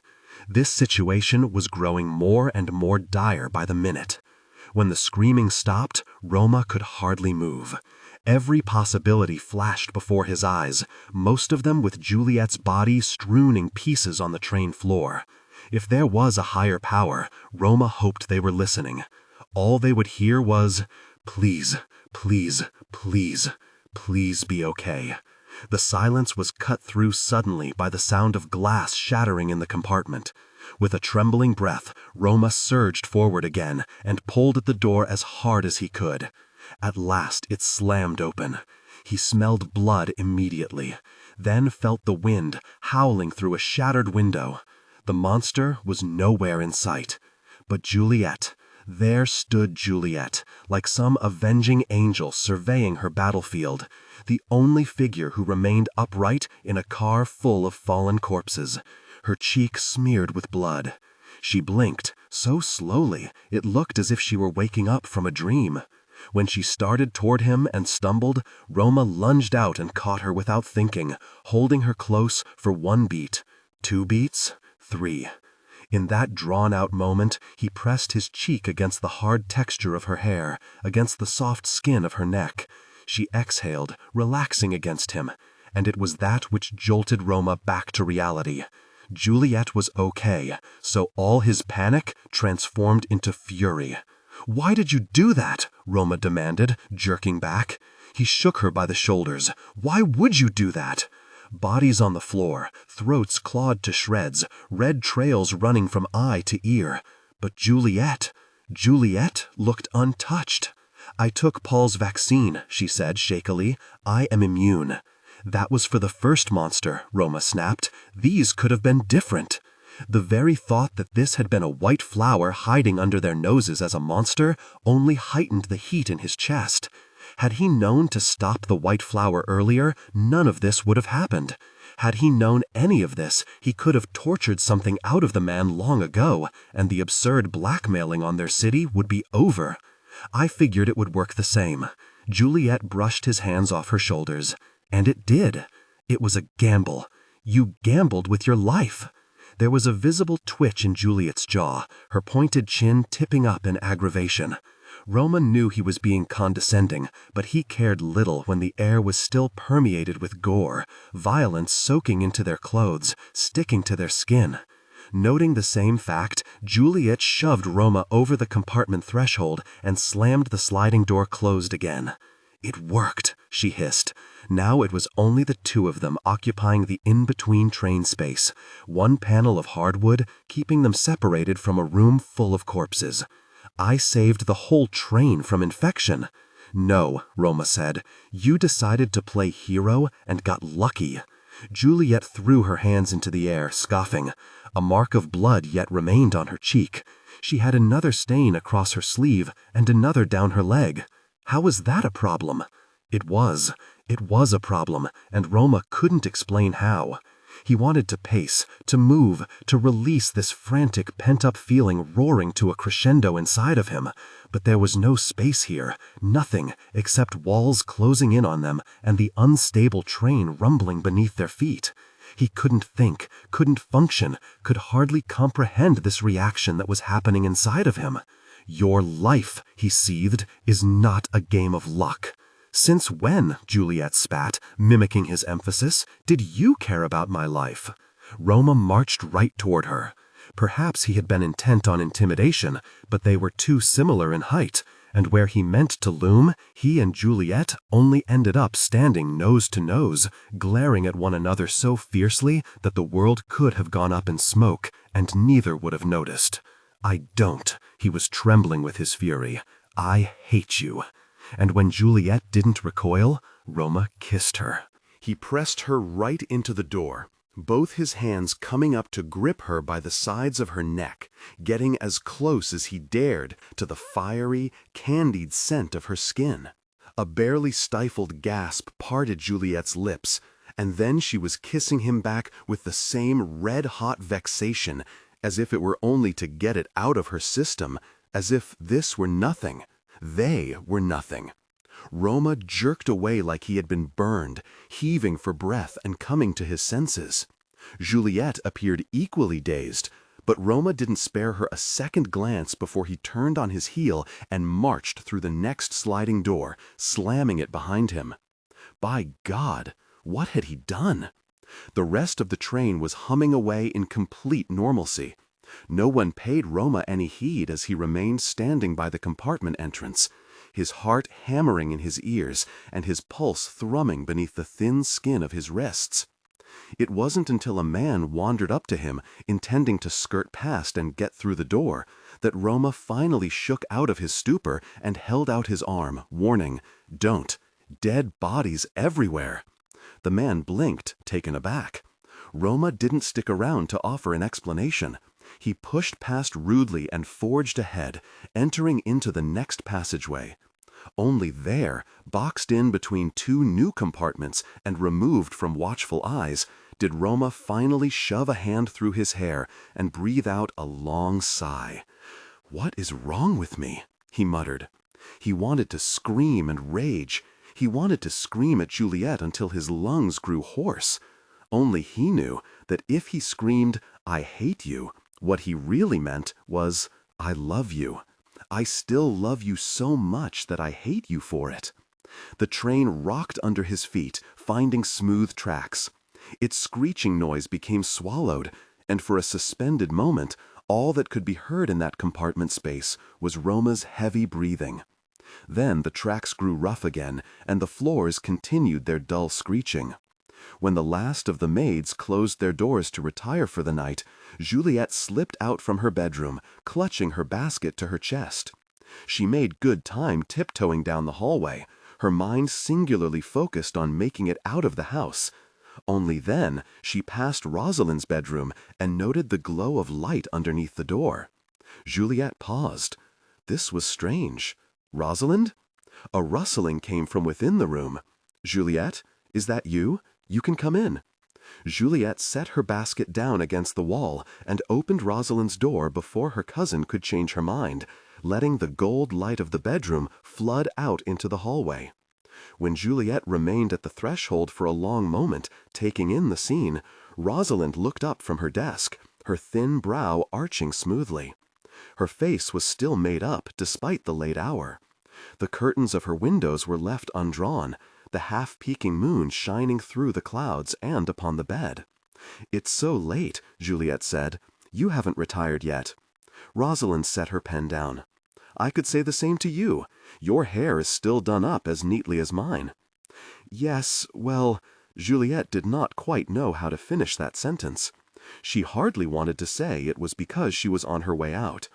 Instead, she zeroed in on Rosalind's desk and changed the subject. "What has your attention? What has your curiosity?" Rosalind replied just as quickly. Juliette folded her arms. Rosalind smiled, indicating her tone to be a joke. The moonlight dimmed, passing entirely behind a cloud, and the room's lamp bulb seemed to hesitate along with it. "Your sister wanted me to speak with you, actually." Juliette inched a few steps into the room, her eyes scanning the desk. She caught sight of flyers from the burlesque club, as well as one or two pieces of notepaper torn from whatever ledger it had come from. "She's worried about you." "About me?" Rosalind echoed. "Whatever for?" She leaned back, eyes wide. As she did so, there was a glint from her collar, metal catching light. A new necklace, Juliette noted. Kathleen always wore her pendant, but Rosalind had never been one for jewelry. She said it was dangerous to wear valuables on the streets of Shanghai. Too many pickpockets, too many eyes. No concrete reason, call it intuition. Whip quick, Juliette strolled closer, then pinched her fingers around a slip of paper, pulling before Rosalind could stop her. Juliette pivoted on her heel, turning her arms the other way in case Rosalind was to snatch it away, but her cousin only rolled her eyes, letting Juliette look. Pierre Moreau, Alfred Delaunay, Edmond Lefouvre, Gervais Carrel, Simon Clare. Juliette scrunched her nose, then turned back, asking without words what the list was. Rosalind held her hand out. "Patrons at the club I'm to accost for funds. Would you like an in-depth explanation about how I drug their drinks? A chronological order of who pulls out their coins first?" "Oh, hush," Juliette chided lightly, returning the slip to Rosalind's hand. She ran her gaze across the other papers for a brief while before determining that there wasn't much to scrutinize. Kathleen had been concerned about Rosalind's involvement with foreigners, but to live in this city was to be involved with foreigners. "Don't tell me you're getting on my case too?" "Who, me?" Juliette asked innocently. Rosalind's bed jangled with noise when Juliette plopped onto the mattress for a makeshift seat, all the pearls and feathers from Rosalind's dance costumes tangling together atop the deep blue sheets. "Whatever about?" Rosalind rolled her eyes, getting up from her desk.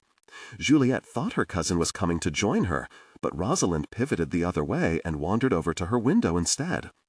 "Kathleen cannot go 2 seconds without trying to trail me across the city. I'm on neutral territory, not operating on white flower ground. I think she's more concerned about the foreigners than the blood feud." Rosalind leaned up against the windowsill, propping her chin into his hand. "The foreigners see this country as an unborn child to keep in line," she said. "No matter how they threaten us with their tanks, they will not harm us. They watch us split internally like embryos in the womb, twins and triplets eating each other until there is no one left, and they want nothing more to stop it so we can come out whole for them to sell." Juliette was grimacing when Rosalind turned back around. "Okay, first of all, that's a disgusting metaphor and not how biology works." Rosalind jazzed her hands around. "Ooh, look at me. I studied with Americans and I know how biology works." "Ooh, look at me," Juliette imitated, her hands doing the same. "I'm a triplet, and yet my French tutors forgot to tell me I can't eat another sibling in the womb." Rosalind couldn't hold back her laugh. It spluttered out in a short and loud sound, and Juliette grinned too, her shoulders lightening for the first time that week. Unfortunately, it didn't last long. "My point," Rosalind said, sobering, "is that the danger in this city is its politics. Forget the foreigners. It's the nationalists and the communists, tearing at each other's throats, then working together for revolution in the same breath. No one should be messing with them. Not you, not Kathleen. If only it were that simple. If only one thing could be to blame. As if they didn't all ripple off each other like the world's most cursed game of falling domino tiles. Whether they wanted it or not, revolution would come. Whether they ignored it or not, it would come. And whether they carried on business as usual or shut down every operation before they could be hurt, it would still come." "Your necklace," Juliette blurted suddenly. "It's new." Rosalind blinked, taken aback by the switch in topic. "This?"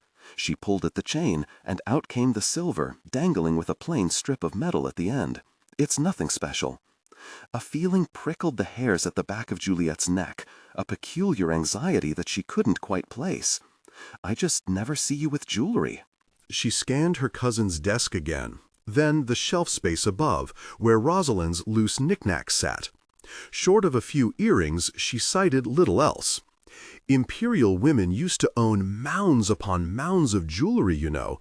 They were seen as vain, but it wasn't that. It was because it was easier to run with jewelry than it was with money. The clock on the mantel gave a loud chime. Juliette almost jumped, but Rosalind only quirked her left eyebrow. "Biaomei," Rosalind sighed, "I'm not a merchant that you need to speak in metaphors with.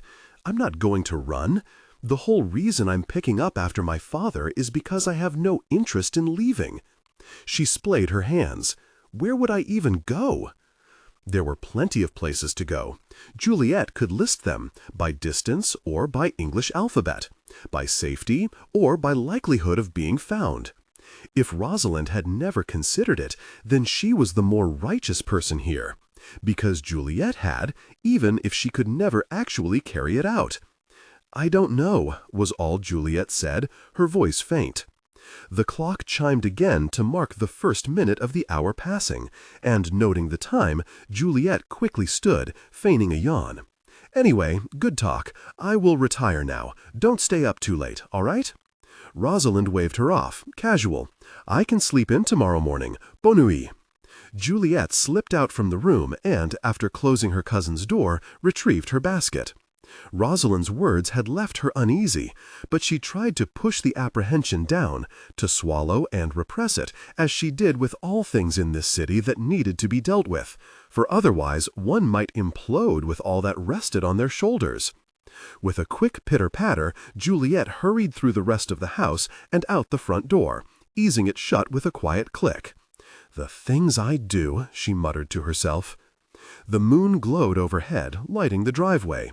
And for what? To get a gun held to my head? That's what.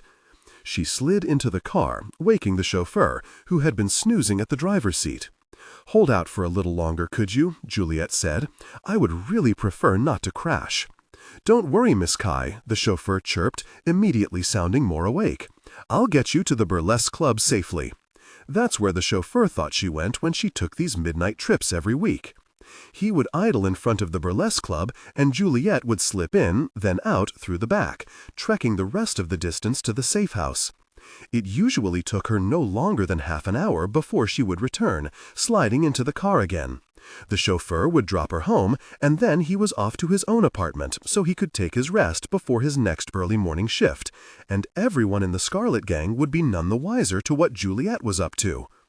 Juliette poked her head into the front seats. "Have you eaten?" The chauffeur hesitated. There was a short break at 6. There was already a bun floating beside him, dangling in its bag. Juliette had extra from the many shed bought off the street cart earlier, and unless Marshal So could eat 5 in 2 days, they would go bad. "It's a little cold," Juliette said when he took it gingerly, "but it'll go colder the longer it takes for us to reach our destination, where you can eat it." The chauffeur hooted a laugh and pressed the car faster. They rumbled through the streets, busy as ever, even at such an hour. Each building they passed was flooded with light, Women in Qipao ignoring the winter cold and leaning out their second-floor windows, waving their silk handkerchiefs into the breeze. Juliette's coat, meanwhile, was long enough to completely cover the dress she had on beneath, thick enough to hide the shapelessness of those American designs. At last they arrived, a distance away from the burlesque club, where they always parked to avoid the stream of men coming and going from the front doors. The first time, the chauffeur had offered to walk Juliette, but his offer dried up as soon as Juliette removed a gun from her shoe and set it in the passenger seat, telling him to shoot if he was ambushed. It was easy to forget who Juliette was when she was lounging in the back seat, inspecting her nails. It was harder when she clambered out and put on her heiress face to combat the night. "Lock the doors," Juliette ordered, holding her basket with one hand and rapping on the window with the other. The chauffeur did so, already biting into the bun. Juliette started forward, keeping as close to the shadows as she could. The fortunate part of the winter season was a lack of observers. People did not like looking up for too long with the wind prickling at their eyes, so they walked staring at their shoes. Juliette never had much trouble making her way to the safe house, but tonight she was on edge, glancing over her shoulder once every few seconds, paranoid that the noise she heard some street over was not the last tram rumbling to its stop, but a car trailing her just out of sight. She blamed all that talk about spies. "It's me," Juliette said quietly, finally arriving at the safe house and knocking twice. Before her fist had even finished coming down the second time, the door was opening, and instead of welcoming her in, Marshall leaned out. "Fresh air," he said, dripping with theatrics. "How I thought I would never experience it again." "Hajima," Juliette snapped, pushing him back inside. "Oh, we're speaking Korean now?" Marshall stumbled from Juliette's shove, but he recovered fast, shuffling into the apartment. "Just for me? I'm so honored." "You are so annoying." Juliette shut the door, pulling the 3 locks. She set the basket down onto the table and hurried to the window, peering through the thin crack between the boards nailed to the glass. She didn't see anything outside. No one was coming for them.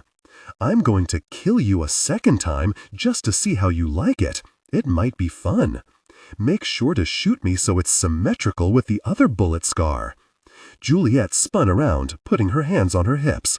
She glared at him for a long moment, but then she couldn't help it. The smile slipped out. "Ah!" Marshall shrieked.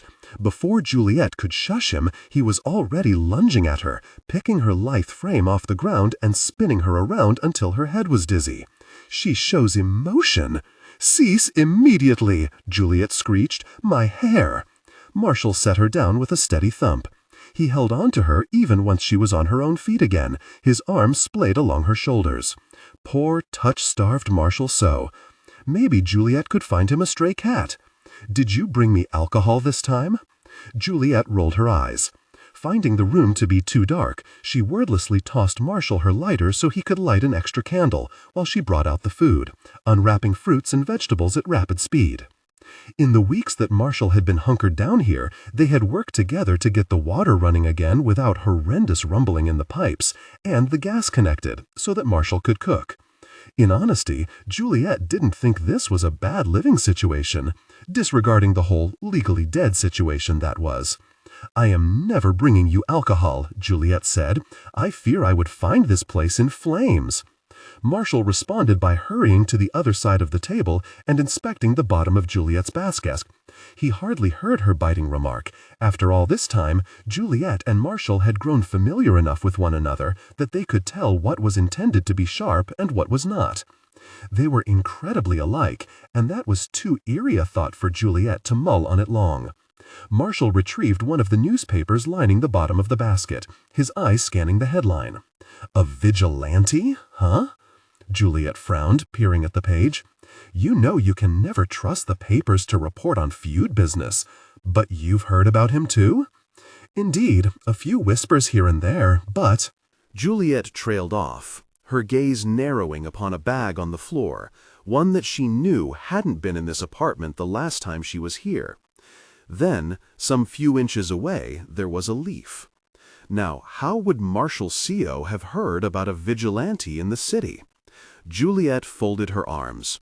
"You've been outside, haven't you?" I? Marshall's mouth opened and closed. He tried his best. No, of course not. Oh? Juliet reached for the paper and turned it her way, reading aloud. The masked figure has intervened on multiple counts to knock both sides out before shots can be fired. Anyone with information should— Marshall! Fine, fine.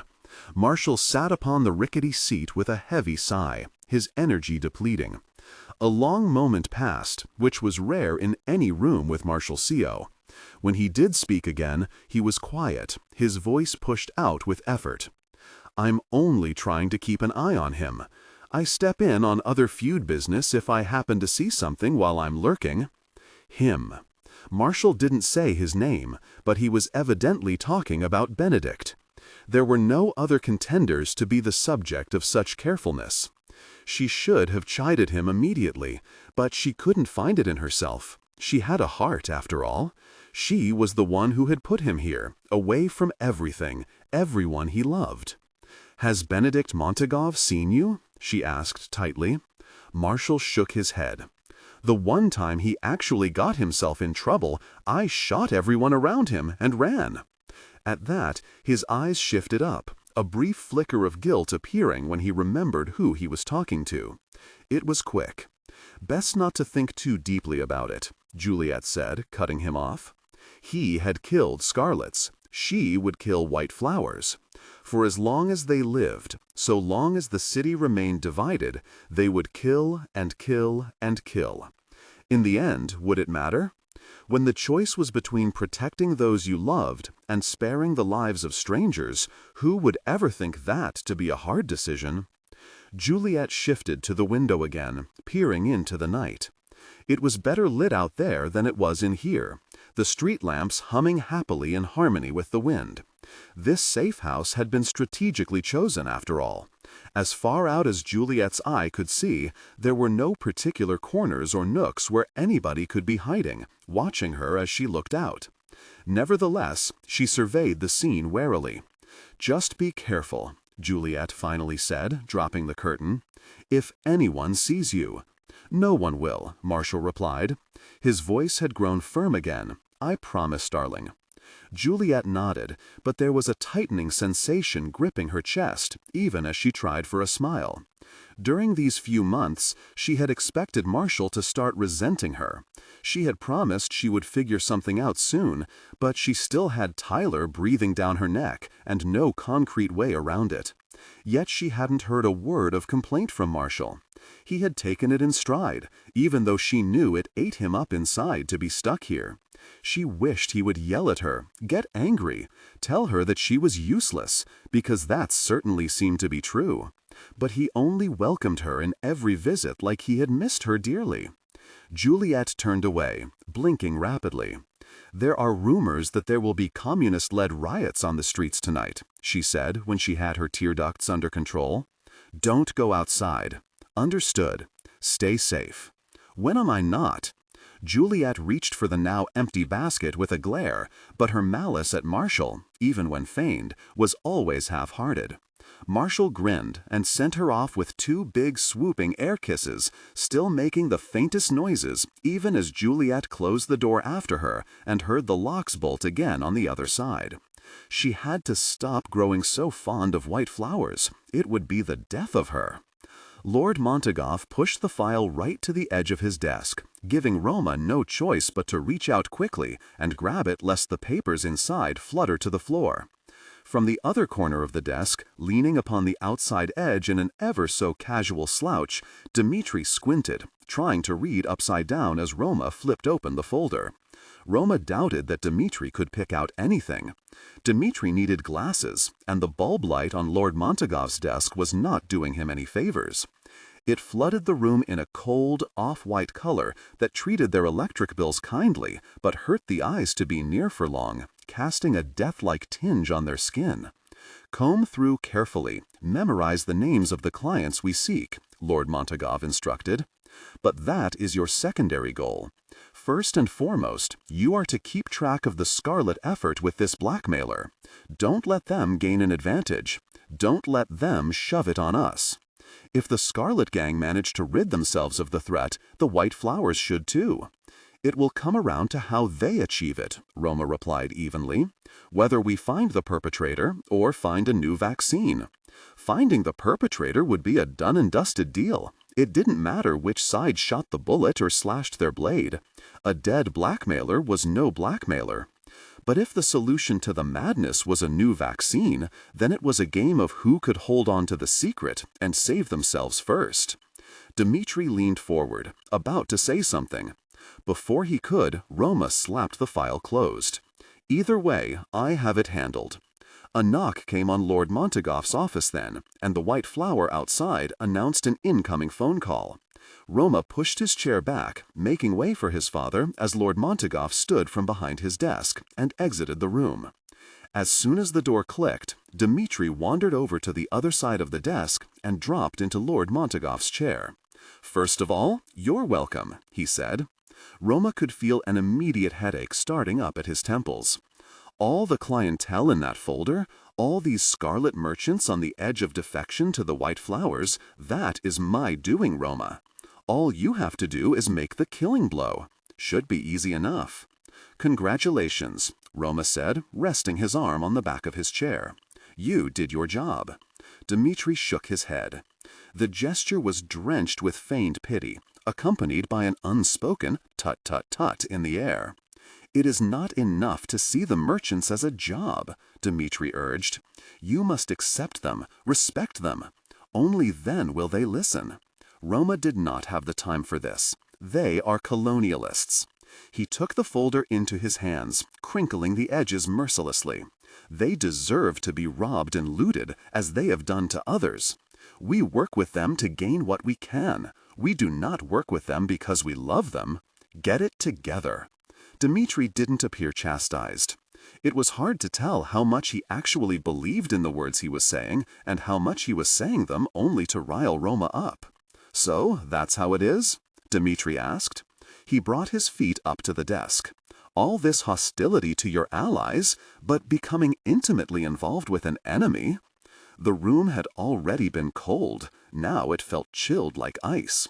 "You must be mistaken." Roma stood up, releasing the folder. "I work with Juliette Cai until I can take a knife to her throat." "Then why haven't you done so?" Dmitri countered. He kicked at the desk and tipped Lord Montagov's whole chair back, letting it teeter dangerously on its hind legs. "In these prior months, before your father wanted to keep her alive for information, why did you never hunt her down?" Roma stood up, fire stirring beneath his skin. Dmitri did not protest when he stormed out of the office.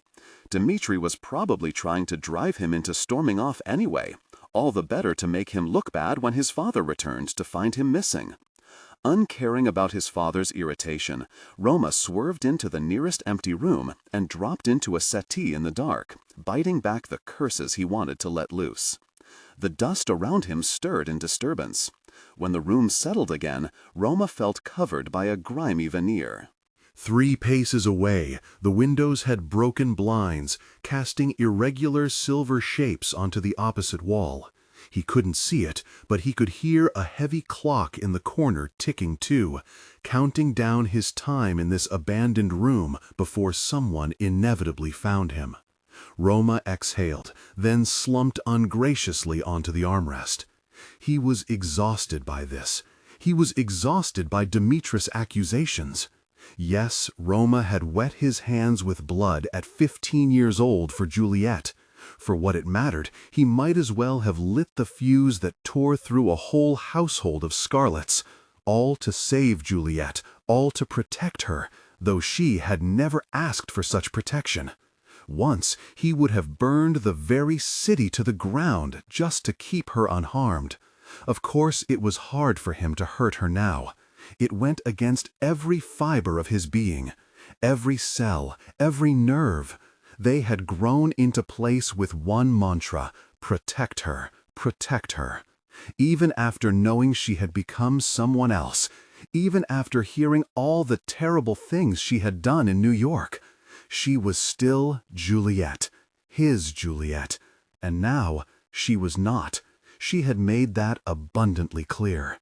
He kept waiting and waiting and waiting. Much as he loathed Dmitri, one point was true. Roma kept refusing to commit to vengeance because some part of him screamed that he knew Juliet better than this, that something was up her sleeve, that she could never betray him. But Marshall was dead. She'd made her choice, just as Roma had chosen Juliet's life over her nurse's, just as Roma had done what he did to send her back to America, send her far, far away. Even if she lied about her coldness, even if she hadn't feigned her weeping, soft eyes that day behind the communist stronghold, it didn't matter. Marshall was unforgivable. Answer me something first. Do you still love me? Why wouldn't you fight? Roma whispered into the empty room. His head was light. He could almost imagine Juliet sitting next to him, the smell of her flowery hair gel dancing beneath his nose. Why would you give up and give in to the blood feud in the most despicable way? Unless he was wrong. Unless this wasn't a hard choice at all, and there was no love anywhere to be found in Juliette Cai. Enough was enough. Roma jerked upright, his fists tightening. They were to work together at present, but that arrangement would end sooner or later. If Juliet wanted to play the root of the blood feud, she would get blood for blood. It would wound him just as deep, but he would plunge in the knife. He had to. The door to the sitting room opened then, and Lord Montagov poked his head in, frowning when he sighted Roma on the settee. Roma had half a mind to wipe at his eyes just in case, but that would have looked more odd than staring ahead blankly, not letting his father see his full expression. "Dmitri said you might have wandered in here," his father said. "Can you not sit still for a single minute? Are we to resume the meeting?" Roma asked, diverting the question. "We covered enough." Lord Montagov frowned in distaste. "Stay inside. There's a riot tonight." He closed the door. News of a monster attack arrived in Shanghai far before their rival darlings did. Already, regardless that the casualties had occurred out in the countryside, the people of Shanghai were boarding up their windows and locking their doors, finding quarantine to be a better solution than risking madness on the streets. Perhaps they feared the monster, who was said to have crashed out the moving train windows and rolled upon the hillsides. Perhaps they feared that it would soon stumble into city limits, spreading infection. Benedict threw half of his sandwich into the trash, strolling under the flapping shop banners. Again and again, no matter how many times the white flowers said it, no one cared to listen. These monsters were not random hits. So long as the white flowers behaved, so long as they continued fulfilling demands. It had been a while since the last demand came. Benedict stopped. He turned over his shoulder. It felt like he was being watched, from both above and below. Eyes on the rooftops and eyes in the alleys. It wasn't his imagination. Quickly he spotted a boy on his tail, lingering at the mouth of an alley. When Benedict locked gazes with him, the boy hurried out, stopping 2 paces away. He was a whole head shorter than Benedict, but they looked the same age. There was a white rag tied to his ankle, half covered by his tattered trousers. A white flower then, but not an important one. A messenger, most likely, if he was chasing after Benedict. "I'm looking for Roman Nikolaevich," the messenger huffed in Russian. "He is nowhere to be seen." "You decided to tail me for Roma?" Benedict replied, his eyes narrowing. The boy folded his arms. "Well, do you know where he is?" Benedict's eyes only narrowed further. "He's not here." All the lower-tiered white flowers should have known that. It was not difficult to keep attuned with the important members of the gang. It was the messenger's job to keep track of where one was most likely to be. And who still called Roma Roman? Suddenly, Benedict's hand snagged out and grabbed the messenger's wrist. "Who really sent you?" The messenger's jaw dropped. He tried to tug away. "What do you mean?" In one smooth motion, Benedict twisted the boy's arm behind his back, then pulled forth a pocket knife and pressed the blade to his neck. It was nowhere near any major artery to act a threat, but the messenger froze, eyeing the blade. "You're a Scarlet," Benedict guessed. "So, who sent you?" The messenger remained quiet. Benedict pressed his knife in, cutting the first layer of skin. "Lord Cai," the messenger spat quickly. "Lord Cai sent me because we know. We know that the white flowers are behind the blackmail demands." Benedict blinked rapidly. "We are not," he said, confused. "Where did you hear such information from?" "It is too late now." The messenger tried to writhe about. "Lord Cai wanted confirmation and confession, but Tyler will have you answer for your insolence. You dare threaten the Scarlet Gang, you pay with blood and fire." Just as Benedict was about to let go of his hold on the Scarlet Messenger's arm, the Scarlet twisted his head and bit down hard on Benedict's hand. Benedict hissed, dropping his knife, and the boy bolted, disappearing down the street in record speed. Hardly any of the onlookers by the food stalls even blinked. Something was wrong. Benedict rushed for headquarters, his heart pounding in his ears. By the time he was nearing the residential block, he could already hear the yelling. When he tried to push through the front door, he was almost pushed right out. Hey, cut it out," he snapped, fighting through the crowd. At the center of the living room, the same white flower who had asked Benedict to help assemble the wardrobe was clutching a slip of paper in his hands, his face practically red as he explained its contents. Benedict caught bits and pieces as he struggled closer. "Bank statement, our latest payment, exact number, Scarlet account, it's them." "Order," Benedict roared. The room became still. Benedict was almost surprised. He had never commanded attention like this before. It was always Marshall jumping on the tables, or Roma snapping one directive that swept the room like ice. But now neither Marshall nor Roma was here. Benedict was the only one left. "Give me that," he snapped, holding his hand out for the paper.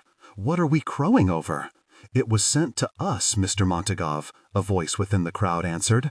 "Proof that we have no blackmailer, and it has been the Scarlets all along." "So why did the Scarlet Messenger say the exact opposite?" "Don't move a muscle," Benedict said without looking up, stopping the group near the door in their tracks. They had been on their way out, guns at the ready to find Scarlets to fight. With Benedict's instruction, they were forced to look as he turned the paper around, tapping the top corner. "The account is registered to Lord Cai," one insisted, even as he squinted where Benedict was pointing. "The deposit amount matches the last demand we paid." "It's not real," Benedict interrupted. "I want the Scarlets dead too, but don't be foolish. No bank crest in this city looks like this. It is not even a good inking." He tossed the paper to the table, flicking his hands for the men to disperse. "It is the blackmailer once again. The Scarlets snapped the same falsified document blaming us. Now, get back to your jobs. Benedict." The summons came from above. Benedict's head snapped up, as did everybody else in the living room, to find his uncle atop the staircase. Lord Montagov's hands were crowded with silver when he set them on the handrails, rings that glinted by the light of the sunset streaming through the windows. "Did you say," Lord Montagov said slowly, coming down the steps, taking one at a time, like he had to weigh himself on each landing first, "that the Scarlet Gang received the same information?" Benedict could feel sweat starting at the back of his neck.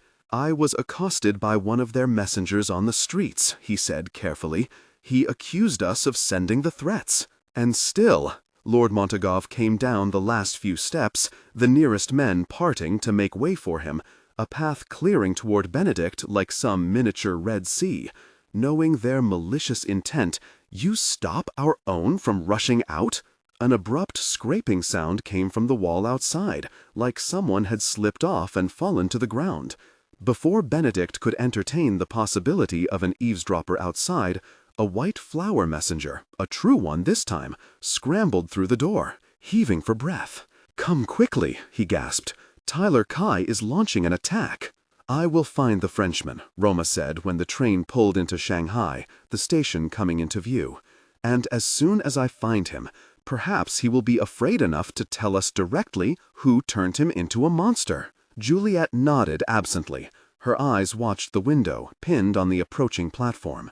The sky was horribly dark, but the hour was also growing late. They had spent longer in Zhaozhuan than Juliet had liked, and the car ride back to Kunshan had been slowed by the potholes on the gravelly roads. "It will not be that easy," Juliet grumbled. "Not if the blackmailers sent him right after us. He did not even bother hiding his face." She turned away from the window and looked at Roma. "But still, it is better than nothing.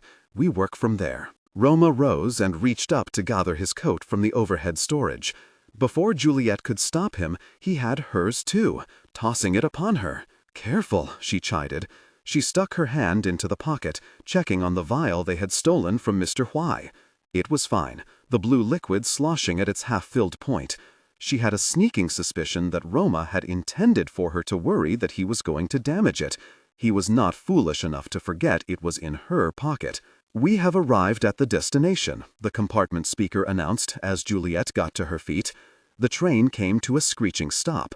But even after, as the noise faded, there was still a dull roar coming from the misty grayness outside, and Juliet peered through the window again, searching for the source. "Do you hear that?" she asked. She didn't give Roma any time to respond.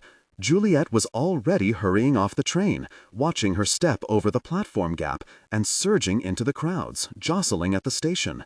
This wasn't right. There were too many people here. Why were there so many people? "Juliet," Roma called. His voice was almost immediately drowned out, and when Juliet glanced back momentarily, she had already lost sight of him. A sharp police whistle sounded to her right. Juliet whipped her attention to the officer, who had one foot balanced on the base of a column while the rest of him clung to it, putting him a few feet above the masses. He was waving at people to move off the platform and into the station, but only because droves of people were hurrying in from outside. Juliet grabbed the nearest person.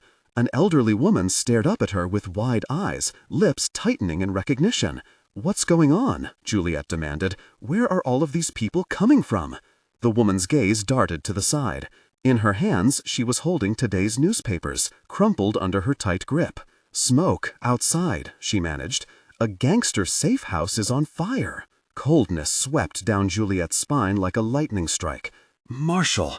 She let go of the woman so fast that they both stumbled, but then Juliet was moving, her pulse pounding in her chest as she shoved her way through the station. Maybe it was only a small fire. Maybe it was already well controlled. With a gasp, Juliet emerged outside, right onto Boundary Road, aptly named given that the Shanghai North Railway Station sat at the very border of the international settlement. Juliet needed only to look up, observing the state of the skies above the international settlement. The sun was to set within the hour, so there was yet enough light to show great big plumes of smoke, driving those on the streets toward whatever shelter they could find. "No, no," Juliet mumbled under her breath, throwing her arm over her nose and breaking into a run. She locked her watering eyes on the plumes, diving forward even as civilians fled in the other direction.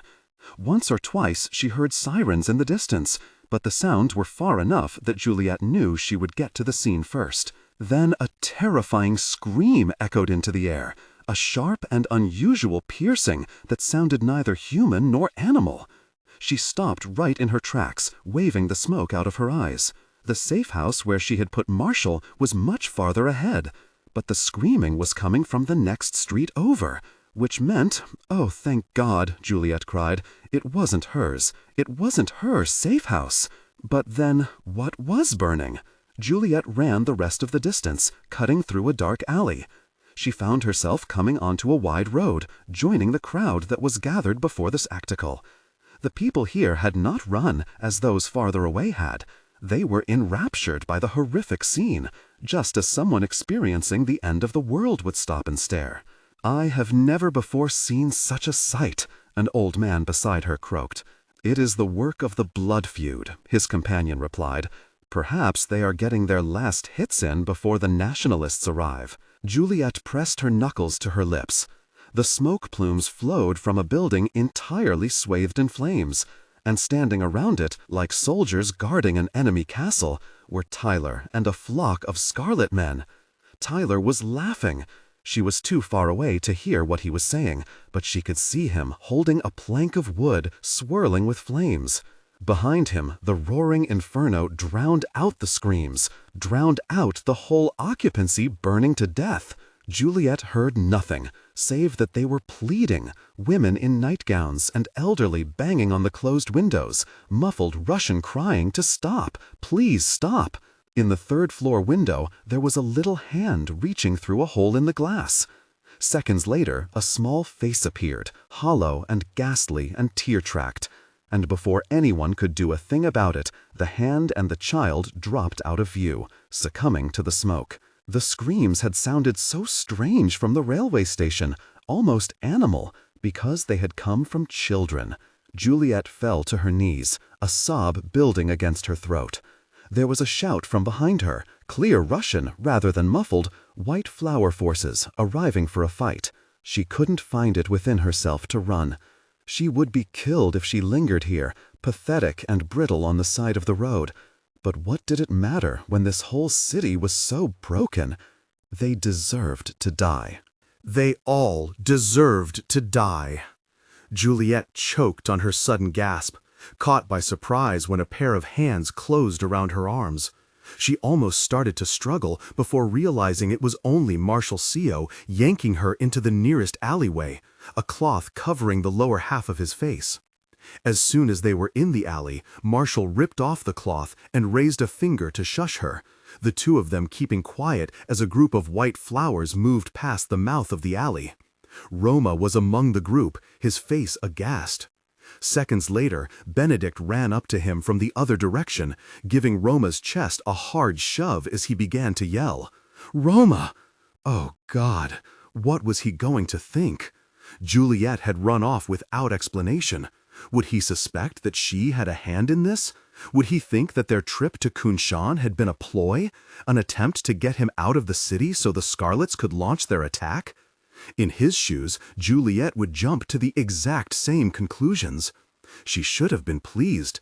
Wasn't this exactly what she desired? For him to hate her so violently that he wanted nothing to do with her? Instead, she only burst into tears. "What has Tyler done?" Juliet rasped. "Who approved this? My father? When has the blood feud ever involved innocent children?" "This isn't just the blood feud," Marshal said softly. He grimaced, then wiped at Juliet's tears. She was letting them run. More and more gangsters on both sides were arriving, and by the sudden gunshot sounds, Juliet guessed a fight to be breaking out. The blackmailer tricked both gangs. Your Scarlets think the white flowers are the ones making the demands. They hurried to get the upper hand, desperate to show that they were too strong to be messed with. Tyler led the attack. Juliet dug her nails into her palms. Her skin throbbed with pain, but it didn't make her feel any better. "I'm sorry," she managed. "I'm sorry his heart is so wicked." Marshal frowned. He was trying to hold back his look of distress, but Juliet still saw it in the speed with which he tried to clear her tears. Once, she might have protested, might have feared the weakness she was showing. Now she did not want to pretend that she felt nothing. She would welcome the world's pity if it meant she could just stop hurting. "The wickedest part isn't his heart," Marshal said. He glanced to the end of the alley, jumping ever so slightly when a spray of gunfire came near. "It is that he is truly acting on Scarlet interests, dear Juliet. The wickedest part is that this city is so deeply divided as to allow such atrocity." Juliet breathed in deeply, steadying herself.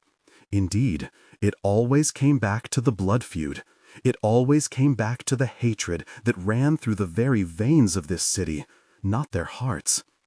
"What are you doing here?" Juliet asked now, scrubbing the last of the wetness from her face. "I told you to stay inside." "If I hadn't come out, you would be over there getting shot by Roma," Marshal replied. "Nor would I."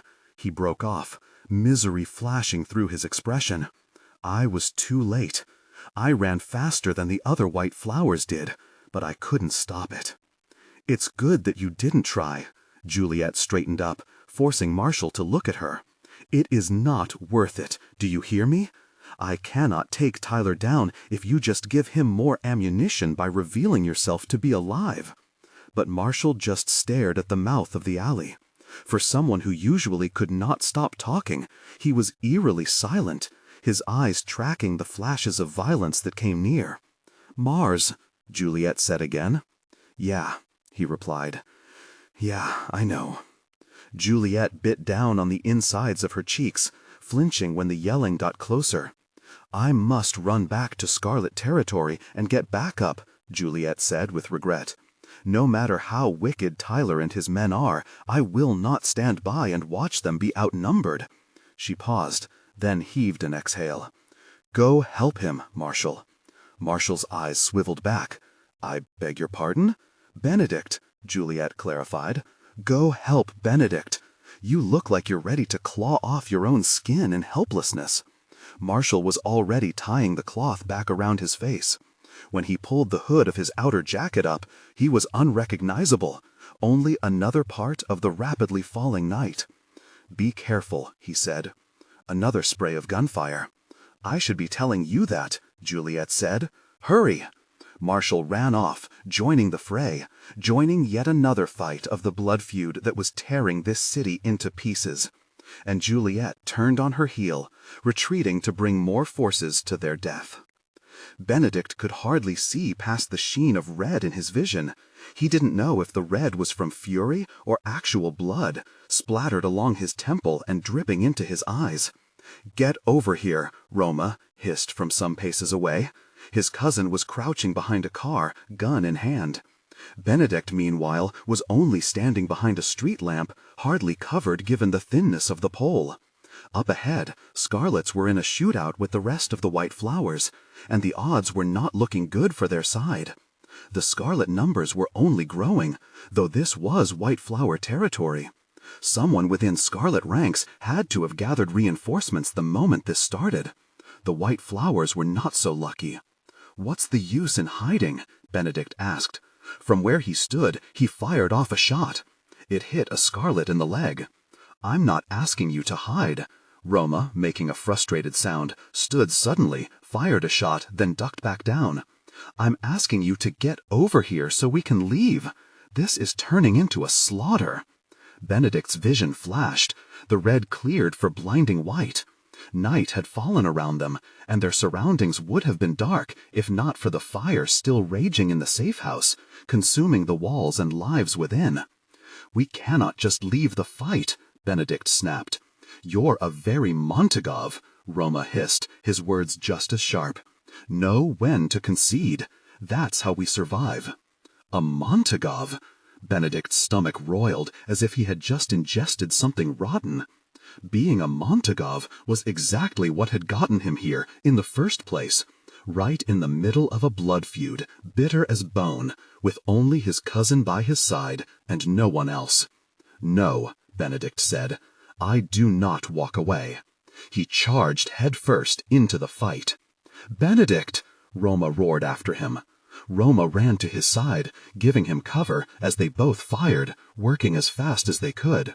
But the road had turned to a battleground, soldiers stationed at every strategic place.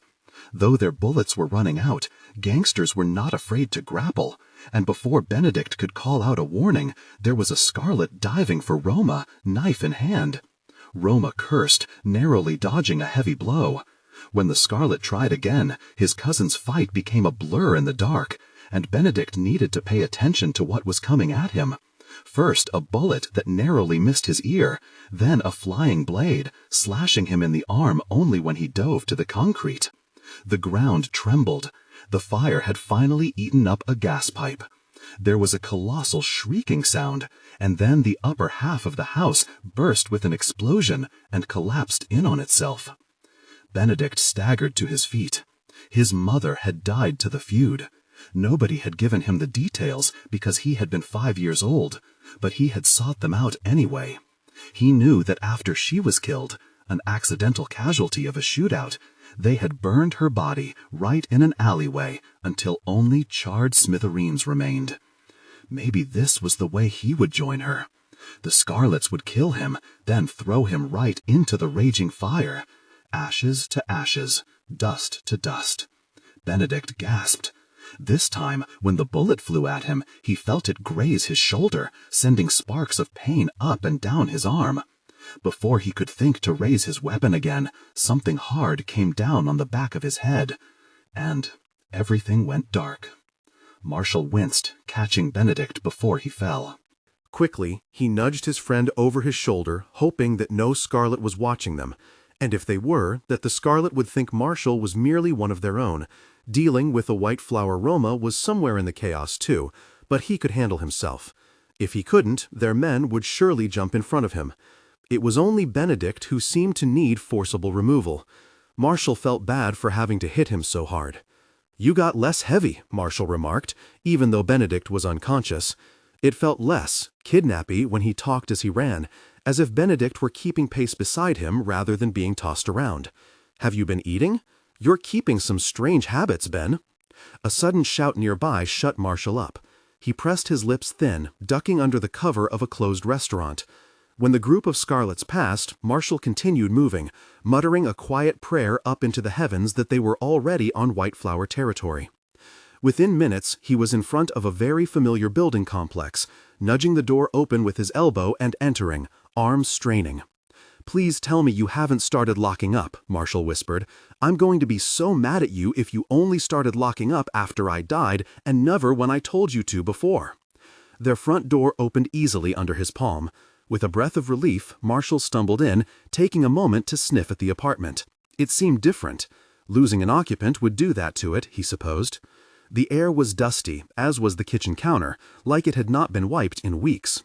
The blinds were crooked, pulled up once some time ago and then abandoned, allowing half light to enter in the day and only blocking out the half dark of the night. Marshall finally entered Benedict's room and carefully set him onto his bed. Now that they were safe, the exertion of his kidnapping task caught up at once, and Marshall rested his hands on his knees, breathing hard. He did not move until his heart stopped thudding, tense in fear that the sound was so loud it would stir Benedict awake. But the other boy remained still, his chest rising and falling in the barest of motions. Marshall dropped to a crouch. He watched him, resolute, just to watch him, like he had done these past few months, a pair of eyes following Benedict's every move in fear that Benedict would do something foolish. It was strange to be so close again when he had gotten used to being a shadow. Strange to be near enough that Marshall could reach out with his fingers, and suddenly his hand was hovering forward, brushing a blonde curl out of Benedict's face. He shouldn't. Benedict could wake upon disturbance, and the last thing Marshall needed was to break his most important promise to Juliet. "How mighty you are," he whispered quietly. "I am grateful that our roles are not switched, for I would have dove head first into the Huangpu should I be left in this world without you." Before the white flowers, Marshall's childhood had been dreary hallways and snatches of fresh air when he managed to wander out. If his mother grew too occupied with her dressmaking, Marshall was trekking into the fields behind the house, skipping stones on the shallow creeks and scraping moss from the rocks. There was no one else for miles, no neighbors, no kids his age to play with. Only his mother hunched over her sewing machine day after day, her gaze caught out the window, waiting for his father to return. She was dead now. Marshall had found her body, cold and still one morning, tucked in bed as if she were merely frozen in sleep. A soft sigh. Marshall's hands stilled, but Benedict continued breathing evenly, his eyes closed. Abruptly, Marshall stood, tightening his fists in reminder to himself. He was not supposed to be here. A promise was a promise, and Marshall was a man of his word. "I miss you," he whispered, "but I haven't left you. Don't give up on me, Ben." His eyes were burning. Staying here a second longer would undo him. Like a curtain being drawn across the stage, Marshall stood up and trailed out from his former apartment, fading back into the darkness of the night. January 1927. The new year in Shanghai passed with such fanfare that a sense of party still permeated the city a week later. It was the way the people moved about, the extra bounce in their toes, and the twinkle in their eye as they leaned over the seats of the Grand Theater to whisper to their companion. It was loud jazz music audible from the cabaret across the street, the cool air of handheld bamboo fans waving about in rapid color, The smell of something fried smuggled into the viewing room despite Screen 1's strict rules.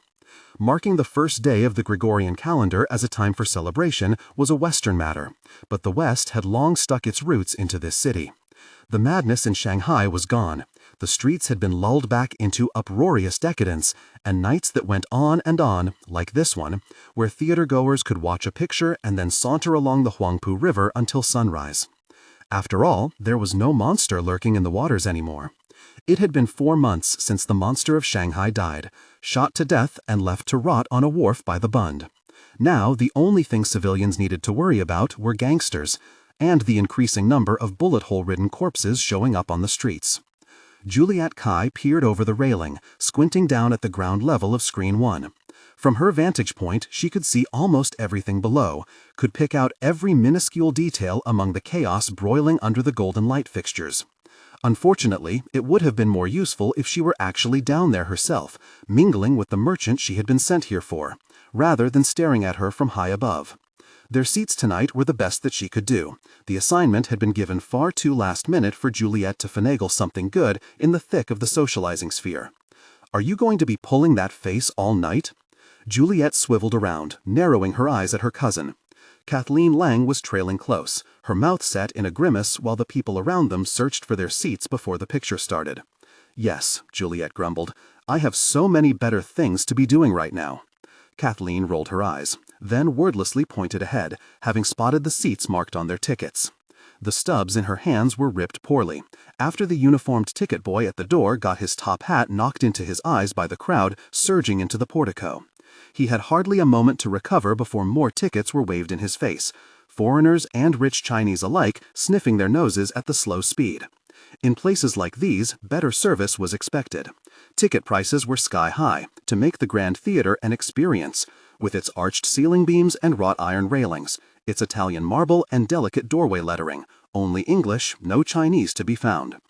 "What could possibly be more important than this?" Kathleen asked. They took their seats, the frontmost row by the second-level railing, a perfect view of both the screen and all the people beneath. "Staring angrily at your bedroom wall, as you have been doing these few months?" Juliet frowned. "I have not been doing merely that. Oh, pardon me. How could I forget screaming at politicians?" Huffing, Juliet leaned back into her seat. She crossed her arms tightly over her chest, the beads along her sleeves clinking loudly against the beads dangling from her front. Grating as the sound was, it contributed only a small fraction to the general bedlam of the theater.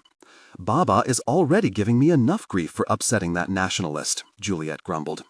She started to take inventory of the crowd below, mentally assigning names to faces and keeping track of who might notice that she was here. "Don't you get on my case too," Kathleen tutted, setting her elbow onto the armrest between them. "Am only concerned, Biome. Concerned about what? Am always screaming at people. Lord Cai doesn't reprimand you often. I think that might be an indicator." Juliet lurched forward. Out of sheer instinct, a gasp rose in her throat, but she refused to let it out, and instead the sound lodged itself tightly in place, an ice-cold sensation pressed up against the back of her tongue. Kathleen immediately jerked to attention too, searching the floor below for whatever it was that had drained Juliet's face utterly of blood. "What?" Kathleen demanded. "What is it? Do I call for backup?" "No," Juliet whispered, swallowing hard. The theater dimmed. Taking their cue, the ticket boys started to walk the aisles, forcing the crowd to settle for the picture. "It is only a small hiccup." Her cousin's brows were furrowed, still searching. "What is it?" Kathleen repeated. Juliet simply pointed. She watched as Kathleen followed the direction in which she was indicating, watched as the realization set in when they were both looking at one figure pushing his way through the crowd. It would appear we were not the only ones sent here for a task, because down on the ground level, looking like he had not a care in the world, Roma Montagov smiled and stopped in front of the merchants they were after, extending his hand for the merchant to shake. Juliet curled her fists tightly into her lap. She had not seen Roma since October, since the first protests in Nanxi shook the city and set the precedent for those that were to follow when winter swept into Shanghai. She had not seen his physical person, but she had felt his presence everywhere. in the corpses littered across the city with lily-white flowers clutched in their stiff hands, in the business partners disappearing out of the blue with nary a message or explanation, in the blood feud making its mark. Ever since the city caught wind of a confrontation between Roma Montagov and Juliette Cai, the blood feud had shot back into its most terrible heights. Neither gang needed to worry about their numbers being picked off by the madness anymore. Instead, their thoughts circled retribution and honor, and as different mouths ran different accounts of what had happened between the inner circles of the Scarlet Gang and the White Flowers that day, the only definitive truths that came out were this. In a tiny hospital along the edges of Shanghai, Roma Montagov had shot at Juliette Cai, and to protect her cousin, Juliette Cai had killed Marshal Seo in cold blood. Now both sides were vengeful. Now the White Flowers were pressing down on the Scarlet Gang with a renewed urgency, and the Scarlet Gang were fighting back just as hard. They had to. No matter how carefully the Scarlets cooperated with the Nationalists, every single person in this city could feel something shifting, could see the gatherings grow larger and larger each time the Communists attempted a strike. The political landscape was soon to change, soon to swallow up this way of lawlessness. And for both gangs currently ruling this city with an iron fist, it was either to be violent now and secure their holdings, or regret it later should a greater power swoop in when there was no way to win territory back. "Juliet," Kathleen said softly. Her cousin's eyes shifted back and forth between her and Roma. "What happened between you two?" Juliet didn't have an answer to give, just as she hadn't had an answer all the other times she was asked this question. Kathleen deserved a better explanation, deserved to know why the city was saying Juliet had shot Marshal Seo point blank when she had once been so friendly with him, why Roma Montagov was dropping flowers everywhere he went in mockery of the feud's victims when he had once been so gentle with Juliet. But one more person in on the secret was one more person dragged down into the mess, one more target for Tyler's scrutiny, one more target for Tyler's gun. Better to speak none of it. Better to pretend and pretend until maybe, just maybe, there came some chance to salvage the fractured state this city had fallen into. "The picture is starting," Juliet said in lieu of a reply. "Juliet," Kathleen insisted. Juliet gritted her teeth hard. She wondered if her tone still fooled anyone. In New York, she had been so good at lying, so good at playing pretend as an utterly different person. These last months had been wearing her down until there was nothing left of her but her. "He's not doing anything. Look, he's taking his seat." Indeed, Roma appeared to be walking away from the merchant after a mere greeting, settling into an end seat 2 rows behind. This did not have to be a big deal. They did not need to engage in a confrontation. Juliet could quietly keep an eye on him from where she sat and make sure she approached the merchant first when intermission came.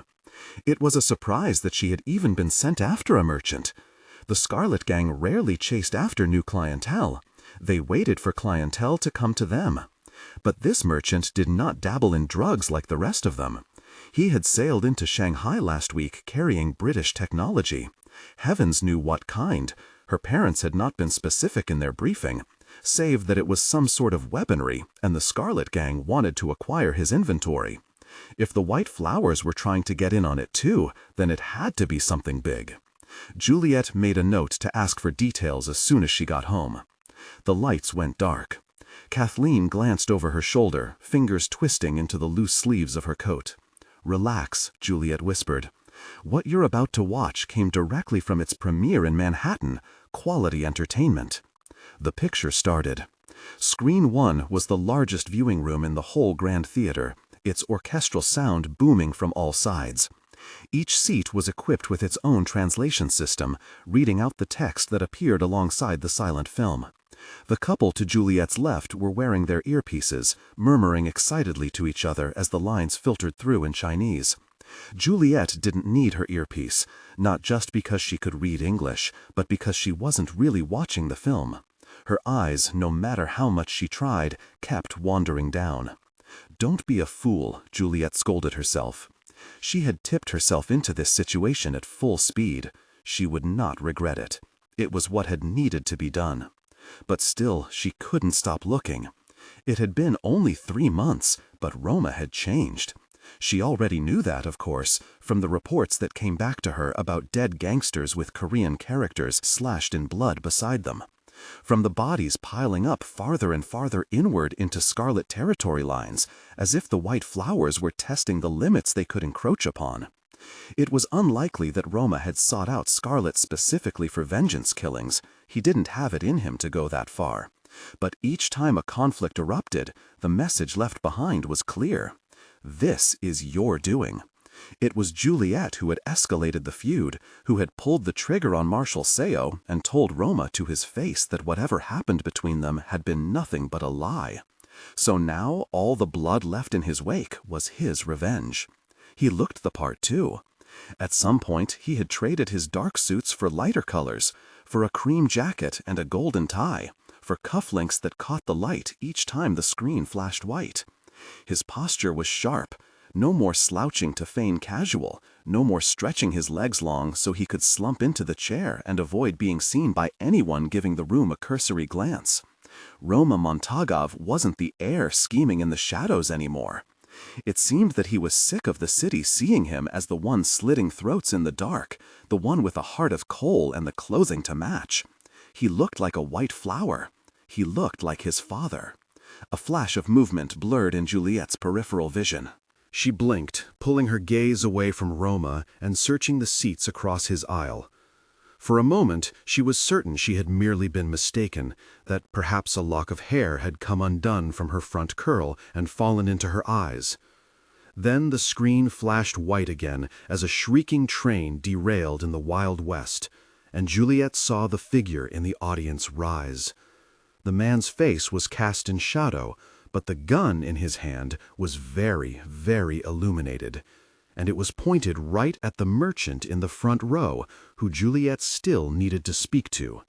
"Absolutely not," she muttered angrily, reaching for the pistol strapped to her thigh. The screen dropped into shadows, but Juliet took aim anyway. In the second before the man could act, she pulled the trigger first, with a loud bang. Her pistol kicked. Juliet pressed back into her seat, her jaw hard, as the man below dropped his weapon, his shoulder wounded. Her gunshot had hardly drawn any notice, not when there was a shootout going on in the picture too, drowning out the scream coming from the man's mouth and covering up the smoke wafting from the barrel of her pistol. Though the picture had no dialogue sound, the orchestral backing track had an uproarious cymbal banging in the background, and the theater-goers all assumed the gunshot a product of the film. All except for Roma, who immediately swiveled around and looked up, eyes searching for the source of the gunshot. And he found it. Their gazes locked, the click of mutual recognition so forceful that Juliet felt a physical shift in her spine, like her body was finally righting itself into alignment after months out of configuration. She was frozen, breath caught in her throat, eyes pulled wide. Until Roma reached into his jacket pocket and drew his gun, and Juliet had no choice but to jolt herself out of her daze. Instead of combating the would-be assassin, he had decided to shoot at her. 3 bullets whizzed by her ear. Gasping, Juliet struck the floor, her knees grazing the carpet hard as she threw herself down. The couple to her left started screaming. The theater-goers had realized the gunshots were not a part of the soundtrack. "Okay," Juliet said under her breath. "He's still mad at me." "What was that?" Kathleen demanded. Her cousin dropped quickly too, using the railing of the second level for cover. "Did you shoot into the seats? Was that Roma Montagov shooting back?" Juliet grimaced. Yes. It sounded like a stampede was starting on the floor below. The people on the upper level were certainly starting to panic too, hurtling out of their seats and rushing for the exit. But the 2 doors on either side of the theater, marked even and odd for the seat arrangements, were rather thin, and all they managed to achieve was a bottleneck situation. Kathleen made an indecipherable noise. "He's not doing anything. He's taking his seat." "Oh, don't mock me," Juliet hissed. This situation was not ideal, but she would salvage it. She scrambled to her feet. Someone was trying to shoot the merchant. Juliet made a quick glance over the railing. She didn't see Roma anymore. She did see the merchant pulling his suit jacket tightly around his middle and securing his straw hat, trying to follow the crowds out of the theater. "Go find who it was," Kathleen huffed. "Your father will have your head if the merchant is killed." "I know you're joking," Juliet muttered, "but you might be right." She pressed her pistol into her cousin's hand and took off, calling over her shoulder, "Talk to the merchant for me. Merci." By now, the bottleneck at the door had thinned enough that Juliet could push through, merging into the main anteroom outside the second floor of Screen 1. Ladies dressed in silk kippah were screaming inconsolably at one another, and British officers were clumped together in the corner to hiss hysterics about what was going on. Juliet ignored it all, pushing and pushing to get to the stairs, to get down to the ground floor, where the merchant would be emerging. She skidded to a stop. The main staircase was far too crowded.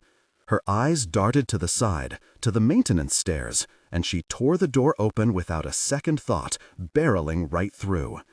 Juliet was familiar with this theater. It was scarlet territory, and she had spent parts of her early childhood wandering around this building, peering into the different screening rooms when Nurse was distracted. Where the main staircase was a grandiose structure of polished flooring and arched wooden banisters, the maintenance stairs were made of cement and void of natural light, relying on naught but a small bulb dangling at the middle landing. Her heels clacked loudly, turning the corner of the landing. She stopped short. Waiting there, by the door into the main lobby, was Roma, his gun raised. Juliet supposed she had grown predictable. "You were 3 paces away from the merchant," she said. She was surprised her voice remained level. Gosh, there was one knife strapped to her leg, but in the time it would take to reach for it, she would be giving Roma plenty of time to shoot.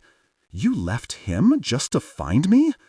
Juliet swerved with a hiss. Her cheek radiated heat, swelling from the harrowingly close contact of the bullets that flew by her head.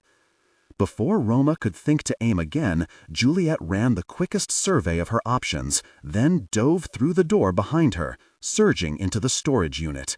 She wasn't trying to escape. This was a dead end, a thin room crowded with stacked chairs and cobwebs. She only needed another bullet whizzed by her arm. "You're going to blow this place," Juliet snapped, spinning around. She had come to the very end of the storage space, her back pressed to the thick pipes that ran along the walls. Some of these pipes carry gas. Put a hole in one and the whole theater bursts into flames. Roma was hardly threatened. It was as if he could not hear her. His eyes were narrowed, his expression scrunched. He looked unfamiliar, properly foreign, like a boy who had pulled on a costume and hadn't expected how well it would fit. Even under the dim lights, the gold of his clothes glimmered, as bright as the twinkling billboards outside the theater. Juliet wanted to scream, seeing what he had been made into. She could hardly catch her breath, and she would be lying if she said it was only because of her current physical exertion. "Did you hear what I said?" Juliet eyed the distance between them. "Put that gun away." "Do you hear yourself?" Roma interrupted. In 3 strides, he was close enough to point his gun right in Juliet's face. She could feel the heat of the barrel, hot steel an inch away from her skin. "You killed Marshall. You killed him, and it's been months, and I haven't heard a word of explanation from you." There is no explanation.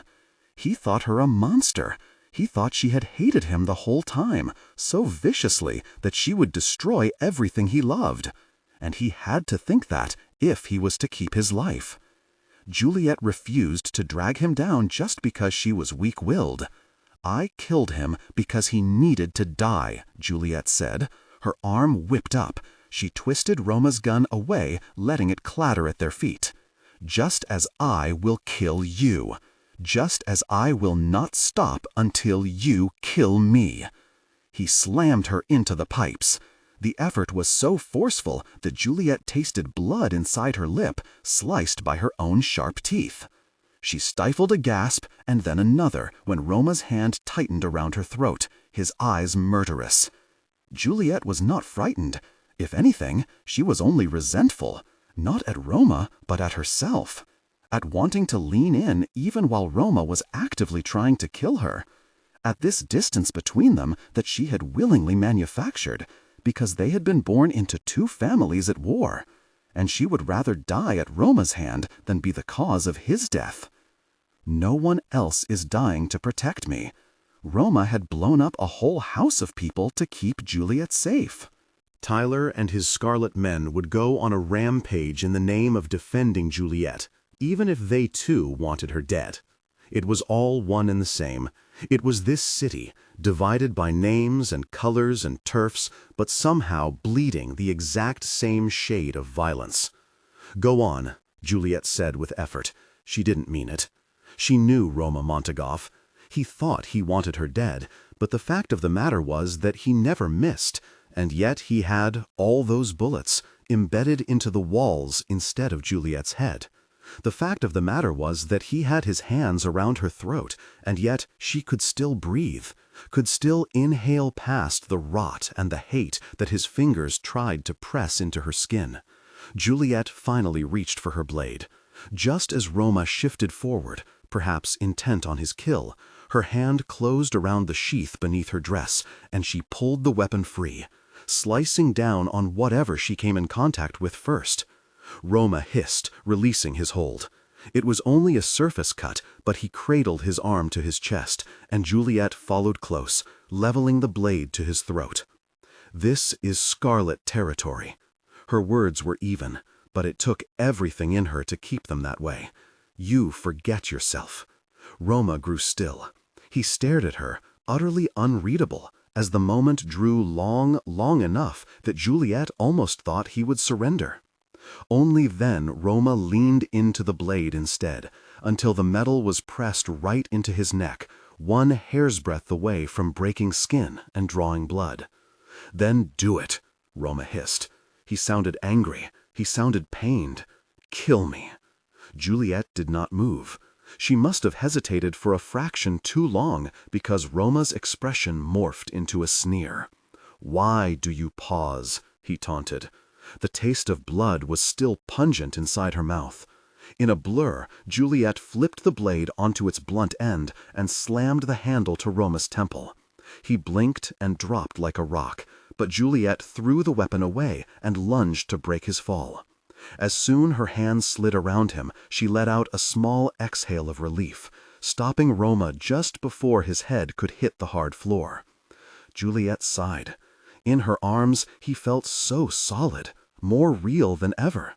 His safety was an abstract concept when he was at a distance, far from the threats that her scarlets posed to him.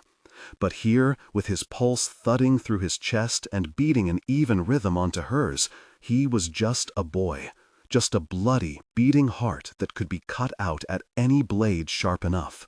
"Why do you pause?" Juliet mimicked bitterly. Softly, she set him down, brushing his mussed hair out of his face. "Because even if you hate me, Roma Montagov, I still love you." Here, and here. Kathleen circled parts of the map, slashing the fountain pen hard.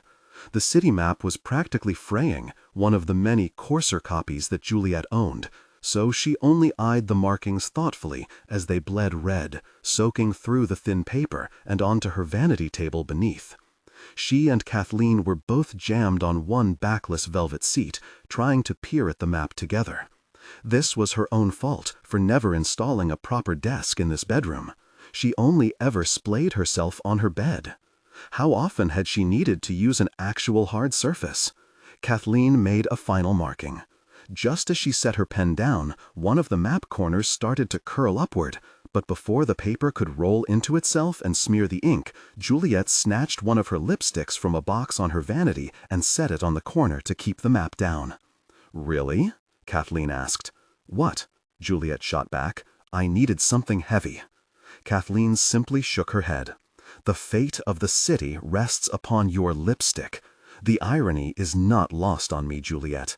Now," she shifted back into business mode, I don't know if it's worth shutting down operations in these parts, but the next one will hit somewhere here. The labor unions are only going to keep blowing things bigger and bigger. We'll warn the factory foreman, Juliette confirmed. She lifted a thumb to the map, trying to gauge how far away the locations were from one another. As her hand hovered over the southern part of the city, over Nanshi, she faltered, citing the road where a certain hospital was. If the protesters that day hadn't stormed the hospital, Juliette wondered if there could have been another way out. Wishful thinking. Even if they had all backed away without a fight, Tyler would have shot her in the head the moment she reached for Roma's hand. Juliette! The bedroom door flew open. Juliette jerked in surprise, ramming her knee hard against the vanity table. Kathleen, too, sucked in a fast inhale, her hand flying up to the jade pendant around her throat as if to check if it was in place. "Mama," Juliette breathed when she turned to face the doorway, "are you trying to scare the living daylights out of me?" Lady Cai gave a small smile, opting not to respond. Instead, she said, "I'm off to stroll Nanjing Road. Would you like anything? New fabric?" "I'll pass." Her mother pressed on. "You could get a new kipao. Last I checked, you only fit 2 in your wardrobe." Juliette barely refrained from rolling her eyes. Some things never change. Lady Cai might voice it rarely now that Juliette was at the ripe age of 19, but she still detested those flashy, loose Western dresses her daughter so loved. "I'll truly pass," Juliette replied. "I love the 2 in my wardrobe far too dearly to acquire a third." It was her mother's turn to resist an eye roll. "Very well. Celine, are you eyeing any fabric you'd like me to snatch up for you?" Kathleen smiled, and though Juliette had been flippant through this whole conversation, her cousin seemed genuinely touched to be asked. "That's kind of you, Nyang, but I have enough garments in my wardrobe as it is." Lady Cai sighed. "All right then, if that is how you ladies choose to live." She turned on her heel and was on her merry way, brisk and quick. Except she had left Juliette's door wide open. "I swear my mother does this on purpose," Juliette said, rising to close the door. "She's far too smart to actually forget that." A disturbance wafted into the hallway. Juliette stopped, inclining her ear out. "What is it?" Kathleen asked. "Sounds like yelling," Juliette replied. "Perhaps from my father's office." Right on cue, Lord Cai's office door flew open. The volume grew infinitely louder, and Juliette frowned, digesting what the argument was actually about. Oh, wonderful. She reached into the back of her dress, feeling around amid the fabric at her shoulder blades. There, where the loose stitching dipped into a little hollow to accommodate a sash of black that trailed to her legs, she dug out her pistol. "I've just been dying to thwack a nationalist lately." "Juliette," Kathleen warned. "I'm kidding." But she didn't put the pistol away. She merely waited by the doorway, watching the nationalist march out with her father closely behind him. This was a different nationalist from the many she had already seen coming and going from the office, a lesser-known officer with fewer medals pinned to his chest. "You have free rein because you're supposed to keep this city in check," he shouted. "Until the National Revolutionary Army comes and swallows the Beiyang government for the Kuomintang, there is only you. Until we may install a central force so that power in Shanghai is not a game of bribing police officers and militia forces, then," he started punctuating each word with a stab of his finger into the wall, "only you." Juliette's grip twitched. Again, Kathleen gestured furiously for her to put the gun down, but Juliette only pretended not to see. How foolish of the nationalist to put the Scarlets in their place by reminding them of what was coming.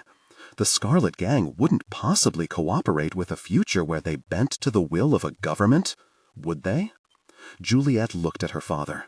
He did not appear offended or otherwise irritated. "Yes, you have made that point very clearly," Lord Cai said, his voice wry. "The front door is that way." The nationalist ignored him. "What am I supposed to report to my superiors about the state of this city? When Chiang Kai-shek asks why Shanghai is under attack again, what am I supposed to say?" "It is no concern," Lord Cai said evenly. This is no longer an epidemic. This is one blackmailer. Once we figure out who is responsible, we can stop this. And how are you to do that? By paying the blackmailer more and more each time? I'll say this, Lord Cai. On behalf of the government, you are not to grant this last request.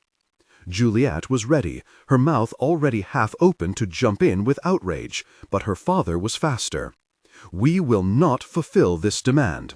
But you must know there will be an attack, so put a stop to it. The Nationalist pulled at his jacket, huffing out an angry breath. He took his leave, hurrying down the stairs in rapid motion. With each step, his badges and medals glimmered under the overhead lights, soft golden light reflecting off the edges of decoration that spoke of such valor and bravery in battle. But Juliet had only witnessed today a frightened foot soldier. "What did he mean?" Juliet called over. Lord Cai turned suddenly, his jaw twitching the smallest fraction. That was the closest Juliet would ever get to startling her father.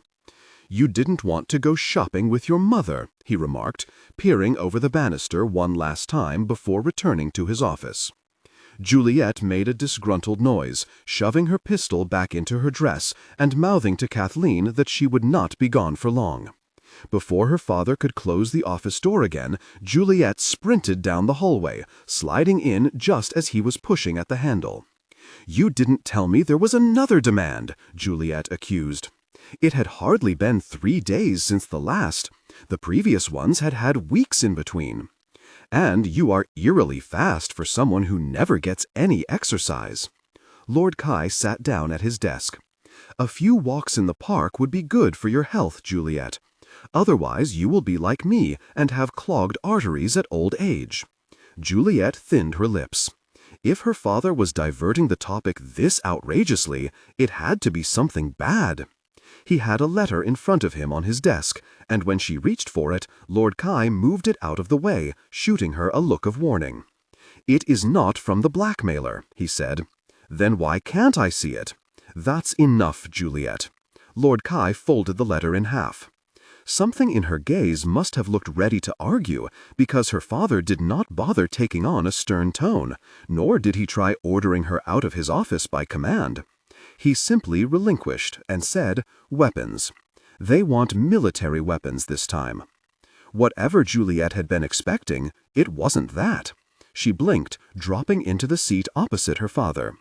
These few months they had been fulfilling the demands, hoping that the blackmailer would go away once they had siphoned enough and could run. But it was clear as day now that they weren't in it for the money. They were here to stay, for whatever endgame. Why military weapons? Why so much money? That's why the Nationalist was so stoutly against giving in to the demand this time, Juliet said aloud, connecting the dots. The blackmailer is building something. They're gathering forces. It didn't make sense. Why gather guns when you had monsters? "It could be for a militia," Lord Cai said, "perhaps to aid a workers' rebellion." Juliet wasn't so sure. She chewed on the inside of her cheeks, focusing on the harsh sting of her teeth biting down. "It just doesn't seem to add up," she said. "The letters are coming from the French concession, but beyond that, this is Paul Dexter's work. Whoever has control of the monsters now, whoever had the mother insects which began the infection, he gave them over." Juliet thought back to the letter Kathleen had found. Release them all. That was the hurdle she simply could not cross. If Paul Dexter had had a partner in this all along, how did she not know? She may not have paid him that much attention while he pursued her, but surely for someone as important as a mission partner, he would have dropped a name at some point. "Therein lies the rub," her father remarked evenly. Juliet slammed her hands down on the desk. "Send me into the French concession," she said. "Whoever this is, I can find them. I know it." For a long moment, Lord Cai said nothing. He only stared at her, like he was waiting for her to say she was kidding. Then, when Juliet did not offer an alternative, he reached into a side drawer by his desk and pulled out a series of photographs. The black and white images were grainy and too dark, but when her father set them down, Juliet felt her stomach turn, a rolling sensation tightening her gut. "These are from the White Flower Club," Lord Cai said. What was it? Shang Rit Kui? Yes, Juliet whispered, her eyes still latched on the photos. Her father hadn't actually forgotten the name of the club, of course. It was only that he refused to speak Russian, even if it was so easy to lapse into the language from Shanghainese with the sounds so similar, perhaps even more so than Shanghainese and the actual Chinese common tongue.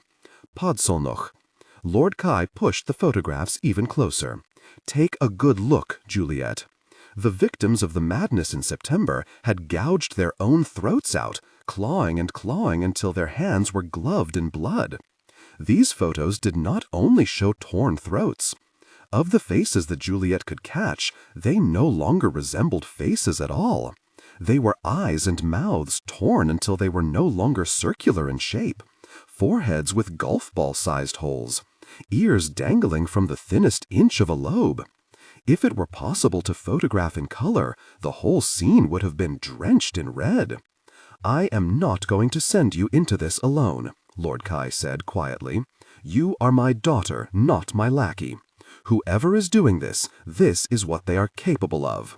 Juliet breathed out through her nose, the sound loud and grating. "We have one lead," she said. "One lead, and it says this mess is coming out of foreign territory. Who else is able? Tyler? He'll be killed with a knife to the throat before the insects get him." "You've missed the point, Juliet." "I haven't," Juliet screeched, though she suspected she had. "If this blackmailer came out of the French concession, then I will find them by merging right into their high society. Their rules, their customs. Someone will know. Someone will have information, and I will get it out of them." She lifted her chin. "Send me in.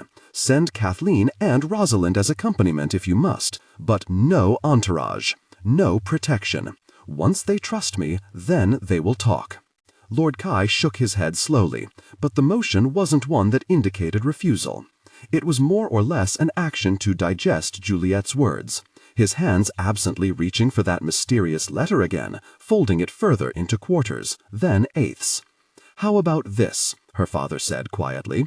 "Let me think about what we shall do next. Then we figure out if you are to enter the French concession like a covert operative." Juliet mocked a salute.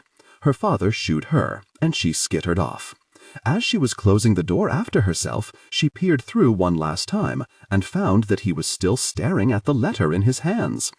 "Careful, Miss Cai."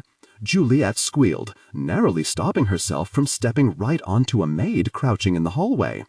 "What are you doing there?" she exclaimed, her hand pressed to her heart. The maid grimaced. "There is just a bit of mud. Don't mind me. It'll soon be clean." Juliet nodded her thanks, turning to go. Then, for whatever reason, she squinted at the clump of mud the maid was working at, and sighted, stuck inside the clump that had been smeared into the threads of the carpeting, a single pink petal. "Hold on," Juliet said. She got to her knees, and before the maid could protest too loudly, she stuck her finger into the mud and dug the petal out, dirtying her nails. The maid winced more than Juliet did. Juliet only wrinkled her nose, looking at what she had unearthed. "Miss Cai, it's just a petal," the maid said. "There have been a few clumps here and there these past months. Someone is not wiping their shoes properly before coming in." Juliet's eyes shot up immediately. "You found these over months?" The maid looked confused. "Yes, mud, mostly." A rumble of noise erupted in the living room below, distant cousins, arriving for a social call over the mahjong tables. Juliet sucked in a breath and held it. The mud was smeared right near the wall, a splotch small enough that truly nobody but an eagle-eyed maid looking for places to clean could have spotted it. It was also near enough to the wall that it could have been left by someone pressed up against her father's office door, listening in. "The next time you see something like this," Juliet said slowly, "find me. Understand?" The maid's confusion only grew. "May I ask why?" Juliet stood, still holding the petal. Its natural color was a pale pink, but in this light, with so much mud, it almost looked entirely black. "No particular reason," she answered, flashing a smile. "Don't work too hard, Juliet hurried away, almost short of breath. It was a stretch. There were plenty of peony plants across the city, and even more patches of mud where those plants grew. Then she remembered her father at that dinner so many months ago, when he had claimed there was a spy. No ordinary spy, but someone who had been invited into the room. Someone who lived in this house. And she just knew, that this particular petal came from the peonies at the Montagov residence, from the back of the house where the petals shed from the high windowsills and settled into the muddy ground. Because 5 years ago, Juliet was the one tracking these all over the house. Kathleen was in another communist meeting. It wasn't that Kathleen kept sending her to them, but rather that the communists kept meeting up. And if Kathleen was going to maintain appearances and get invited back to the next ones through the contacts she had painstakingly cultivated, then she had to keep showing up, as if she were another worker and not the right hand of the Scarlet Heiress. At last, Kathleen finished pinning down her hair, having adjusted her whole style in the last 5 minutes while the speaker at the front talked about unionizing. She had learned by now that the initial speakers never had much of a point to them. They were there to ramble until the important people arrived, and the seats filled well enough to avoid rustling when latecomers shifted into the open gaps. No one paying attention to Kathleen when she tuned out and squinted into a handheld mirror from her pocket, determining that the complicated plates Rosalind had made earlier were a little too bourgeois for this meeting. "Excuse me?" Kathleen startled, turning at the soft voice behind her. A little girl, missing 2 front teeth, was holding one of Kathleen's pins. "You dropped this." "Oh," Kathleen whispered back, "thank you." "That's okay," the girl lisped. She was swinging her legs, glancing momentarily at the woman seated to her left, her mother, perhaps, to check whether she would be told off for talking to a stranger. "But I liked your hair better before." Kathleen swallowed a smile, reaching up to touch the pinned curls. Rosalind had said the same, lavishing praise on herself as she was plaiting. Her sister was rarely in the mood to sit around and chat these days. She would likely not refuse if Kathleen caught her around the house and asked for a moment of her time, but the trouble was precisely that she was never around.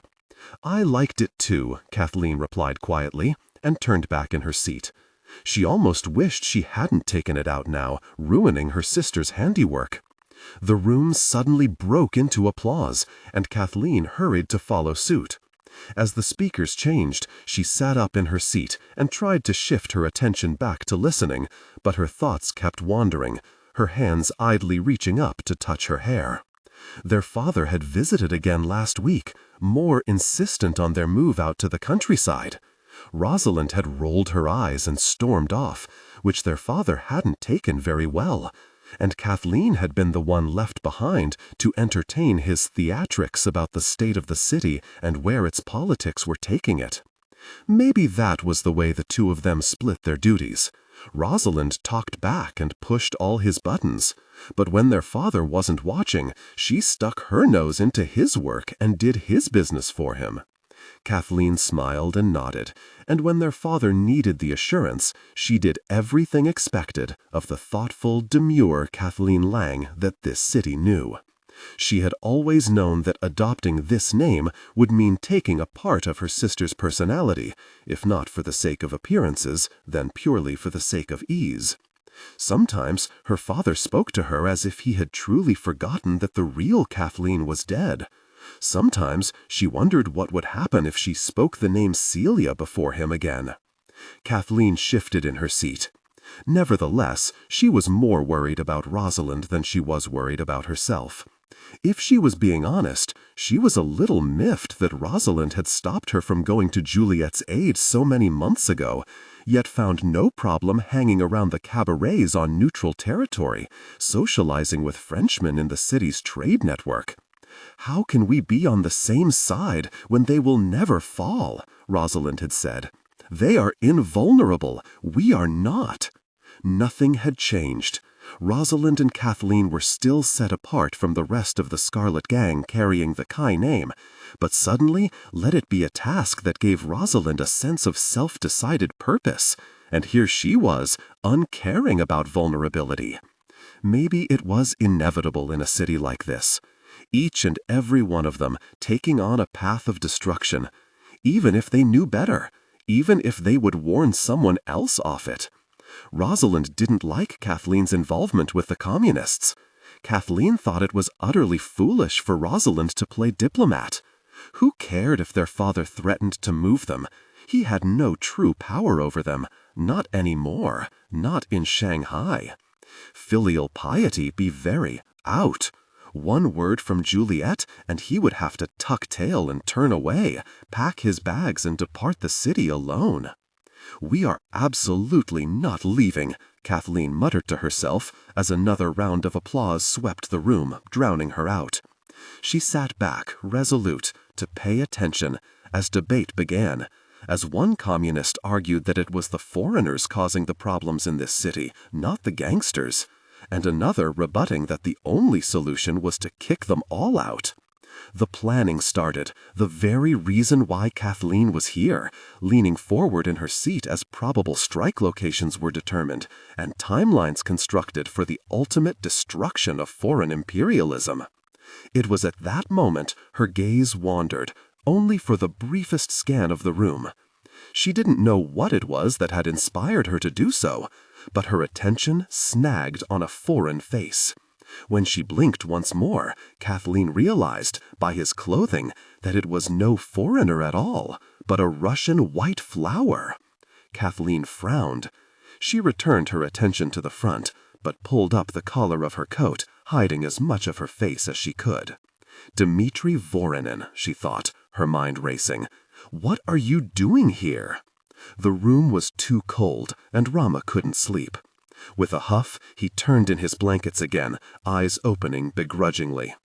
The window above him had the slightest crack, and though he had tried his best to patch it up, cold air blew in relentlessly. Once or twice he almost thought he heard creaking, like the window was being lifted, but each time he jerked his head up and squinted into the dimness, he found only stillness, nothing but the wind trying to get in. Roma turned again and unwittingly thumped his elbow hard on the wall. He winced. A second later, there came a responding thump. Juliet! He was going to lose his very mind, and it would be entirely Juliette Cai's fault. Their beds were side by side, which he knew because the walls were so thin that any time Juliet moved, so too did his bed frame. Every little sound she made was audible, each low, long sigh that Juliet released, because she likely couldn't sleep either, not in a place so strange and foreign, swathed by the scent of perfume. Roma pulled the blankets up, all the way up, over his head, in hopes that it would muffle the sounds. "Sleep," he commanded himself. "Go to sleep." But all the same, his mind continued running on a loop, relentless between only two thoughts. "It is so gosh cold." And then, "Why did she kiss me back?" Roma smacked the blankets off in frustration. He hadn't been thinking. He was in over his head, working in such close proximity to her, forgetting constantly that she was a liar, that she had bided her time pretending to love him again, just to betray him. He was a fool. What was her excuse? Roma shifted to face the wall. Perhaps with enough effort, he could peer right through and see Juliet there, lying next to him. Perhaps with enough effort, he could understand the girl he had been working with these past few weeks, who had killed the people he loved without remorse, yet looked at him like they were still kids playing with marbles on the bund. She had pushed him through the compartment door. Roma couldn't rationalize that, no matter how hard he tried. And despite the bravado that Juliet had put on, Roma had seen the horror in her eyes when she stumbled forward into his arms. She hadn't known that she was completely immune. It had been a wager, and if it hadn't worked, she would have spent precious seconds that she could have used saving herself to push him out instead. Whatever was going on with Juliet, it couldn't have all been a lie. Whether it was that she turned cold in New York, or she turned cold at some point in their time hunting the larkspur, someone who had been pretending from the very beginning wouldn't have reacted that way on the train, wouldn't have protected him without a second thought, wouldn't have kissed him with the same longing that still stung his lips. Something had been real in their past, before she chose her side.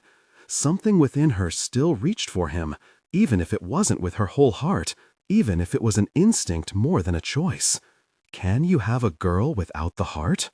Roma blew a puff of air onto his cold hands, scrunching them up against his neck. She cared for him. He could see that now. So, what then? Would he have her, even with hatred running through her veins, even if she would betray him when the Scarlets asked? Just to have her near? Might he pretend that she wouldn't keep cutting down the people he loved simply because he loved her most? Roma exclaimed out loud, horrified by where his thoughts were going. This wasn't him. This was weakness. Even if they were inexplicably bound to each other, he didn't want the girl without the heart. He didn't want Juliet without the love that wouldn't cut, love that wouldn't destroy. But in a city like theirs, that was impossible. His touch feather soft, Roma set his palm on the wall, pretending it was Juliet instead. On the other side, in the other room, Juliet felt her bed frame shift. She opened her eyes into the silver moonlight streaming through the windows, tracing the glow that ran along the wall. For whatever reason, weary with the day, her hand extended out of its own volition, pressing a gentle palm to the wall. She felt something thrum beneath her skin, some feeling of calm, like the whole wide ocean coming to a stop underneath her prayer. In another world, she could reach for Roma instead, but here and now there was only a barrier, cutting between them without mercy. Like twin statues reaching for each other, they both fell asleep at last. Juliet dreamed of burning roses and lilies wilting at the stem. She was dreaming of so much at once that she felt like she was drowning in it, drowning in the fragrance of 1,000 gardens and unable to surface. Until she did. Juliet stirred awake, although her eyes stayed closed. For a long second, she wasn't sure why she had awoken, and yet she had. For a long second, she did not know why she remained still, and then she did. Juliet bolted upright. There was a dark figure at the foot of her bed, rummaging through her coat. The window was wide open, the white satin curtain blowing like a second phantom. Juliet pulled the knife from under her pillow and threw it. The mysterious intruder immediately grunted. He was masked, clothed in black from head to toe, but her blade had embedded into the side of his arm, a shining thing that reflected the light as the intruder jerked around, trying to pull it out. By then, Juliet was already up, launching herself on the intruder and throwing him to the floor. She rammed her elbow into his neck, keeping him down. "Who the hell are you?" she demanded. The intruder bucked and kicked her off. He wasn't bothering with the knife in his arm anymore. He was trying to get out.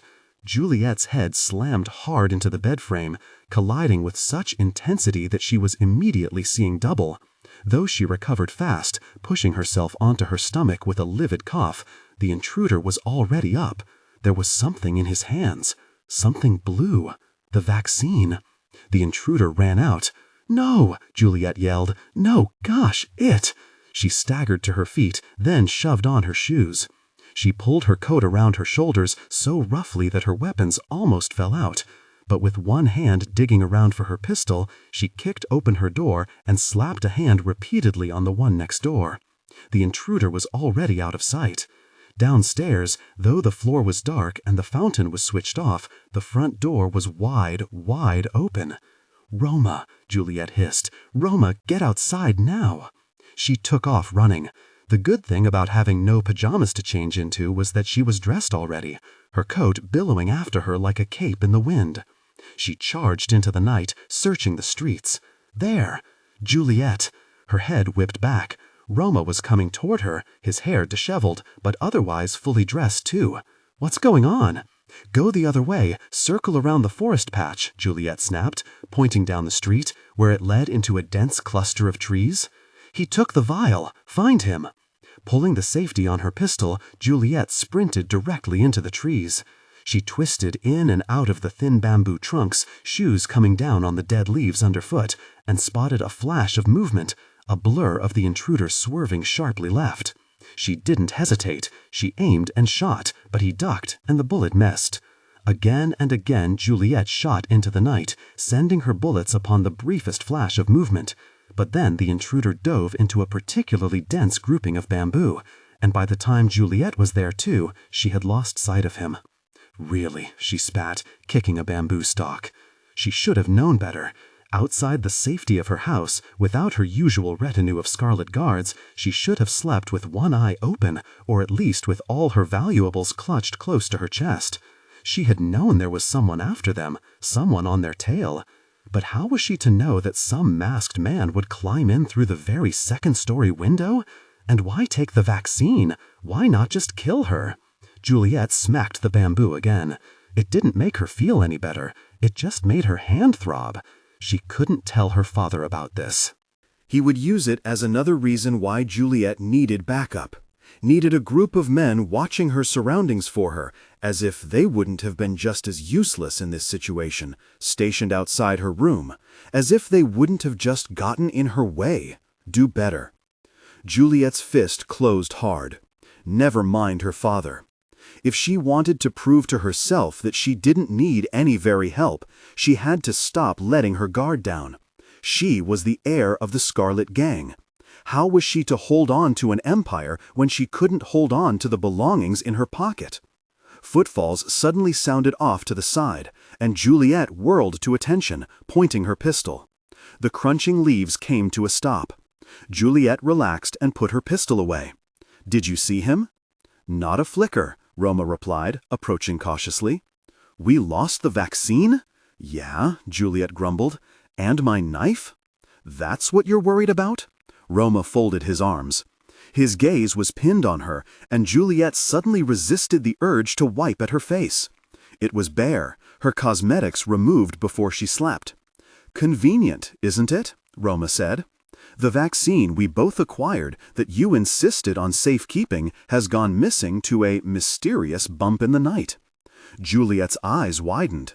"You think I orchestrated this?" she demanded. "Does this—" She whirled around to show him the back of her neck, a hand sweeping her loose hair up, like something I would orchestrate. She felt the winter wind sting her bare skin, prickling against the wet blood that slowly trickled down the base of her skull. Roma gave a sharp intake of breath. Before Juliette could stop him, he had reached out and brushed a gentle finger near the wound. "Sorry," he whispered. "That was unfair." Juliette released her hair, stepping away. She thinned her lips, the wound at her neck pulsating with a relentless sensation now that she had focused on it. The bed frame had been as hard as rock. She was lucky it had only sliced a surface wound and not cracked her skull right open.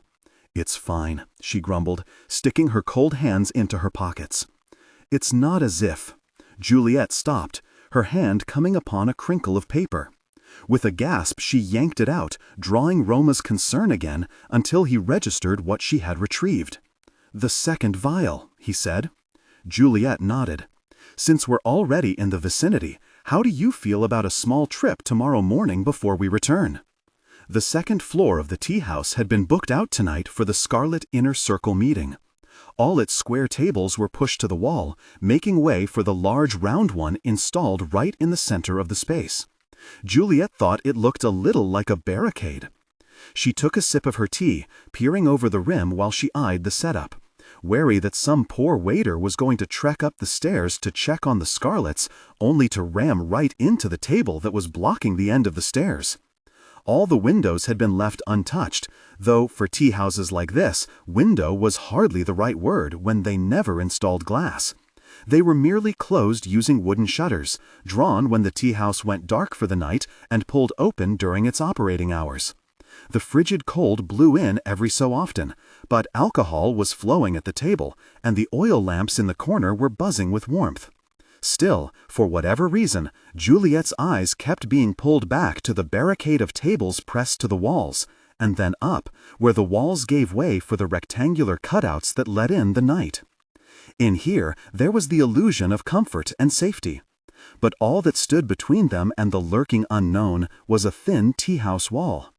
All that stood between them and 5 monsters prowling the city was, well, nothing, really. Juliet. Lord Cai's summons drew Juliette's attention back to the scarlet dinner, to the cigar smoke that wafted in gray plumes above them and the clinking of chopsticks upon porcelain bowls. Her father tipped his chin at her, indicating that he was finished with his agenda, and she could speak now, as she had requested earlier today. Juliet set her teacup down, and stood. The tablecloth stirred, but before it could get caught on her dress, Rosalind reached over and yanked it down. "Thanks," Juliet whispered. Rosalind responded by flicking a single grain of rice off the tablecloth, aiming it at the seats directly across from them. She almost hit Tyler, although he wouldn't have noticed a puny piece of rice landing in his lap when he was eyeing Juliet so intently. Perhaps it was only his bruised nose causing the scrunch in his expression. Perhaps he was already preparing himself for a fight, and the distaste was showing through. Here, from Rosalind's other side, Kathleen passed the stack of papers she had been holding onto. Juliet received the papers, then set them carefully onto the spinning glass, on an empty spot right between the sauce-soaked crabs and smoked fish. "I'm sure by now you've all heard about the attack on the white flowers." The table hushed at the mention of the white flowers. "And I'm sure you've wondered if we are to be next, again at the mercy of another monster." Juliet spun the glass. The feast swirled under the lights. Shimmering green Qing Tai, deep brown Hongxiao Ro, and the plain black and white ink of what could save them. This is the last vestige of research that Paul Dexter left behind. You might also know him as the former Larkspur, now dead from my bullet. Juliet drew herself taller, though her spine was already as straight as a blade. It may be some time before we can stop whoever has resurrected his work. But in the meantime, I propose we use his work. We allocate our resources, mass-produce a vaccine, and distribute it through the whole city. Now came the part where Juliet actually needed support, past merely making a case with her father. For free? Eyebrows shot up immediately, teacups freezing halfway to mouths as Scarlett stalled and blinked, wondering if they had misheard her. "It is a preemptive measure before the Scarlet Gang can be attacked," Juliet hurried to explain. "Regardless of who you are, Scarlet or White Flower, nationalist or communist or non-affiliated. If we all stand immune to the madness, then whichever fool is trying to play at the new Larkspur loses every shred of power. In one fell swoop, we protect the city and keep everything the way it is, at no threat from a destroyer." "I have an alternate proposal." Tyler stood. He rested his knuckles on the table before him, his body relaxed, an utterly casual picture compared to Juliet's stiff composure. Rosalind leaned forward. "Why don't you?" "Rosalind, don't," Kathleen hissed, closing a hand on her sister's shoulder. Lips thinning, Rosalind sat back again, and Tyler went on as if nothing had happened. "If we can truly create a vaccine, it is in our best interest to charge anyone who is not a Scarlet. The Larkspur was a fool in many things, but in this he was not. The people are scared. They will do anything for a solution." "Absolutely not," Juliet snapped, before any of the Scarlets could decide that Tyler's interruption meant their opinion should be heard by the whole table. "This is not a show ticket. This is a vaccine that decides between life and death." "And what about it?" Tyler asked. "You wish for us to protect the white flowers? Protect the foreigners who do not even see us as people? The last time the madness went around, Juliet, they did not care until it was them who were dying, because a Chinese collapsing on the streets may as well be an animal, I know." Juliet inhaled sharply, regaining her poise. She had to get her points in quick. Her mother's jaw was tight, watching the argument spiraling, and if it deteriorated any further, Lady Cai was going to shut this down. Juliet breathed out, let the brief silence ebb around her, so that she was in control of the conversation and not desperately chasing the end of it. "It is not about extending our kindness to those in the city who don't deserve it," she said. "It is about mass protection." Tyler pushed off from the table and plopped back onto his seat. He hung an arm along the back of his chair while Juliette remained standing. "Why do we need mass protection?" Tyler asked, scoffing. "Let us make money. Let us rise so impenetrably to the top that we are untouchable. And then, as we have always done, we extend protection to our people, to the Scarlets. Everyone else falling away matters not. Everyone else dying out is to our advantage. You would be risking Scarlet lives in the process. You cannot guarantee their safety like that." Despite her unflinching insistence, Juliette could feel her credibility slipping away. She was trying to stake her logic on the sanctity of one life saved as something worthy of all sacrifice. But this was the Scarlet Gang, and the Scarlet Gang did not care for such sentimental notions. One of the Scarlets seated beside Lord Cai cleared his throat. Seeing that it was Mr. Ping, who Juliette usually liked, she looked to him and nodded, prompting him to go on. "Where is the funding going to come from?" Mr. Ping asked. He winced. "Surely not us." Juliette threw her arms up. Why else would she bother to stand here bleating the advantages of a free vaccine if not for the funds of the Scarlet Gang's inner circle? "We can afford it." Mr. Ping's eyes darted about the table. He mopped his damp forehead. "We are not a charity for the weak and poor." "This is a city built on labor," Juliette said coldly. "If madness tears through the streets once again, we are only as safe as the weakest and poorest. They fall and we fall too. Do you forget who runs your factories? Do you forget how your shops open every morning?" The table fell silent, but nobody jumped to put in their acknowledgement of her point. They merely shifted their gazes away and remained mum, until the silence extended for long enough that Lady Cai was forced to tap her fingers on the spinning glass and say, "Juliette, take a seat, would you? Perhaps this would be a better discussion once we actually make a vaccine." A beat later, Lord Cai nodded his agreement. "Yes, we shall decide if this research proves useful. Run it to the lab in Shenghuangmiao tomorrow and see what we can find." Begrudgingly, Juliette nodded her acceptance of the decision and eased back into her seat. Her mother was quick to change the topic and put the Scarlets at ease again. As Juliette reached for the teapot, her eyes met Tyler's across the table, and he grinned. "Allez, souris," he said. His fast switch into French was to prevent the other Scarlets from understanding him, save for Rosalind and Kathleen. But even without knowing what he was saying, anyone could tell by his manner, his expression, his tone, that he was goading Juliette and announcing his victory in a tug-of-war for favor. The simple fact that he had not been shot down on an idea that went starkly against Juliette's, that her parents seemed to consider it on equal basis, indeed, Tyler had won. "Je t'avertis," Juliette snapped. "What?" Tyler shot back, still in French. "You're warning me of what, dearest cousin?" It took everything in Juliette not to pick up her teacup and throw it right at him. "Stop playing God upon my plans. Stop intruding upon matters that have naught to do with you. Your plans are always flawed. I am trying to help out," Tyler interrupted. His smile fell, and Juliette tensed, reading immediately what was coming next. "Look at how your last one turned out. In your whole time tricking the White Flower heir, what information did you gather from him?" Under the table, Juliette dug her long nails hard into her palms, releasing all her tension through her hands so that her expression would not give her away. He suspected. He had always suspected, long before she told her lie in that hospital. But then Juliette had shot Marshal Seo, and Tyler had had to reevaluate his instincts, unable to align why she would have killed Marshal if she was truly Roma Montagov's lover. Except Marshal was alive, and all along Tyler had been right. But if he knew this, then Juliette's role as the heiress was over, and Tyler would not even have to lead a coup. He only had to tell the truth, and the Scarlets would fall in line behind him. "You ruined my plan, Tyler," Juliette said evenly. "You forced me to give myself away too early. I worked so hard to gain his trust, and I had to throw it away lest you misunderstood me. You're lucky I haven't tattled to my parents about your uselessness." Tyler's eyes narrowed.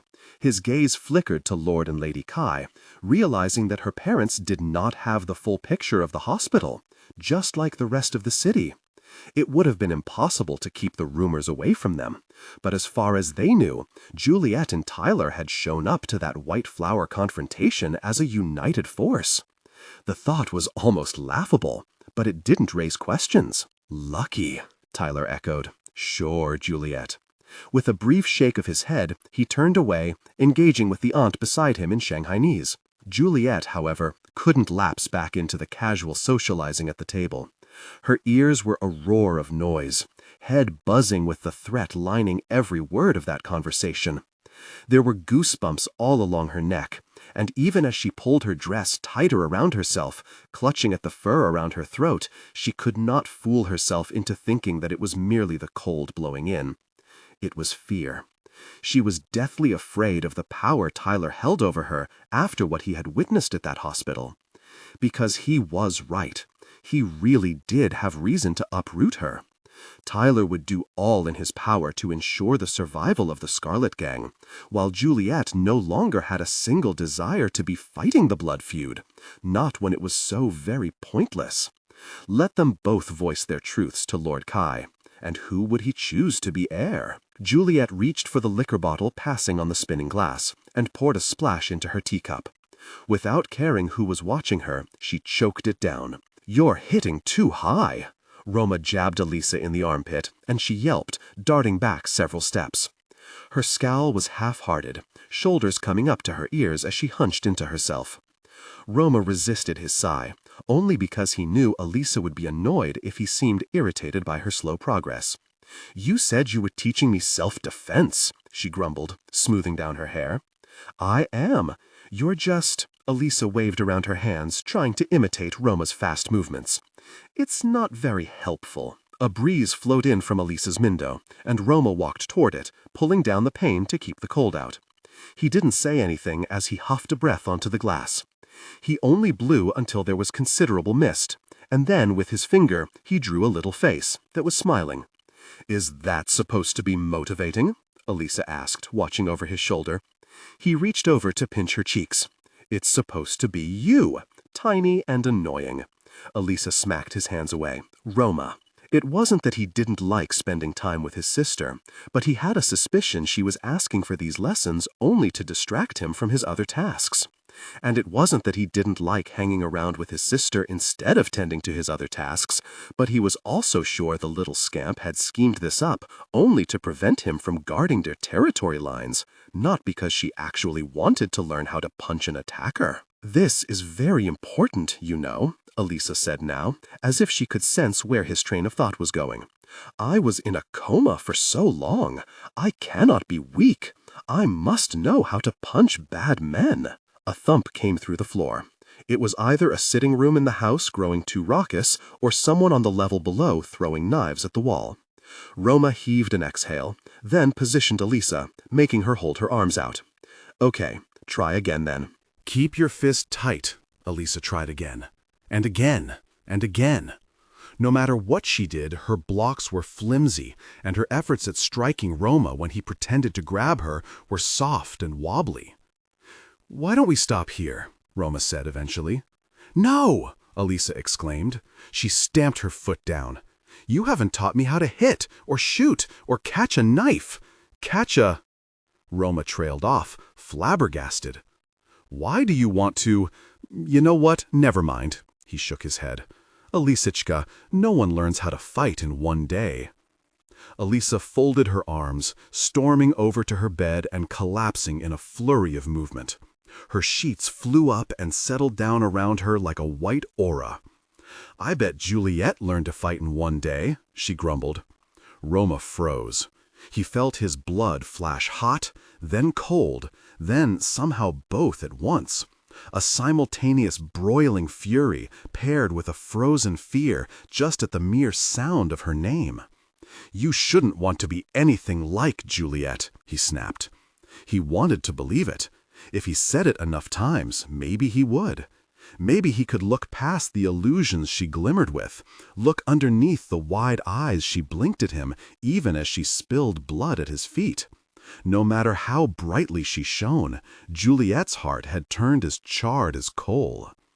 "I know," Elisa muttered, matching Roma's tone. She was grumpy now because it sounded like Roma was grumpy at her, and Roma swallowed his anger, knowing it was misdirected. It prickled at him that he had become so easily irritable, and yet he couldn't stop himself. The red-hot urge to be terrible was always pulling at his skin, easier to slip into than ignore. Roma rolled up his sleeves, checking the clock on her mantel.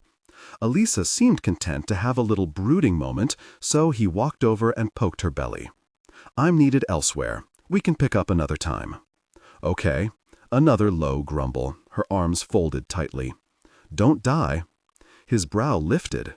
He'd expected Elisa to protest, to ask again why he needed to be on the streets and watching their territory lines.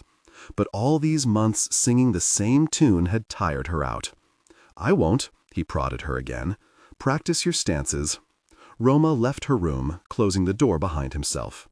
The fourth floor was quieter than usual, void of the thumping that had been heard earlier. Perhaps they too had tired of trying to throw a knife. I bet Juliette learned to fight in one day. Very Juliette. It wasn't enough that she had to occupy his thoughts, sunken into his very bones. It wasn't enough that she had to appear in the city everywhere he needed to go, trailing him like a shadow. She had to come into his home as well, graced across white flower lips like the final frontier of her invasion. "Where are you off to?" Roma's stride didn't stop as he came off the stairs. "That would be none of your business." "Wait," Dmitri demanded. Roma didn't need to.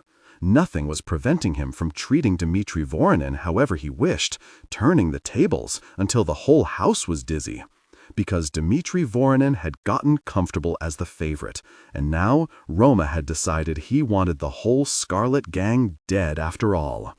So many years spent trying to balance being the heir and being good, and with one snap of his fingers, the goodness gave way for violence, and Lord Montagov had liked the look of it. Being a white flower was about playing the game, and Roma was finally playing. "What is it?" Roma asked dully, making an exaggerated show of slowing down and turning around. Dmitri, who was sitting on one of the plush green couches, stared forward curiously, his fingers tapping on the back of the couch, one foot resting against his other knee. "Your father wants your audience," Dmitri reported. He flashed an easy smile. A lock of black hair fell forward into his face. "Whenever you're ready. He has some matters to discuss." Roma's eyes darted up, following another outburst of sound from within the house, the ceiling shifting and trembling from some second-floor commotion. It might even be coming from his father's office. "He can be patient," Roma said. With Dmitri's gaze still pinned on him, Roma pulled the front door open and swept outside. The last train back to Shanghai had been canceled. "What do you mean it's been canceled?" Roma and Juliet jolted and glanced at each other, disturbed by the unison in which they had spoken. The worker behind the ticket booth didn't notice. She was more occupied by the book open on her lap. "It has been canceled," she repeated. "The train scheduled to arrive at 9 o'clock was operating earlier and encountered some trouble. It has been rerouted for maintenance." Juliet pinched the bridge of her nose. That was the very same train that had brought them here then, the one with the last compartment soaked in blood from a monster attack. Maintenance. She hoped they had some heavy-duty bleach. "Don't tell me," Juliet managed tightly, her breath fogging the air around her. "We just missed the previous one?" The worker peered at the timetable board. Juliet could have sworn she was holding back an amused grin. Rural dwellers were without doubt sadistic when it came to the misfortunes of city folk. "By 10 minutes, Xiaojie," she confirmed. "Next one is tomorrow morning." Juliet made a noise at the back of her throat and paced away from the booth, stomping along the platform. "All the local cars have stopped for the night," Roma said, following after her. "But we can call one from Shanghai." By car, the two cities are almost 4 hours apart. One way. Juliet replied. She stopped observing the empty station. It would be morning before we return if we call a chauffeur. We may as well remain here until the train comes. At least it is relatively warm. Roma stopped too, pensive as he turned to face her. His mouth hovered open to speak. Only then his eyes widened at something over her shoulder, his whole expression turning stricken. "Get down!" Juliet hardly had a moment to register his command before he had grabbed her arms and yanked her to the ground. Her breath snagged in her throat, her knees scraping hard against the platform. With his hands circling her wrists and her gloved fingers curled up against the edge of his sleeves, the thought that it would be so easy to draw him close whispered through her mind. But that was all, a whisper, easily quieted, easily snuffed out. Before she could do or say anything preposterous, Juliet shook out of Roma's grip and turned around, trying to catch whatever it was that had incited such a reaction. "What gives?" she demanded. Roma's eyes remained narrowed, searching the dark. "A shooter," he said simply. "A shooter who decided not to shoot, it appears." Juliet saw nothing, but Roma had no reason to lie. There had been a strange, watchful feeling following her all afternoon, and she had thought it to be discomfort, that prickle up and down her spine, only natural in a place so quiet. But maybe it had not been in her head. Maybe, as she had suspected earlier, someone had been on their tail since they disembarked the train. "Come on," Juliet said, getting to her feet. "We cannot stay then, not in the open." "Where else is there to go?" Roma hissed. After a delayed beat, he hurried up too, brushing the dust off his trousers before it could stain. "Do you know how early people go to sleep around these parts?" Juliet shrugged, forging ahead. "We are charming people. We can charm some doors open, I am sure." But as it turned out, Roma was right. They trekked to the nearest residential block of Kunshan and started to knock on doors, making their way down the narrow streets. By the time they had twisted around and along each building, smacking their palms against every front gate, there was still no answer from anyone. And it was miserably cold. And Juliet was getting a prickly feeling again. She palmed a knife, stopping at the end of the road. When Roma finally trudged over after giving up on the final building, she held out her hand, asking for him to stop too. "It's freezing, Juliet," he managed, teeth chattering. This was not a good idea. "It is still better than the station," she whispered. They were surrounded by darkness, for street lamps in a city like this were few and far between. Perhaps that was why nobody came out so late, because they had nothing to guide their way save the sliver of the moon peeking through the thick clouds. It was hard to see what was lurking out there. "We're being followed," Juliet stated. Roma pulled out one of his revolvers. It almost looked comical, him aiming at nothing. "Shall I fire?" he asked. "Don't be ridiculous," she said, pushing his arms down. Her eyes snagged on a blip of light in the distance. "Look, someone is awake over there." Juliet started off immediately, the knife still clutched in her hand in case anyone was to jump out from the darkness. She didn't understand how they could possibly have a pursuer, though her certainty was growing stronger and stronger. All around them, there was nowhere to hide. The residential street stretched on, with another thin stream flowing on one side and a dense cloister of bamboo forestry on the other. "Do you think," Roma said, catching up with her, "that perhaps ghosts are real?" Juliet shot him an incredulous look. "Don't be ridiculous." "Why?" he demanded. "Once, we didn't think monsters were real either." He had her there, but still, Juliet rolled her eyes and slid her knife into her sleeve, at last coming in view of the illuminated building. She made a tense inventory of the nearby darkness, and when it seemed there was no movement, she hurried up the steps to knock. Juliet's hand came down once, then froze, hovering an inch away from the folding doors. Its frames were paneled with fabric, the style of buildings from the imperial dynasties. Above the doors, there was an engraving of 3 characters, usual for places of business to declare their function. Now, with the light beaming out from the doors, Juliet could read it. "Juliet," Roma said, coming to the same conclusion. An unbidden snort escaped her. It's an establishment. She hadn't said it with derision. It was truly the term most suitable. The door swept open, and a woman peered out, her robes flowing for what seemed like miles behind her. This was not like the establishments of Shanghai, not a little back area in someone's fabric shop or the top half of a restaurant. This was a magnificent structure, going up at least 3 floors, varnished wood banisters looping in circles around each level, and a fountain pumping at the very center, wafting with the sweetest floral scents. "Hello," the woman said, tilting her head. "I've never seen you before." "Oh," Juliet said. She cast a glance back at Roma. He pulled an anxious expression, beseeching Juliet to handle this. "We're not customers. We're stranded overnight, and we're hoping for a place to stay." At this, Roma finally cleared his throat. "We have cash to pay, of course." The woman observed them for a moment longer. Then she swept her arms up, the sleeves of her hanfu billowing with the wind. "Come in, come in. We welcome all wayward travelers, of course."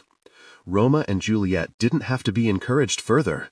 They darted out of the cold and entered, sparing the night a warning glance in case it was watching. Roma shut the door firmly, and Juliet nodded, signaling to him that they were safe now, out of the watchful eyes of whatever had been on their tail. "If you'll follow me, children." The woman was already walking off, her steps light. There was a dance to the way she moved, exchanging entertainment for attention, making every second captured on her worthwhile. "Thank you," Juliet called after her.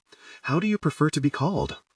There was a sudden burst of giggling from the far corner, and Juliet's eyes landed on a kaleidoscope of colors, of flying silk and lace fans held by delicate figures dressed in various shades of high-end kipao. They almost sounded happy. "Call me Miss Tang," the woman said over her shoulder. She pointed at the staircase. "Shall I put you up high?" Juliet lifted her head and examined the higher floors, eyeing the men leaning over the banisters, girls on every side of them. Their slouches were casual, looking down and watching the rest of the house as if there were no hurry to their night. She knew that appearances were deceiving. She knew that every place had its dark side, that perhaps these girls were merely better at hiding their bitterness. The girls of Shanghai did their jobs like their life had already been sucked out of them. But the glamour here was seductive, and nothing was more surprising than making the find in a city not renowned at all for it, not like Shanghai was. Beauty here was an art, something to perfect and wield and make a performance out of. In Shanghai, beauty was a transaction for one end or another. "Whatever you have," she sighed in reply. "We really don't mind." "Ah!" Juliet whirled around, hearing Roma's yelp. She hadn't noticed that he wasn't beside her anymore, nor had she noted when exactly he had fallen out of step. Her pulse ratcheted up, fingers immediately twitching for the blades still hidden by her wrist. Then she caught sight of him and realized there was no need to reveal the weapons under her coat. Roma had merely been snagged off by 3 of the girls. He was struggling to get freed, by the looks of it, because both his arms were caught, and the girls were not going to release their catch so easily, already pleading for an audience. Juliet bit down on her cheeks. "No, no, it's okay," Roma insisted. "We're only here for lodgings, really." Unable to suppress it any longer, Juliet snickered a laugh. Roma's head whipped up, as if the sound had reminded him that Juliet stood 3 feet away. Only instead of calling for help, he exclaimed, "Lao Po!" The girl startled, releasing him for a short moment. Juliet wasn't laughing anymore. Her eyebrows shot straight up. Who in the world is he calling his wife? Roma quickly pulled free, hurrying to Juliet's side. "I'm so sorry," he called back. His arm came around Juliet's waist, and when Juliet jumped, immediately trying to dart away, he preempted the direction she tried to pivot and tightened his grip. "My marriage vows forbid such mischief. Maybe in another lifetime." "Please forgive me," Juliet muttered under her breath. She could feel the press of his fingers through her coat. She could feel the tension in his arms, the way he was trying to stop himself from settling into the usual hold they had perfected 5 years ago. Don't lean in. Whatever you do, don't lean in. I don't even remember when we exchanged our vows.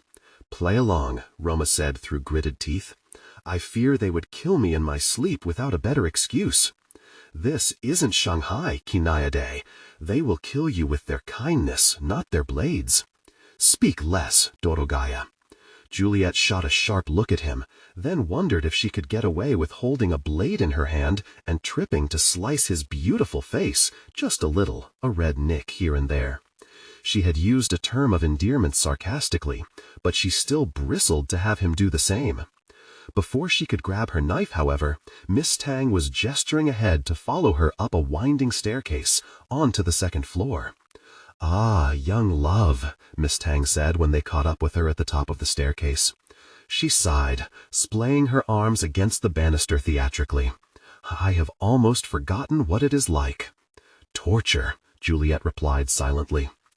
They started to walk along the second floor. Everything hurts, and I am certain that I am soon to collapse into agony and dust. Same room or separate? Miss Tang asked, interrupting Juliet's reverie. Separate, Juliet snapped, so fast that Miss Tang jumped, peering over her shoulder with wide eyes. Juliet offered an appeasing smile. My, she turned to Roma, just daring him to refute her, husband snores extremely loudly. Miss Tang clucked under her breath. When she came to a stop near the rooms, it was hard to tell where exactly the doors were, given they opened and closed by a folding mechanism, hinges blending into the wall like merely another part of its elaborate decoration. But Miss Tang, all the while lecturing Juliet on putting up with a husband's flaws, pushed easily, and doors opened in on 2 rooms, side by side. Juliet hardly heard a word. Her eyes were quick at work, searching the interior of the rooms. They looked safe enough. No chance of a waiting attacker inside, ready for ambush. You are absolutely correct, Miss Tang, Juliet said, lying so easily she hardly registered her own words. I'll start working on my behavior once we're back in the city. That seemed to appease the madame. She nodded, appraising Juliet up and down. Washroom is over there, on the far side of the building. Rest well. The moment Miss Tang sashayed off, Roma released Juliet like he had been prodded with an electric shock, down to the sudden flex and clench of his fists. Well, Juliet said, good night. Roma stomped into his room without a word, pulling his door shut. There was another low giggle nearby, and though Juliet knew they were too far away to be giggling at her, her hackles still rose, never fond of any chance of mockery. What are you getting mad at me for? She muttered, stepping into her room too. You are the one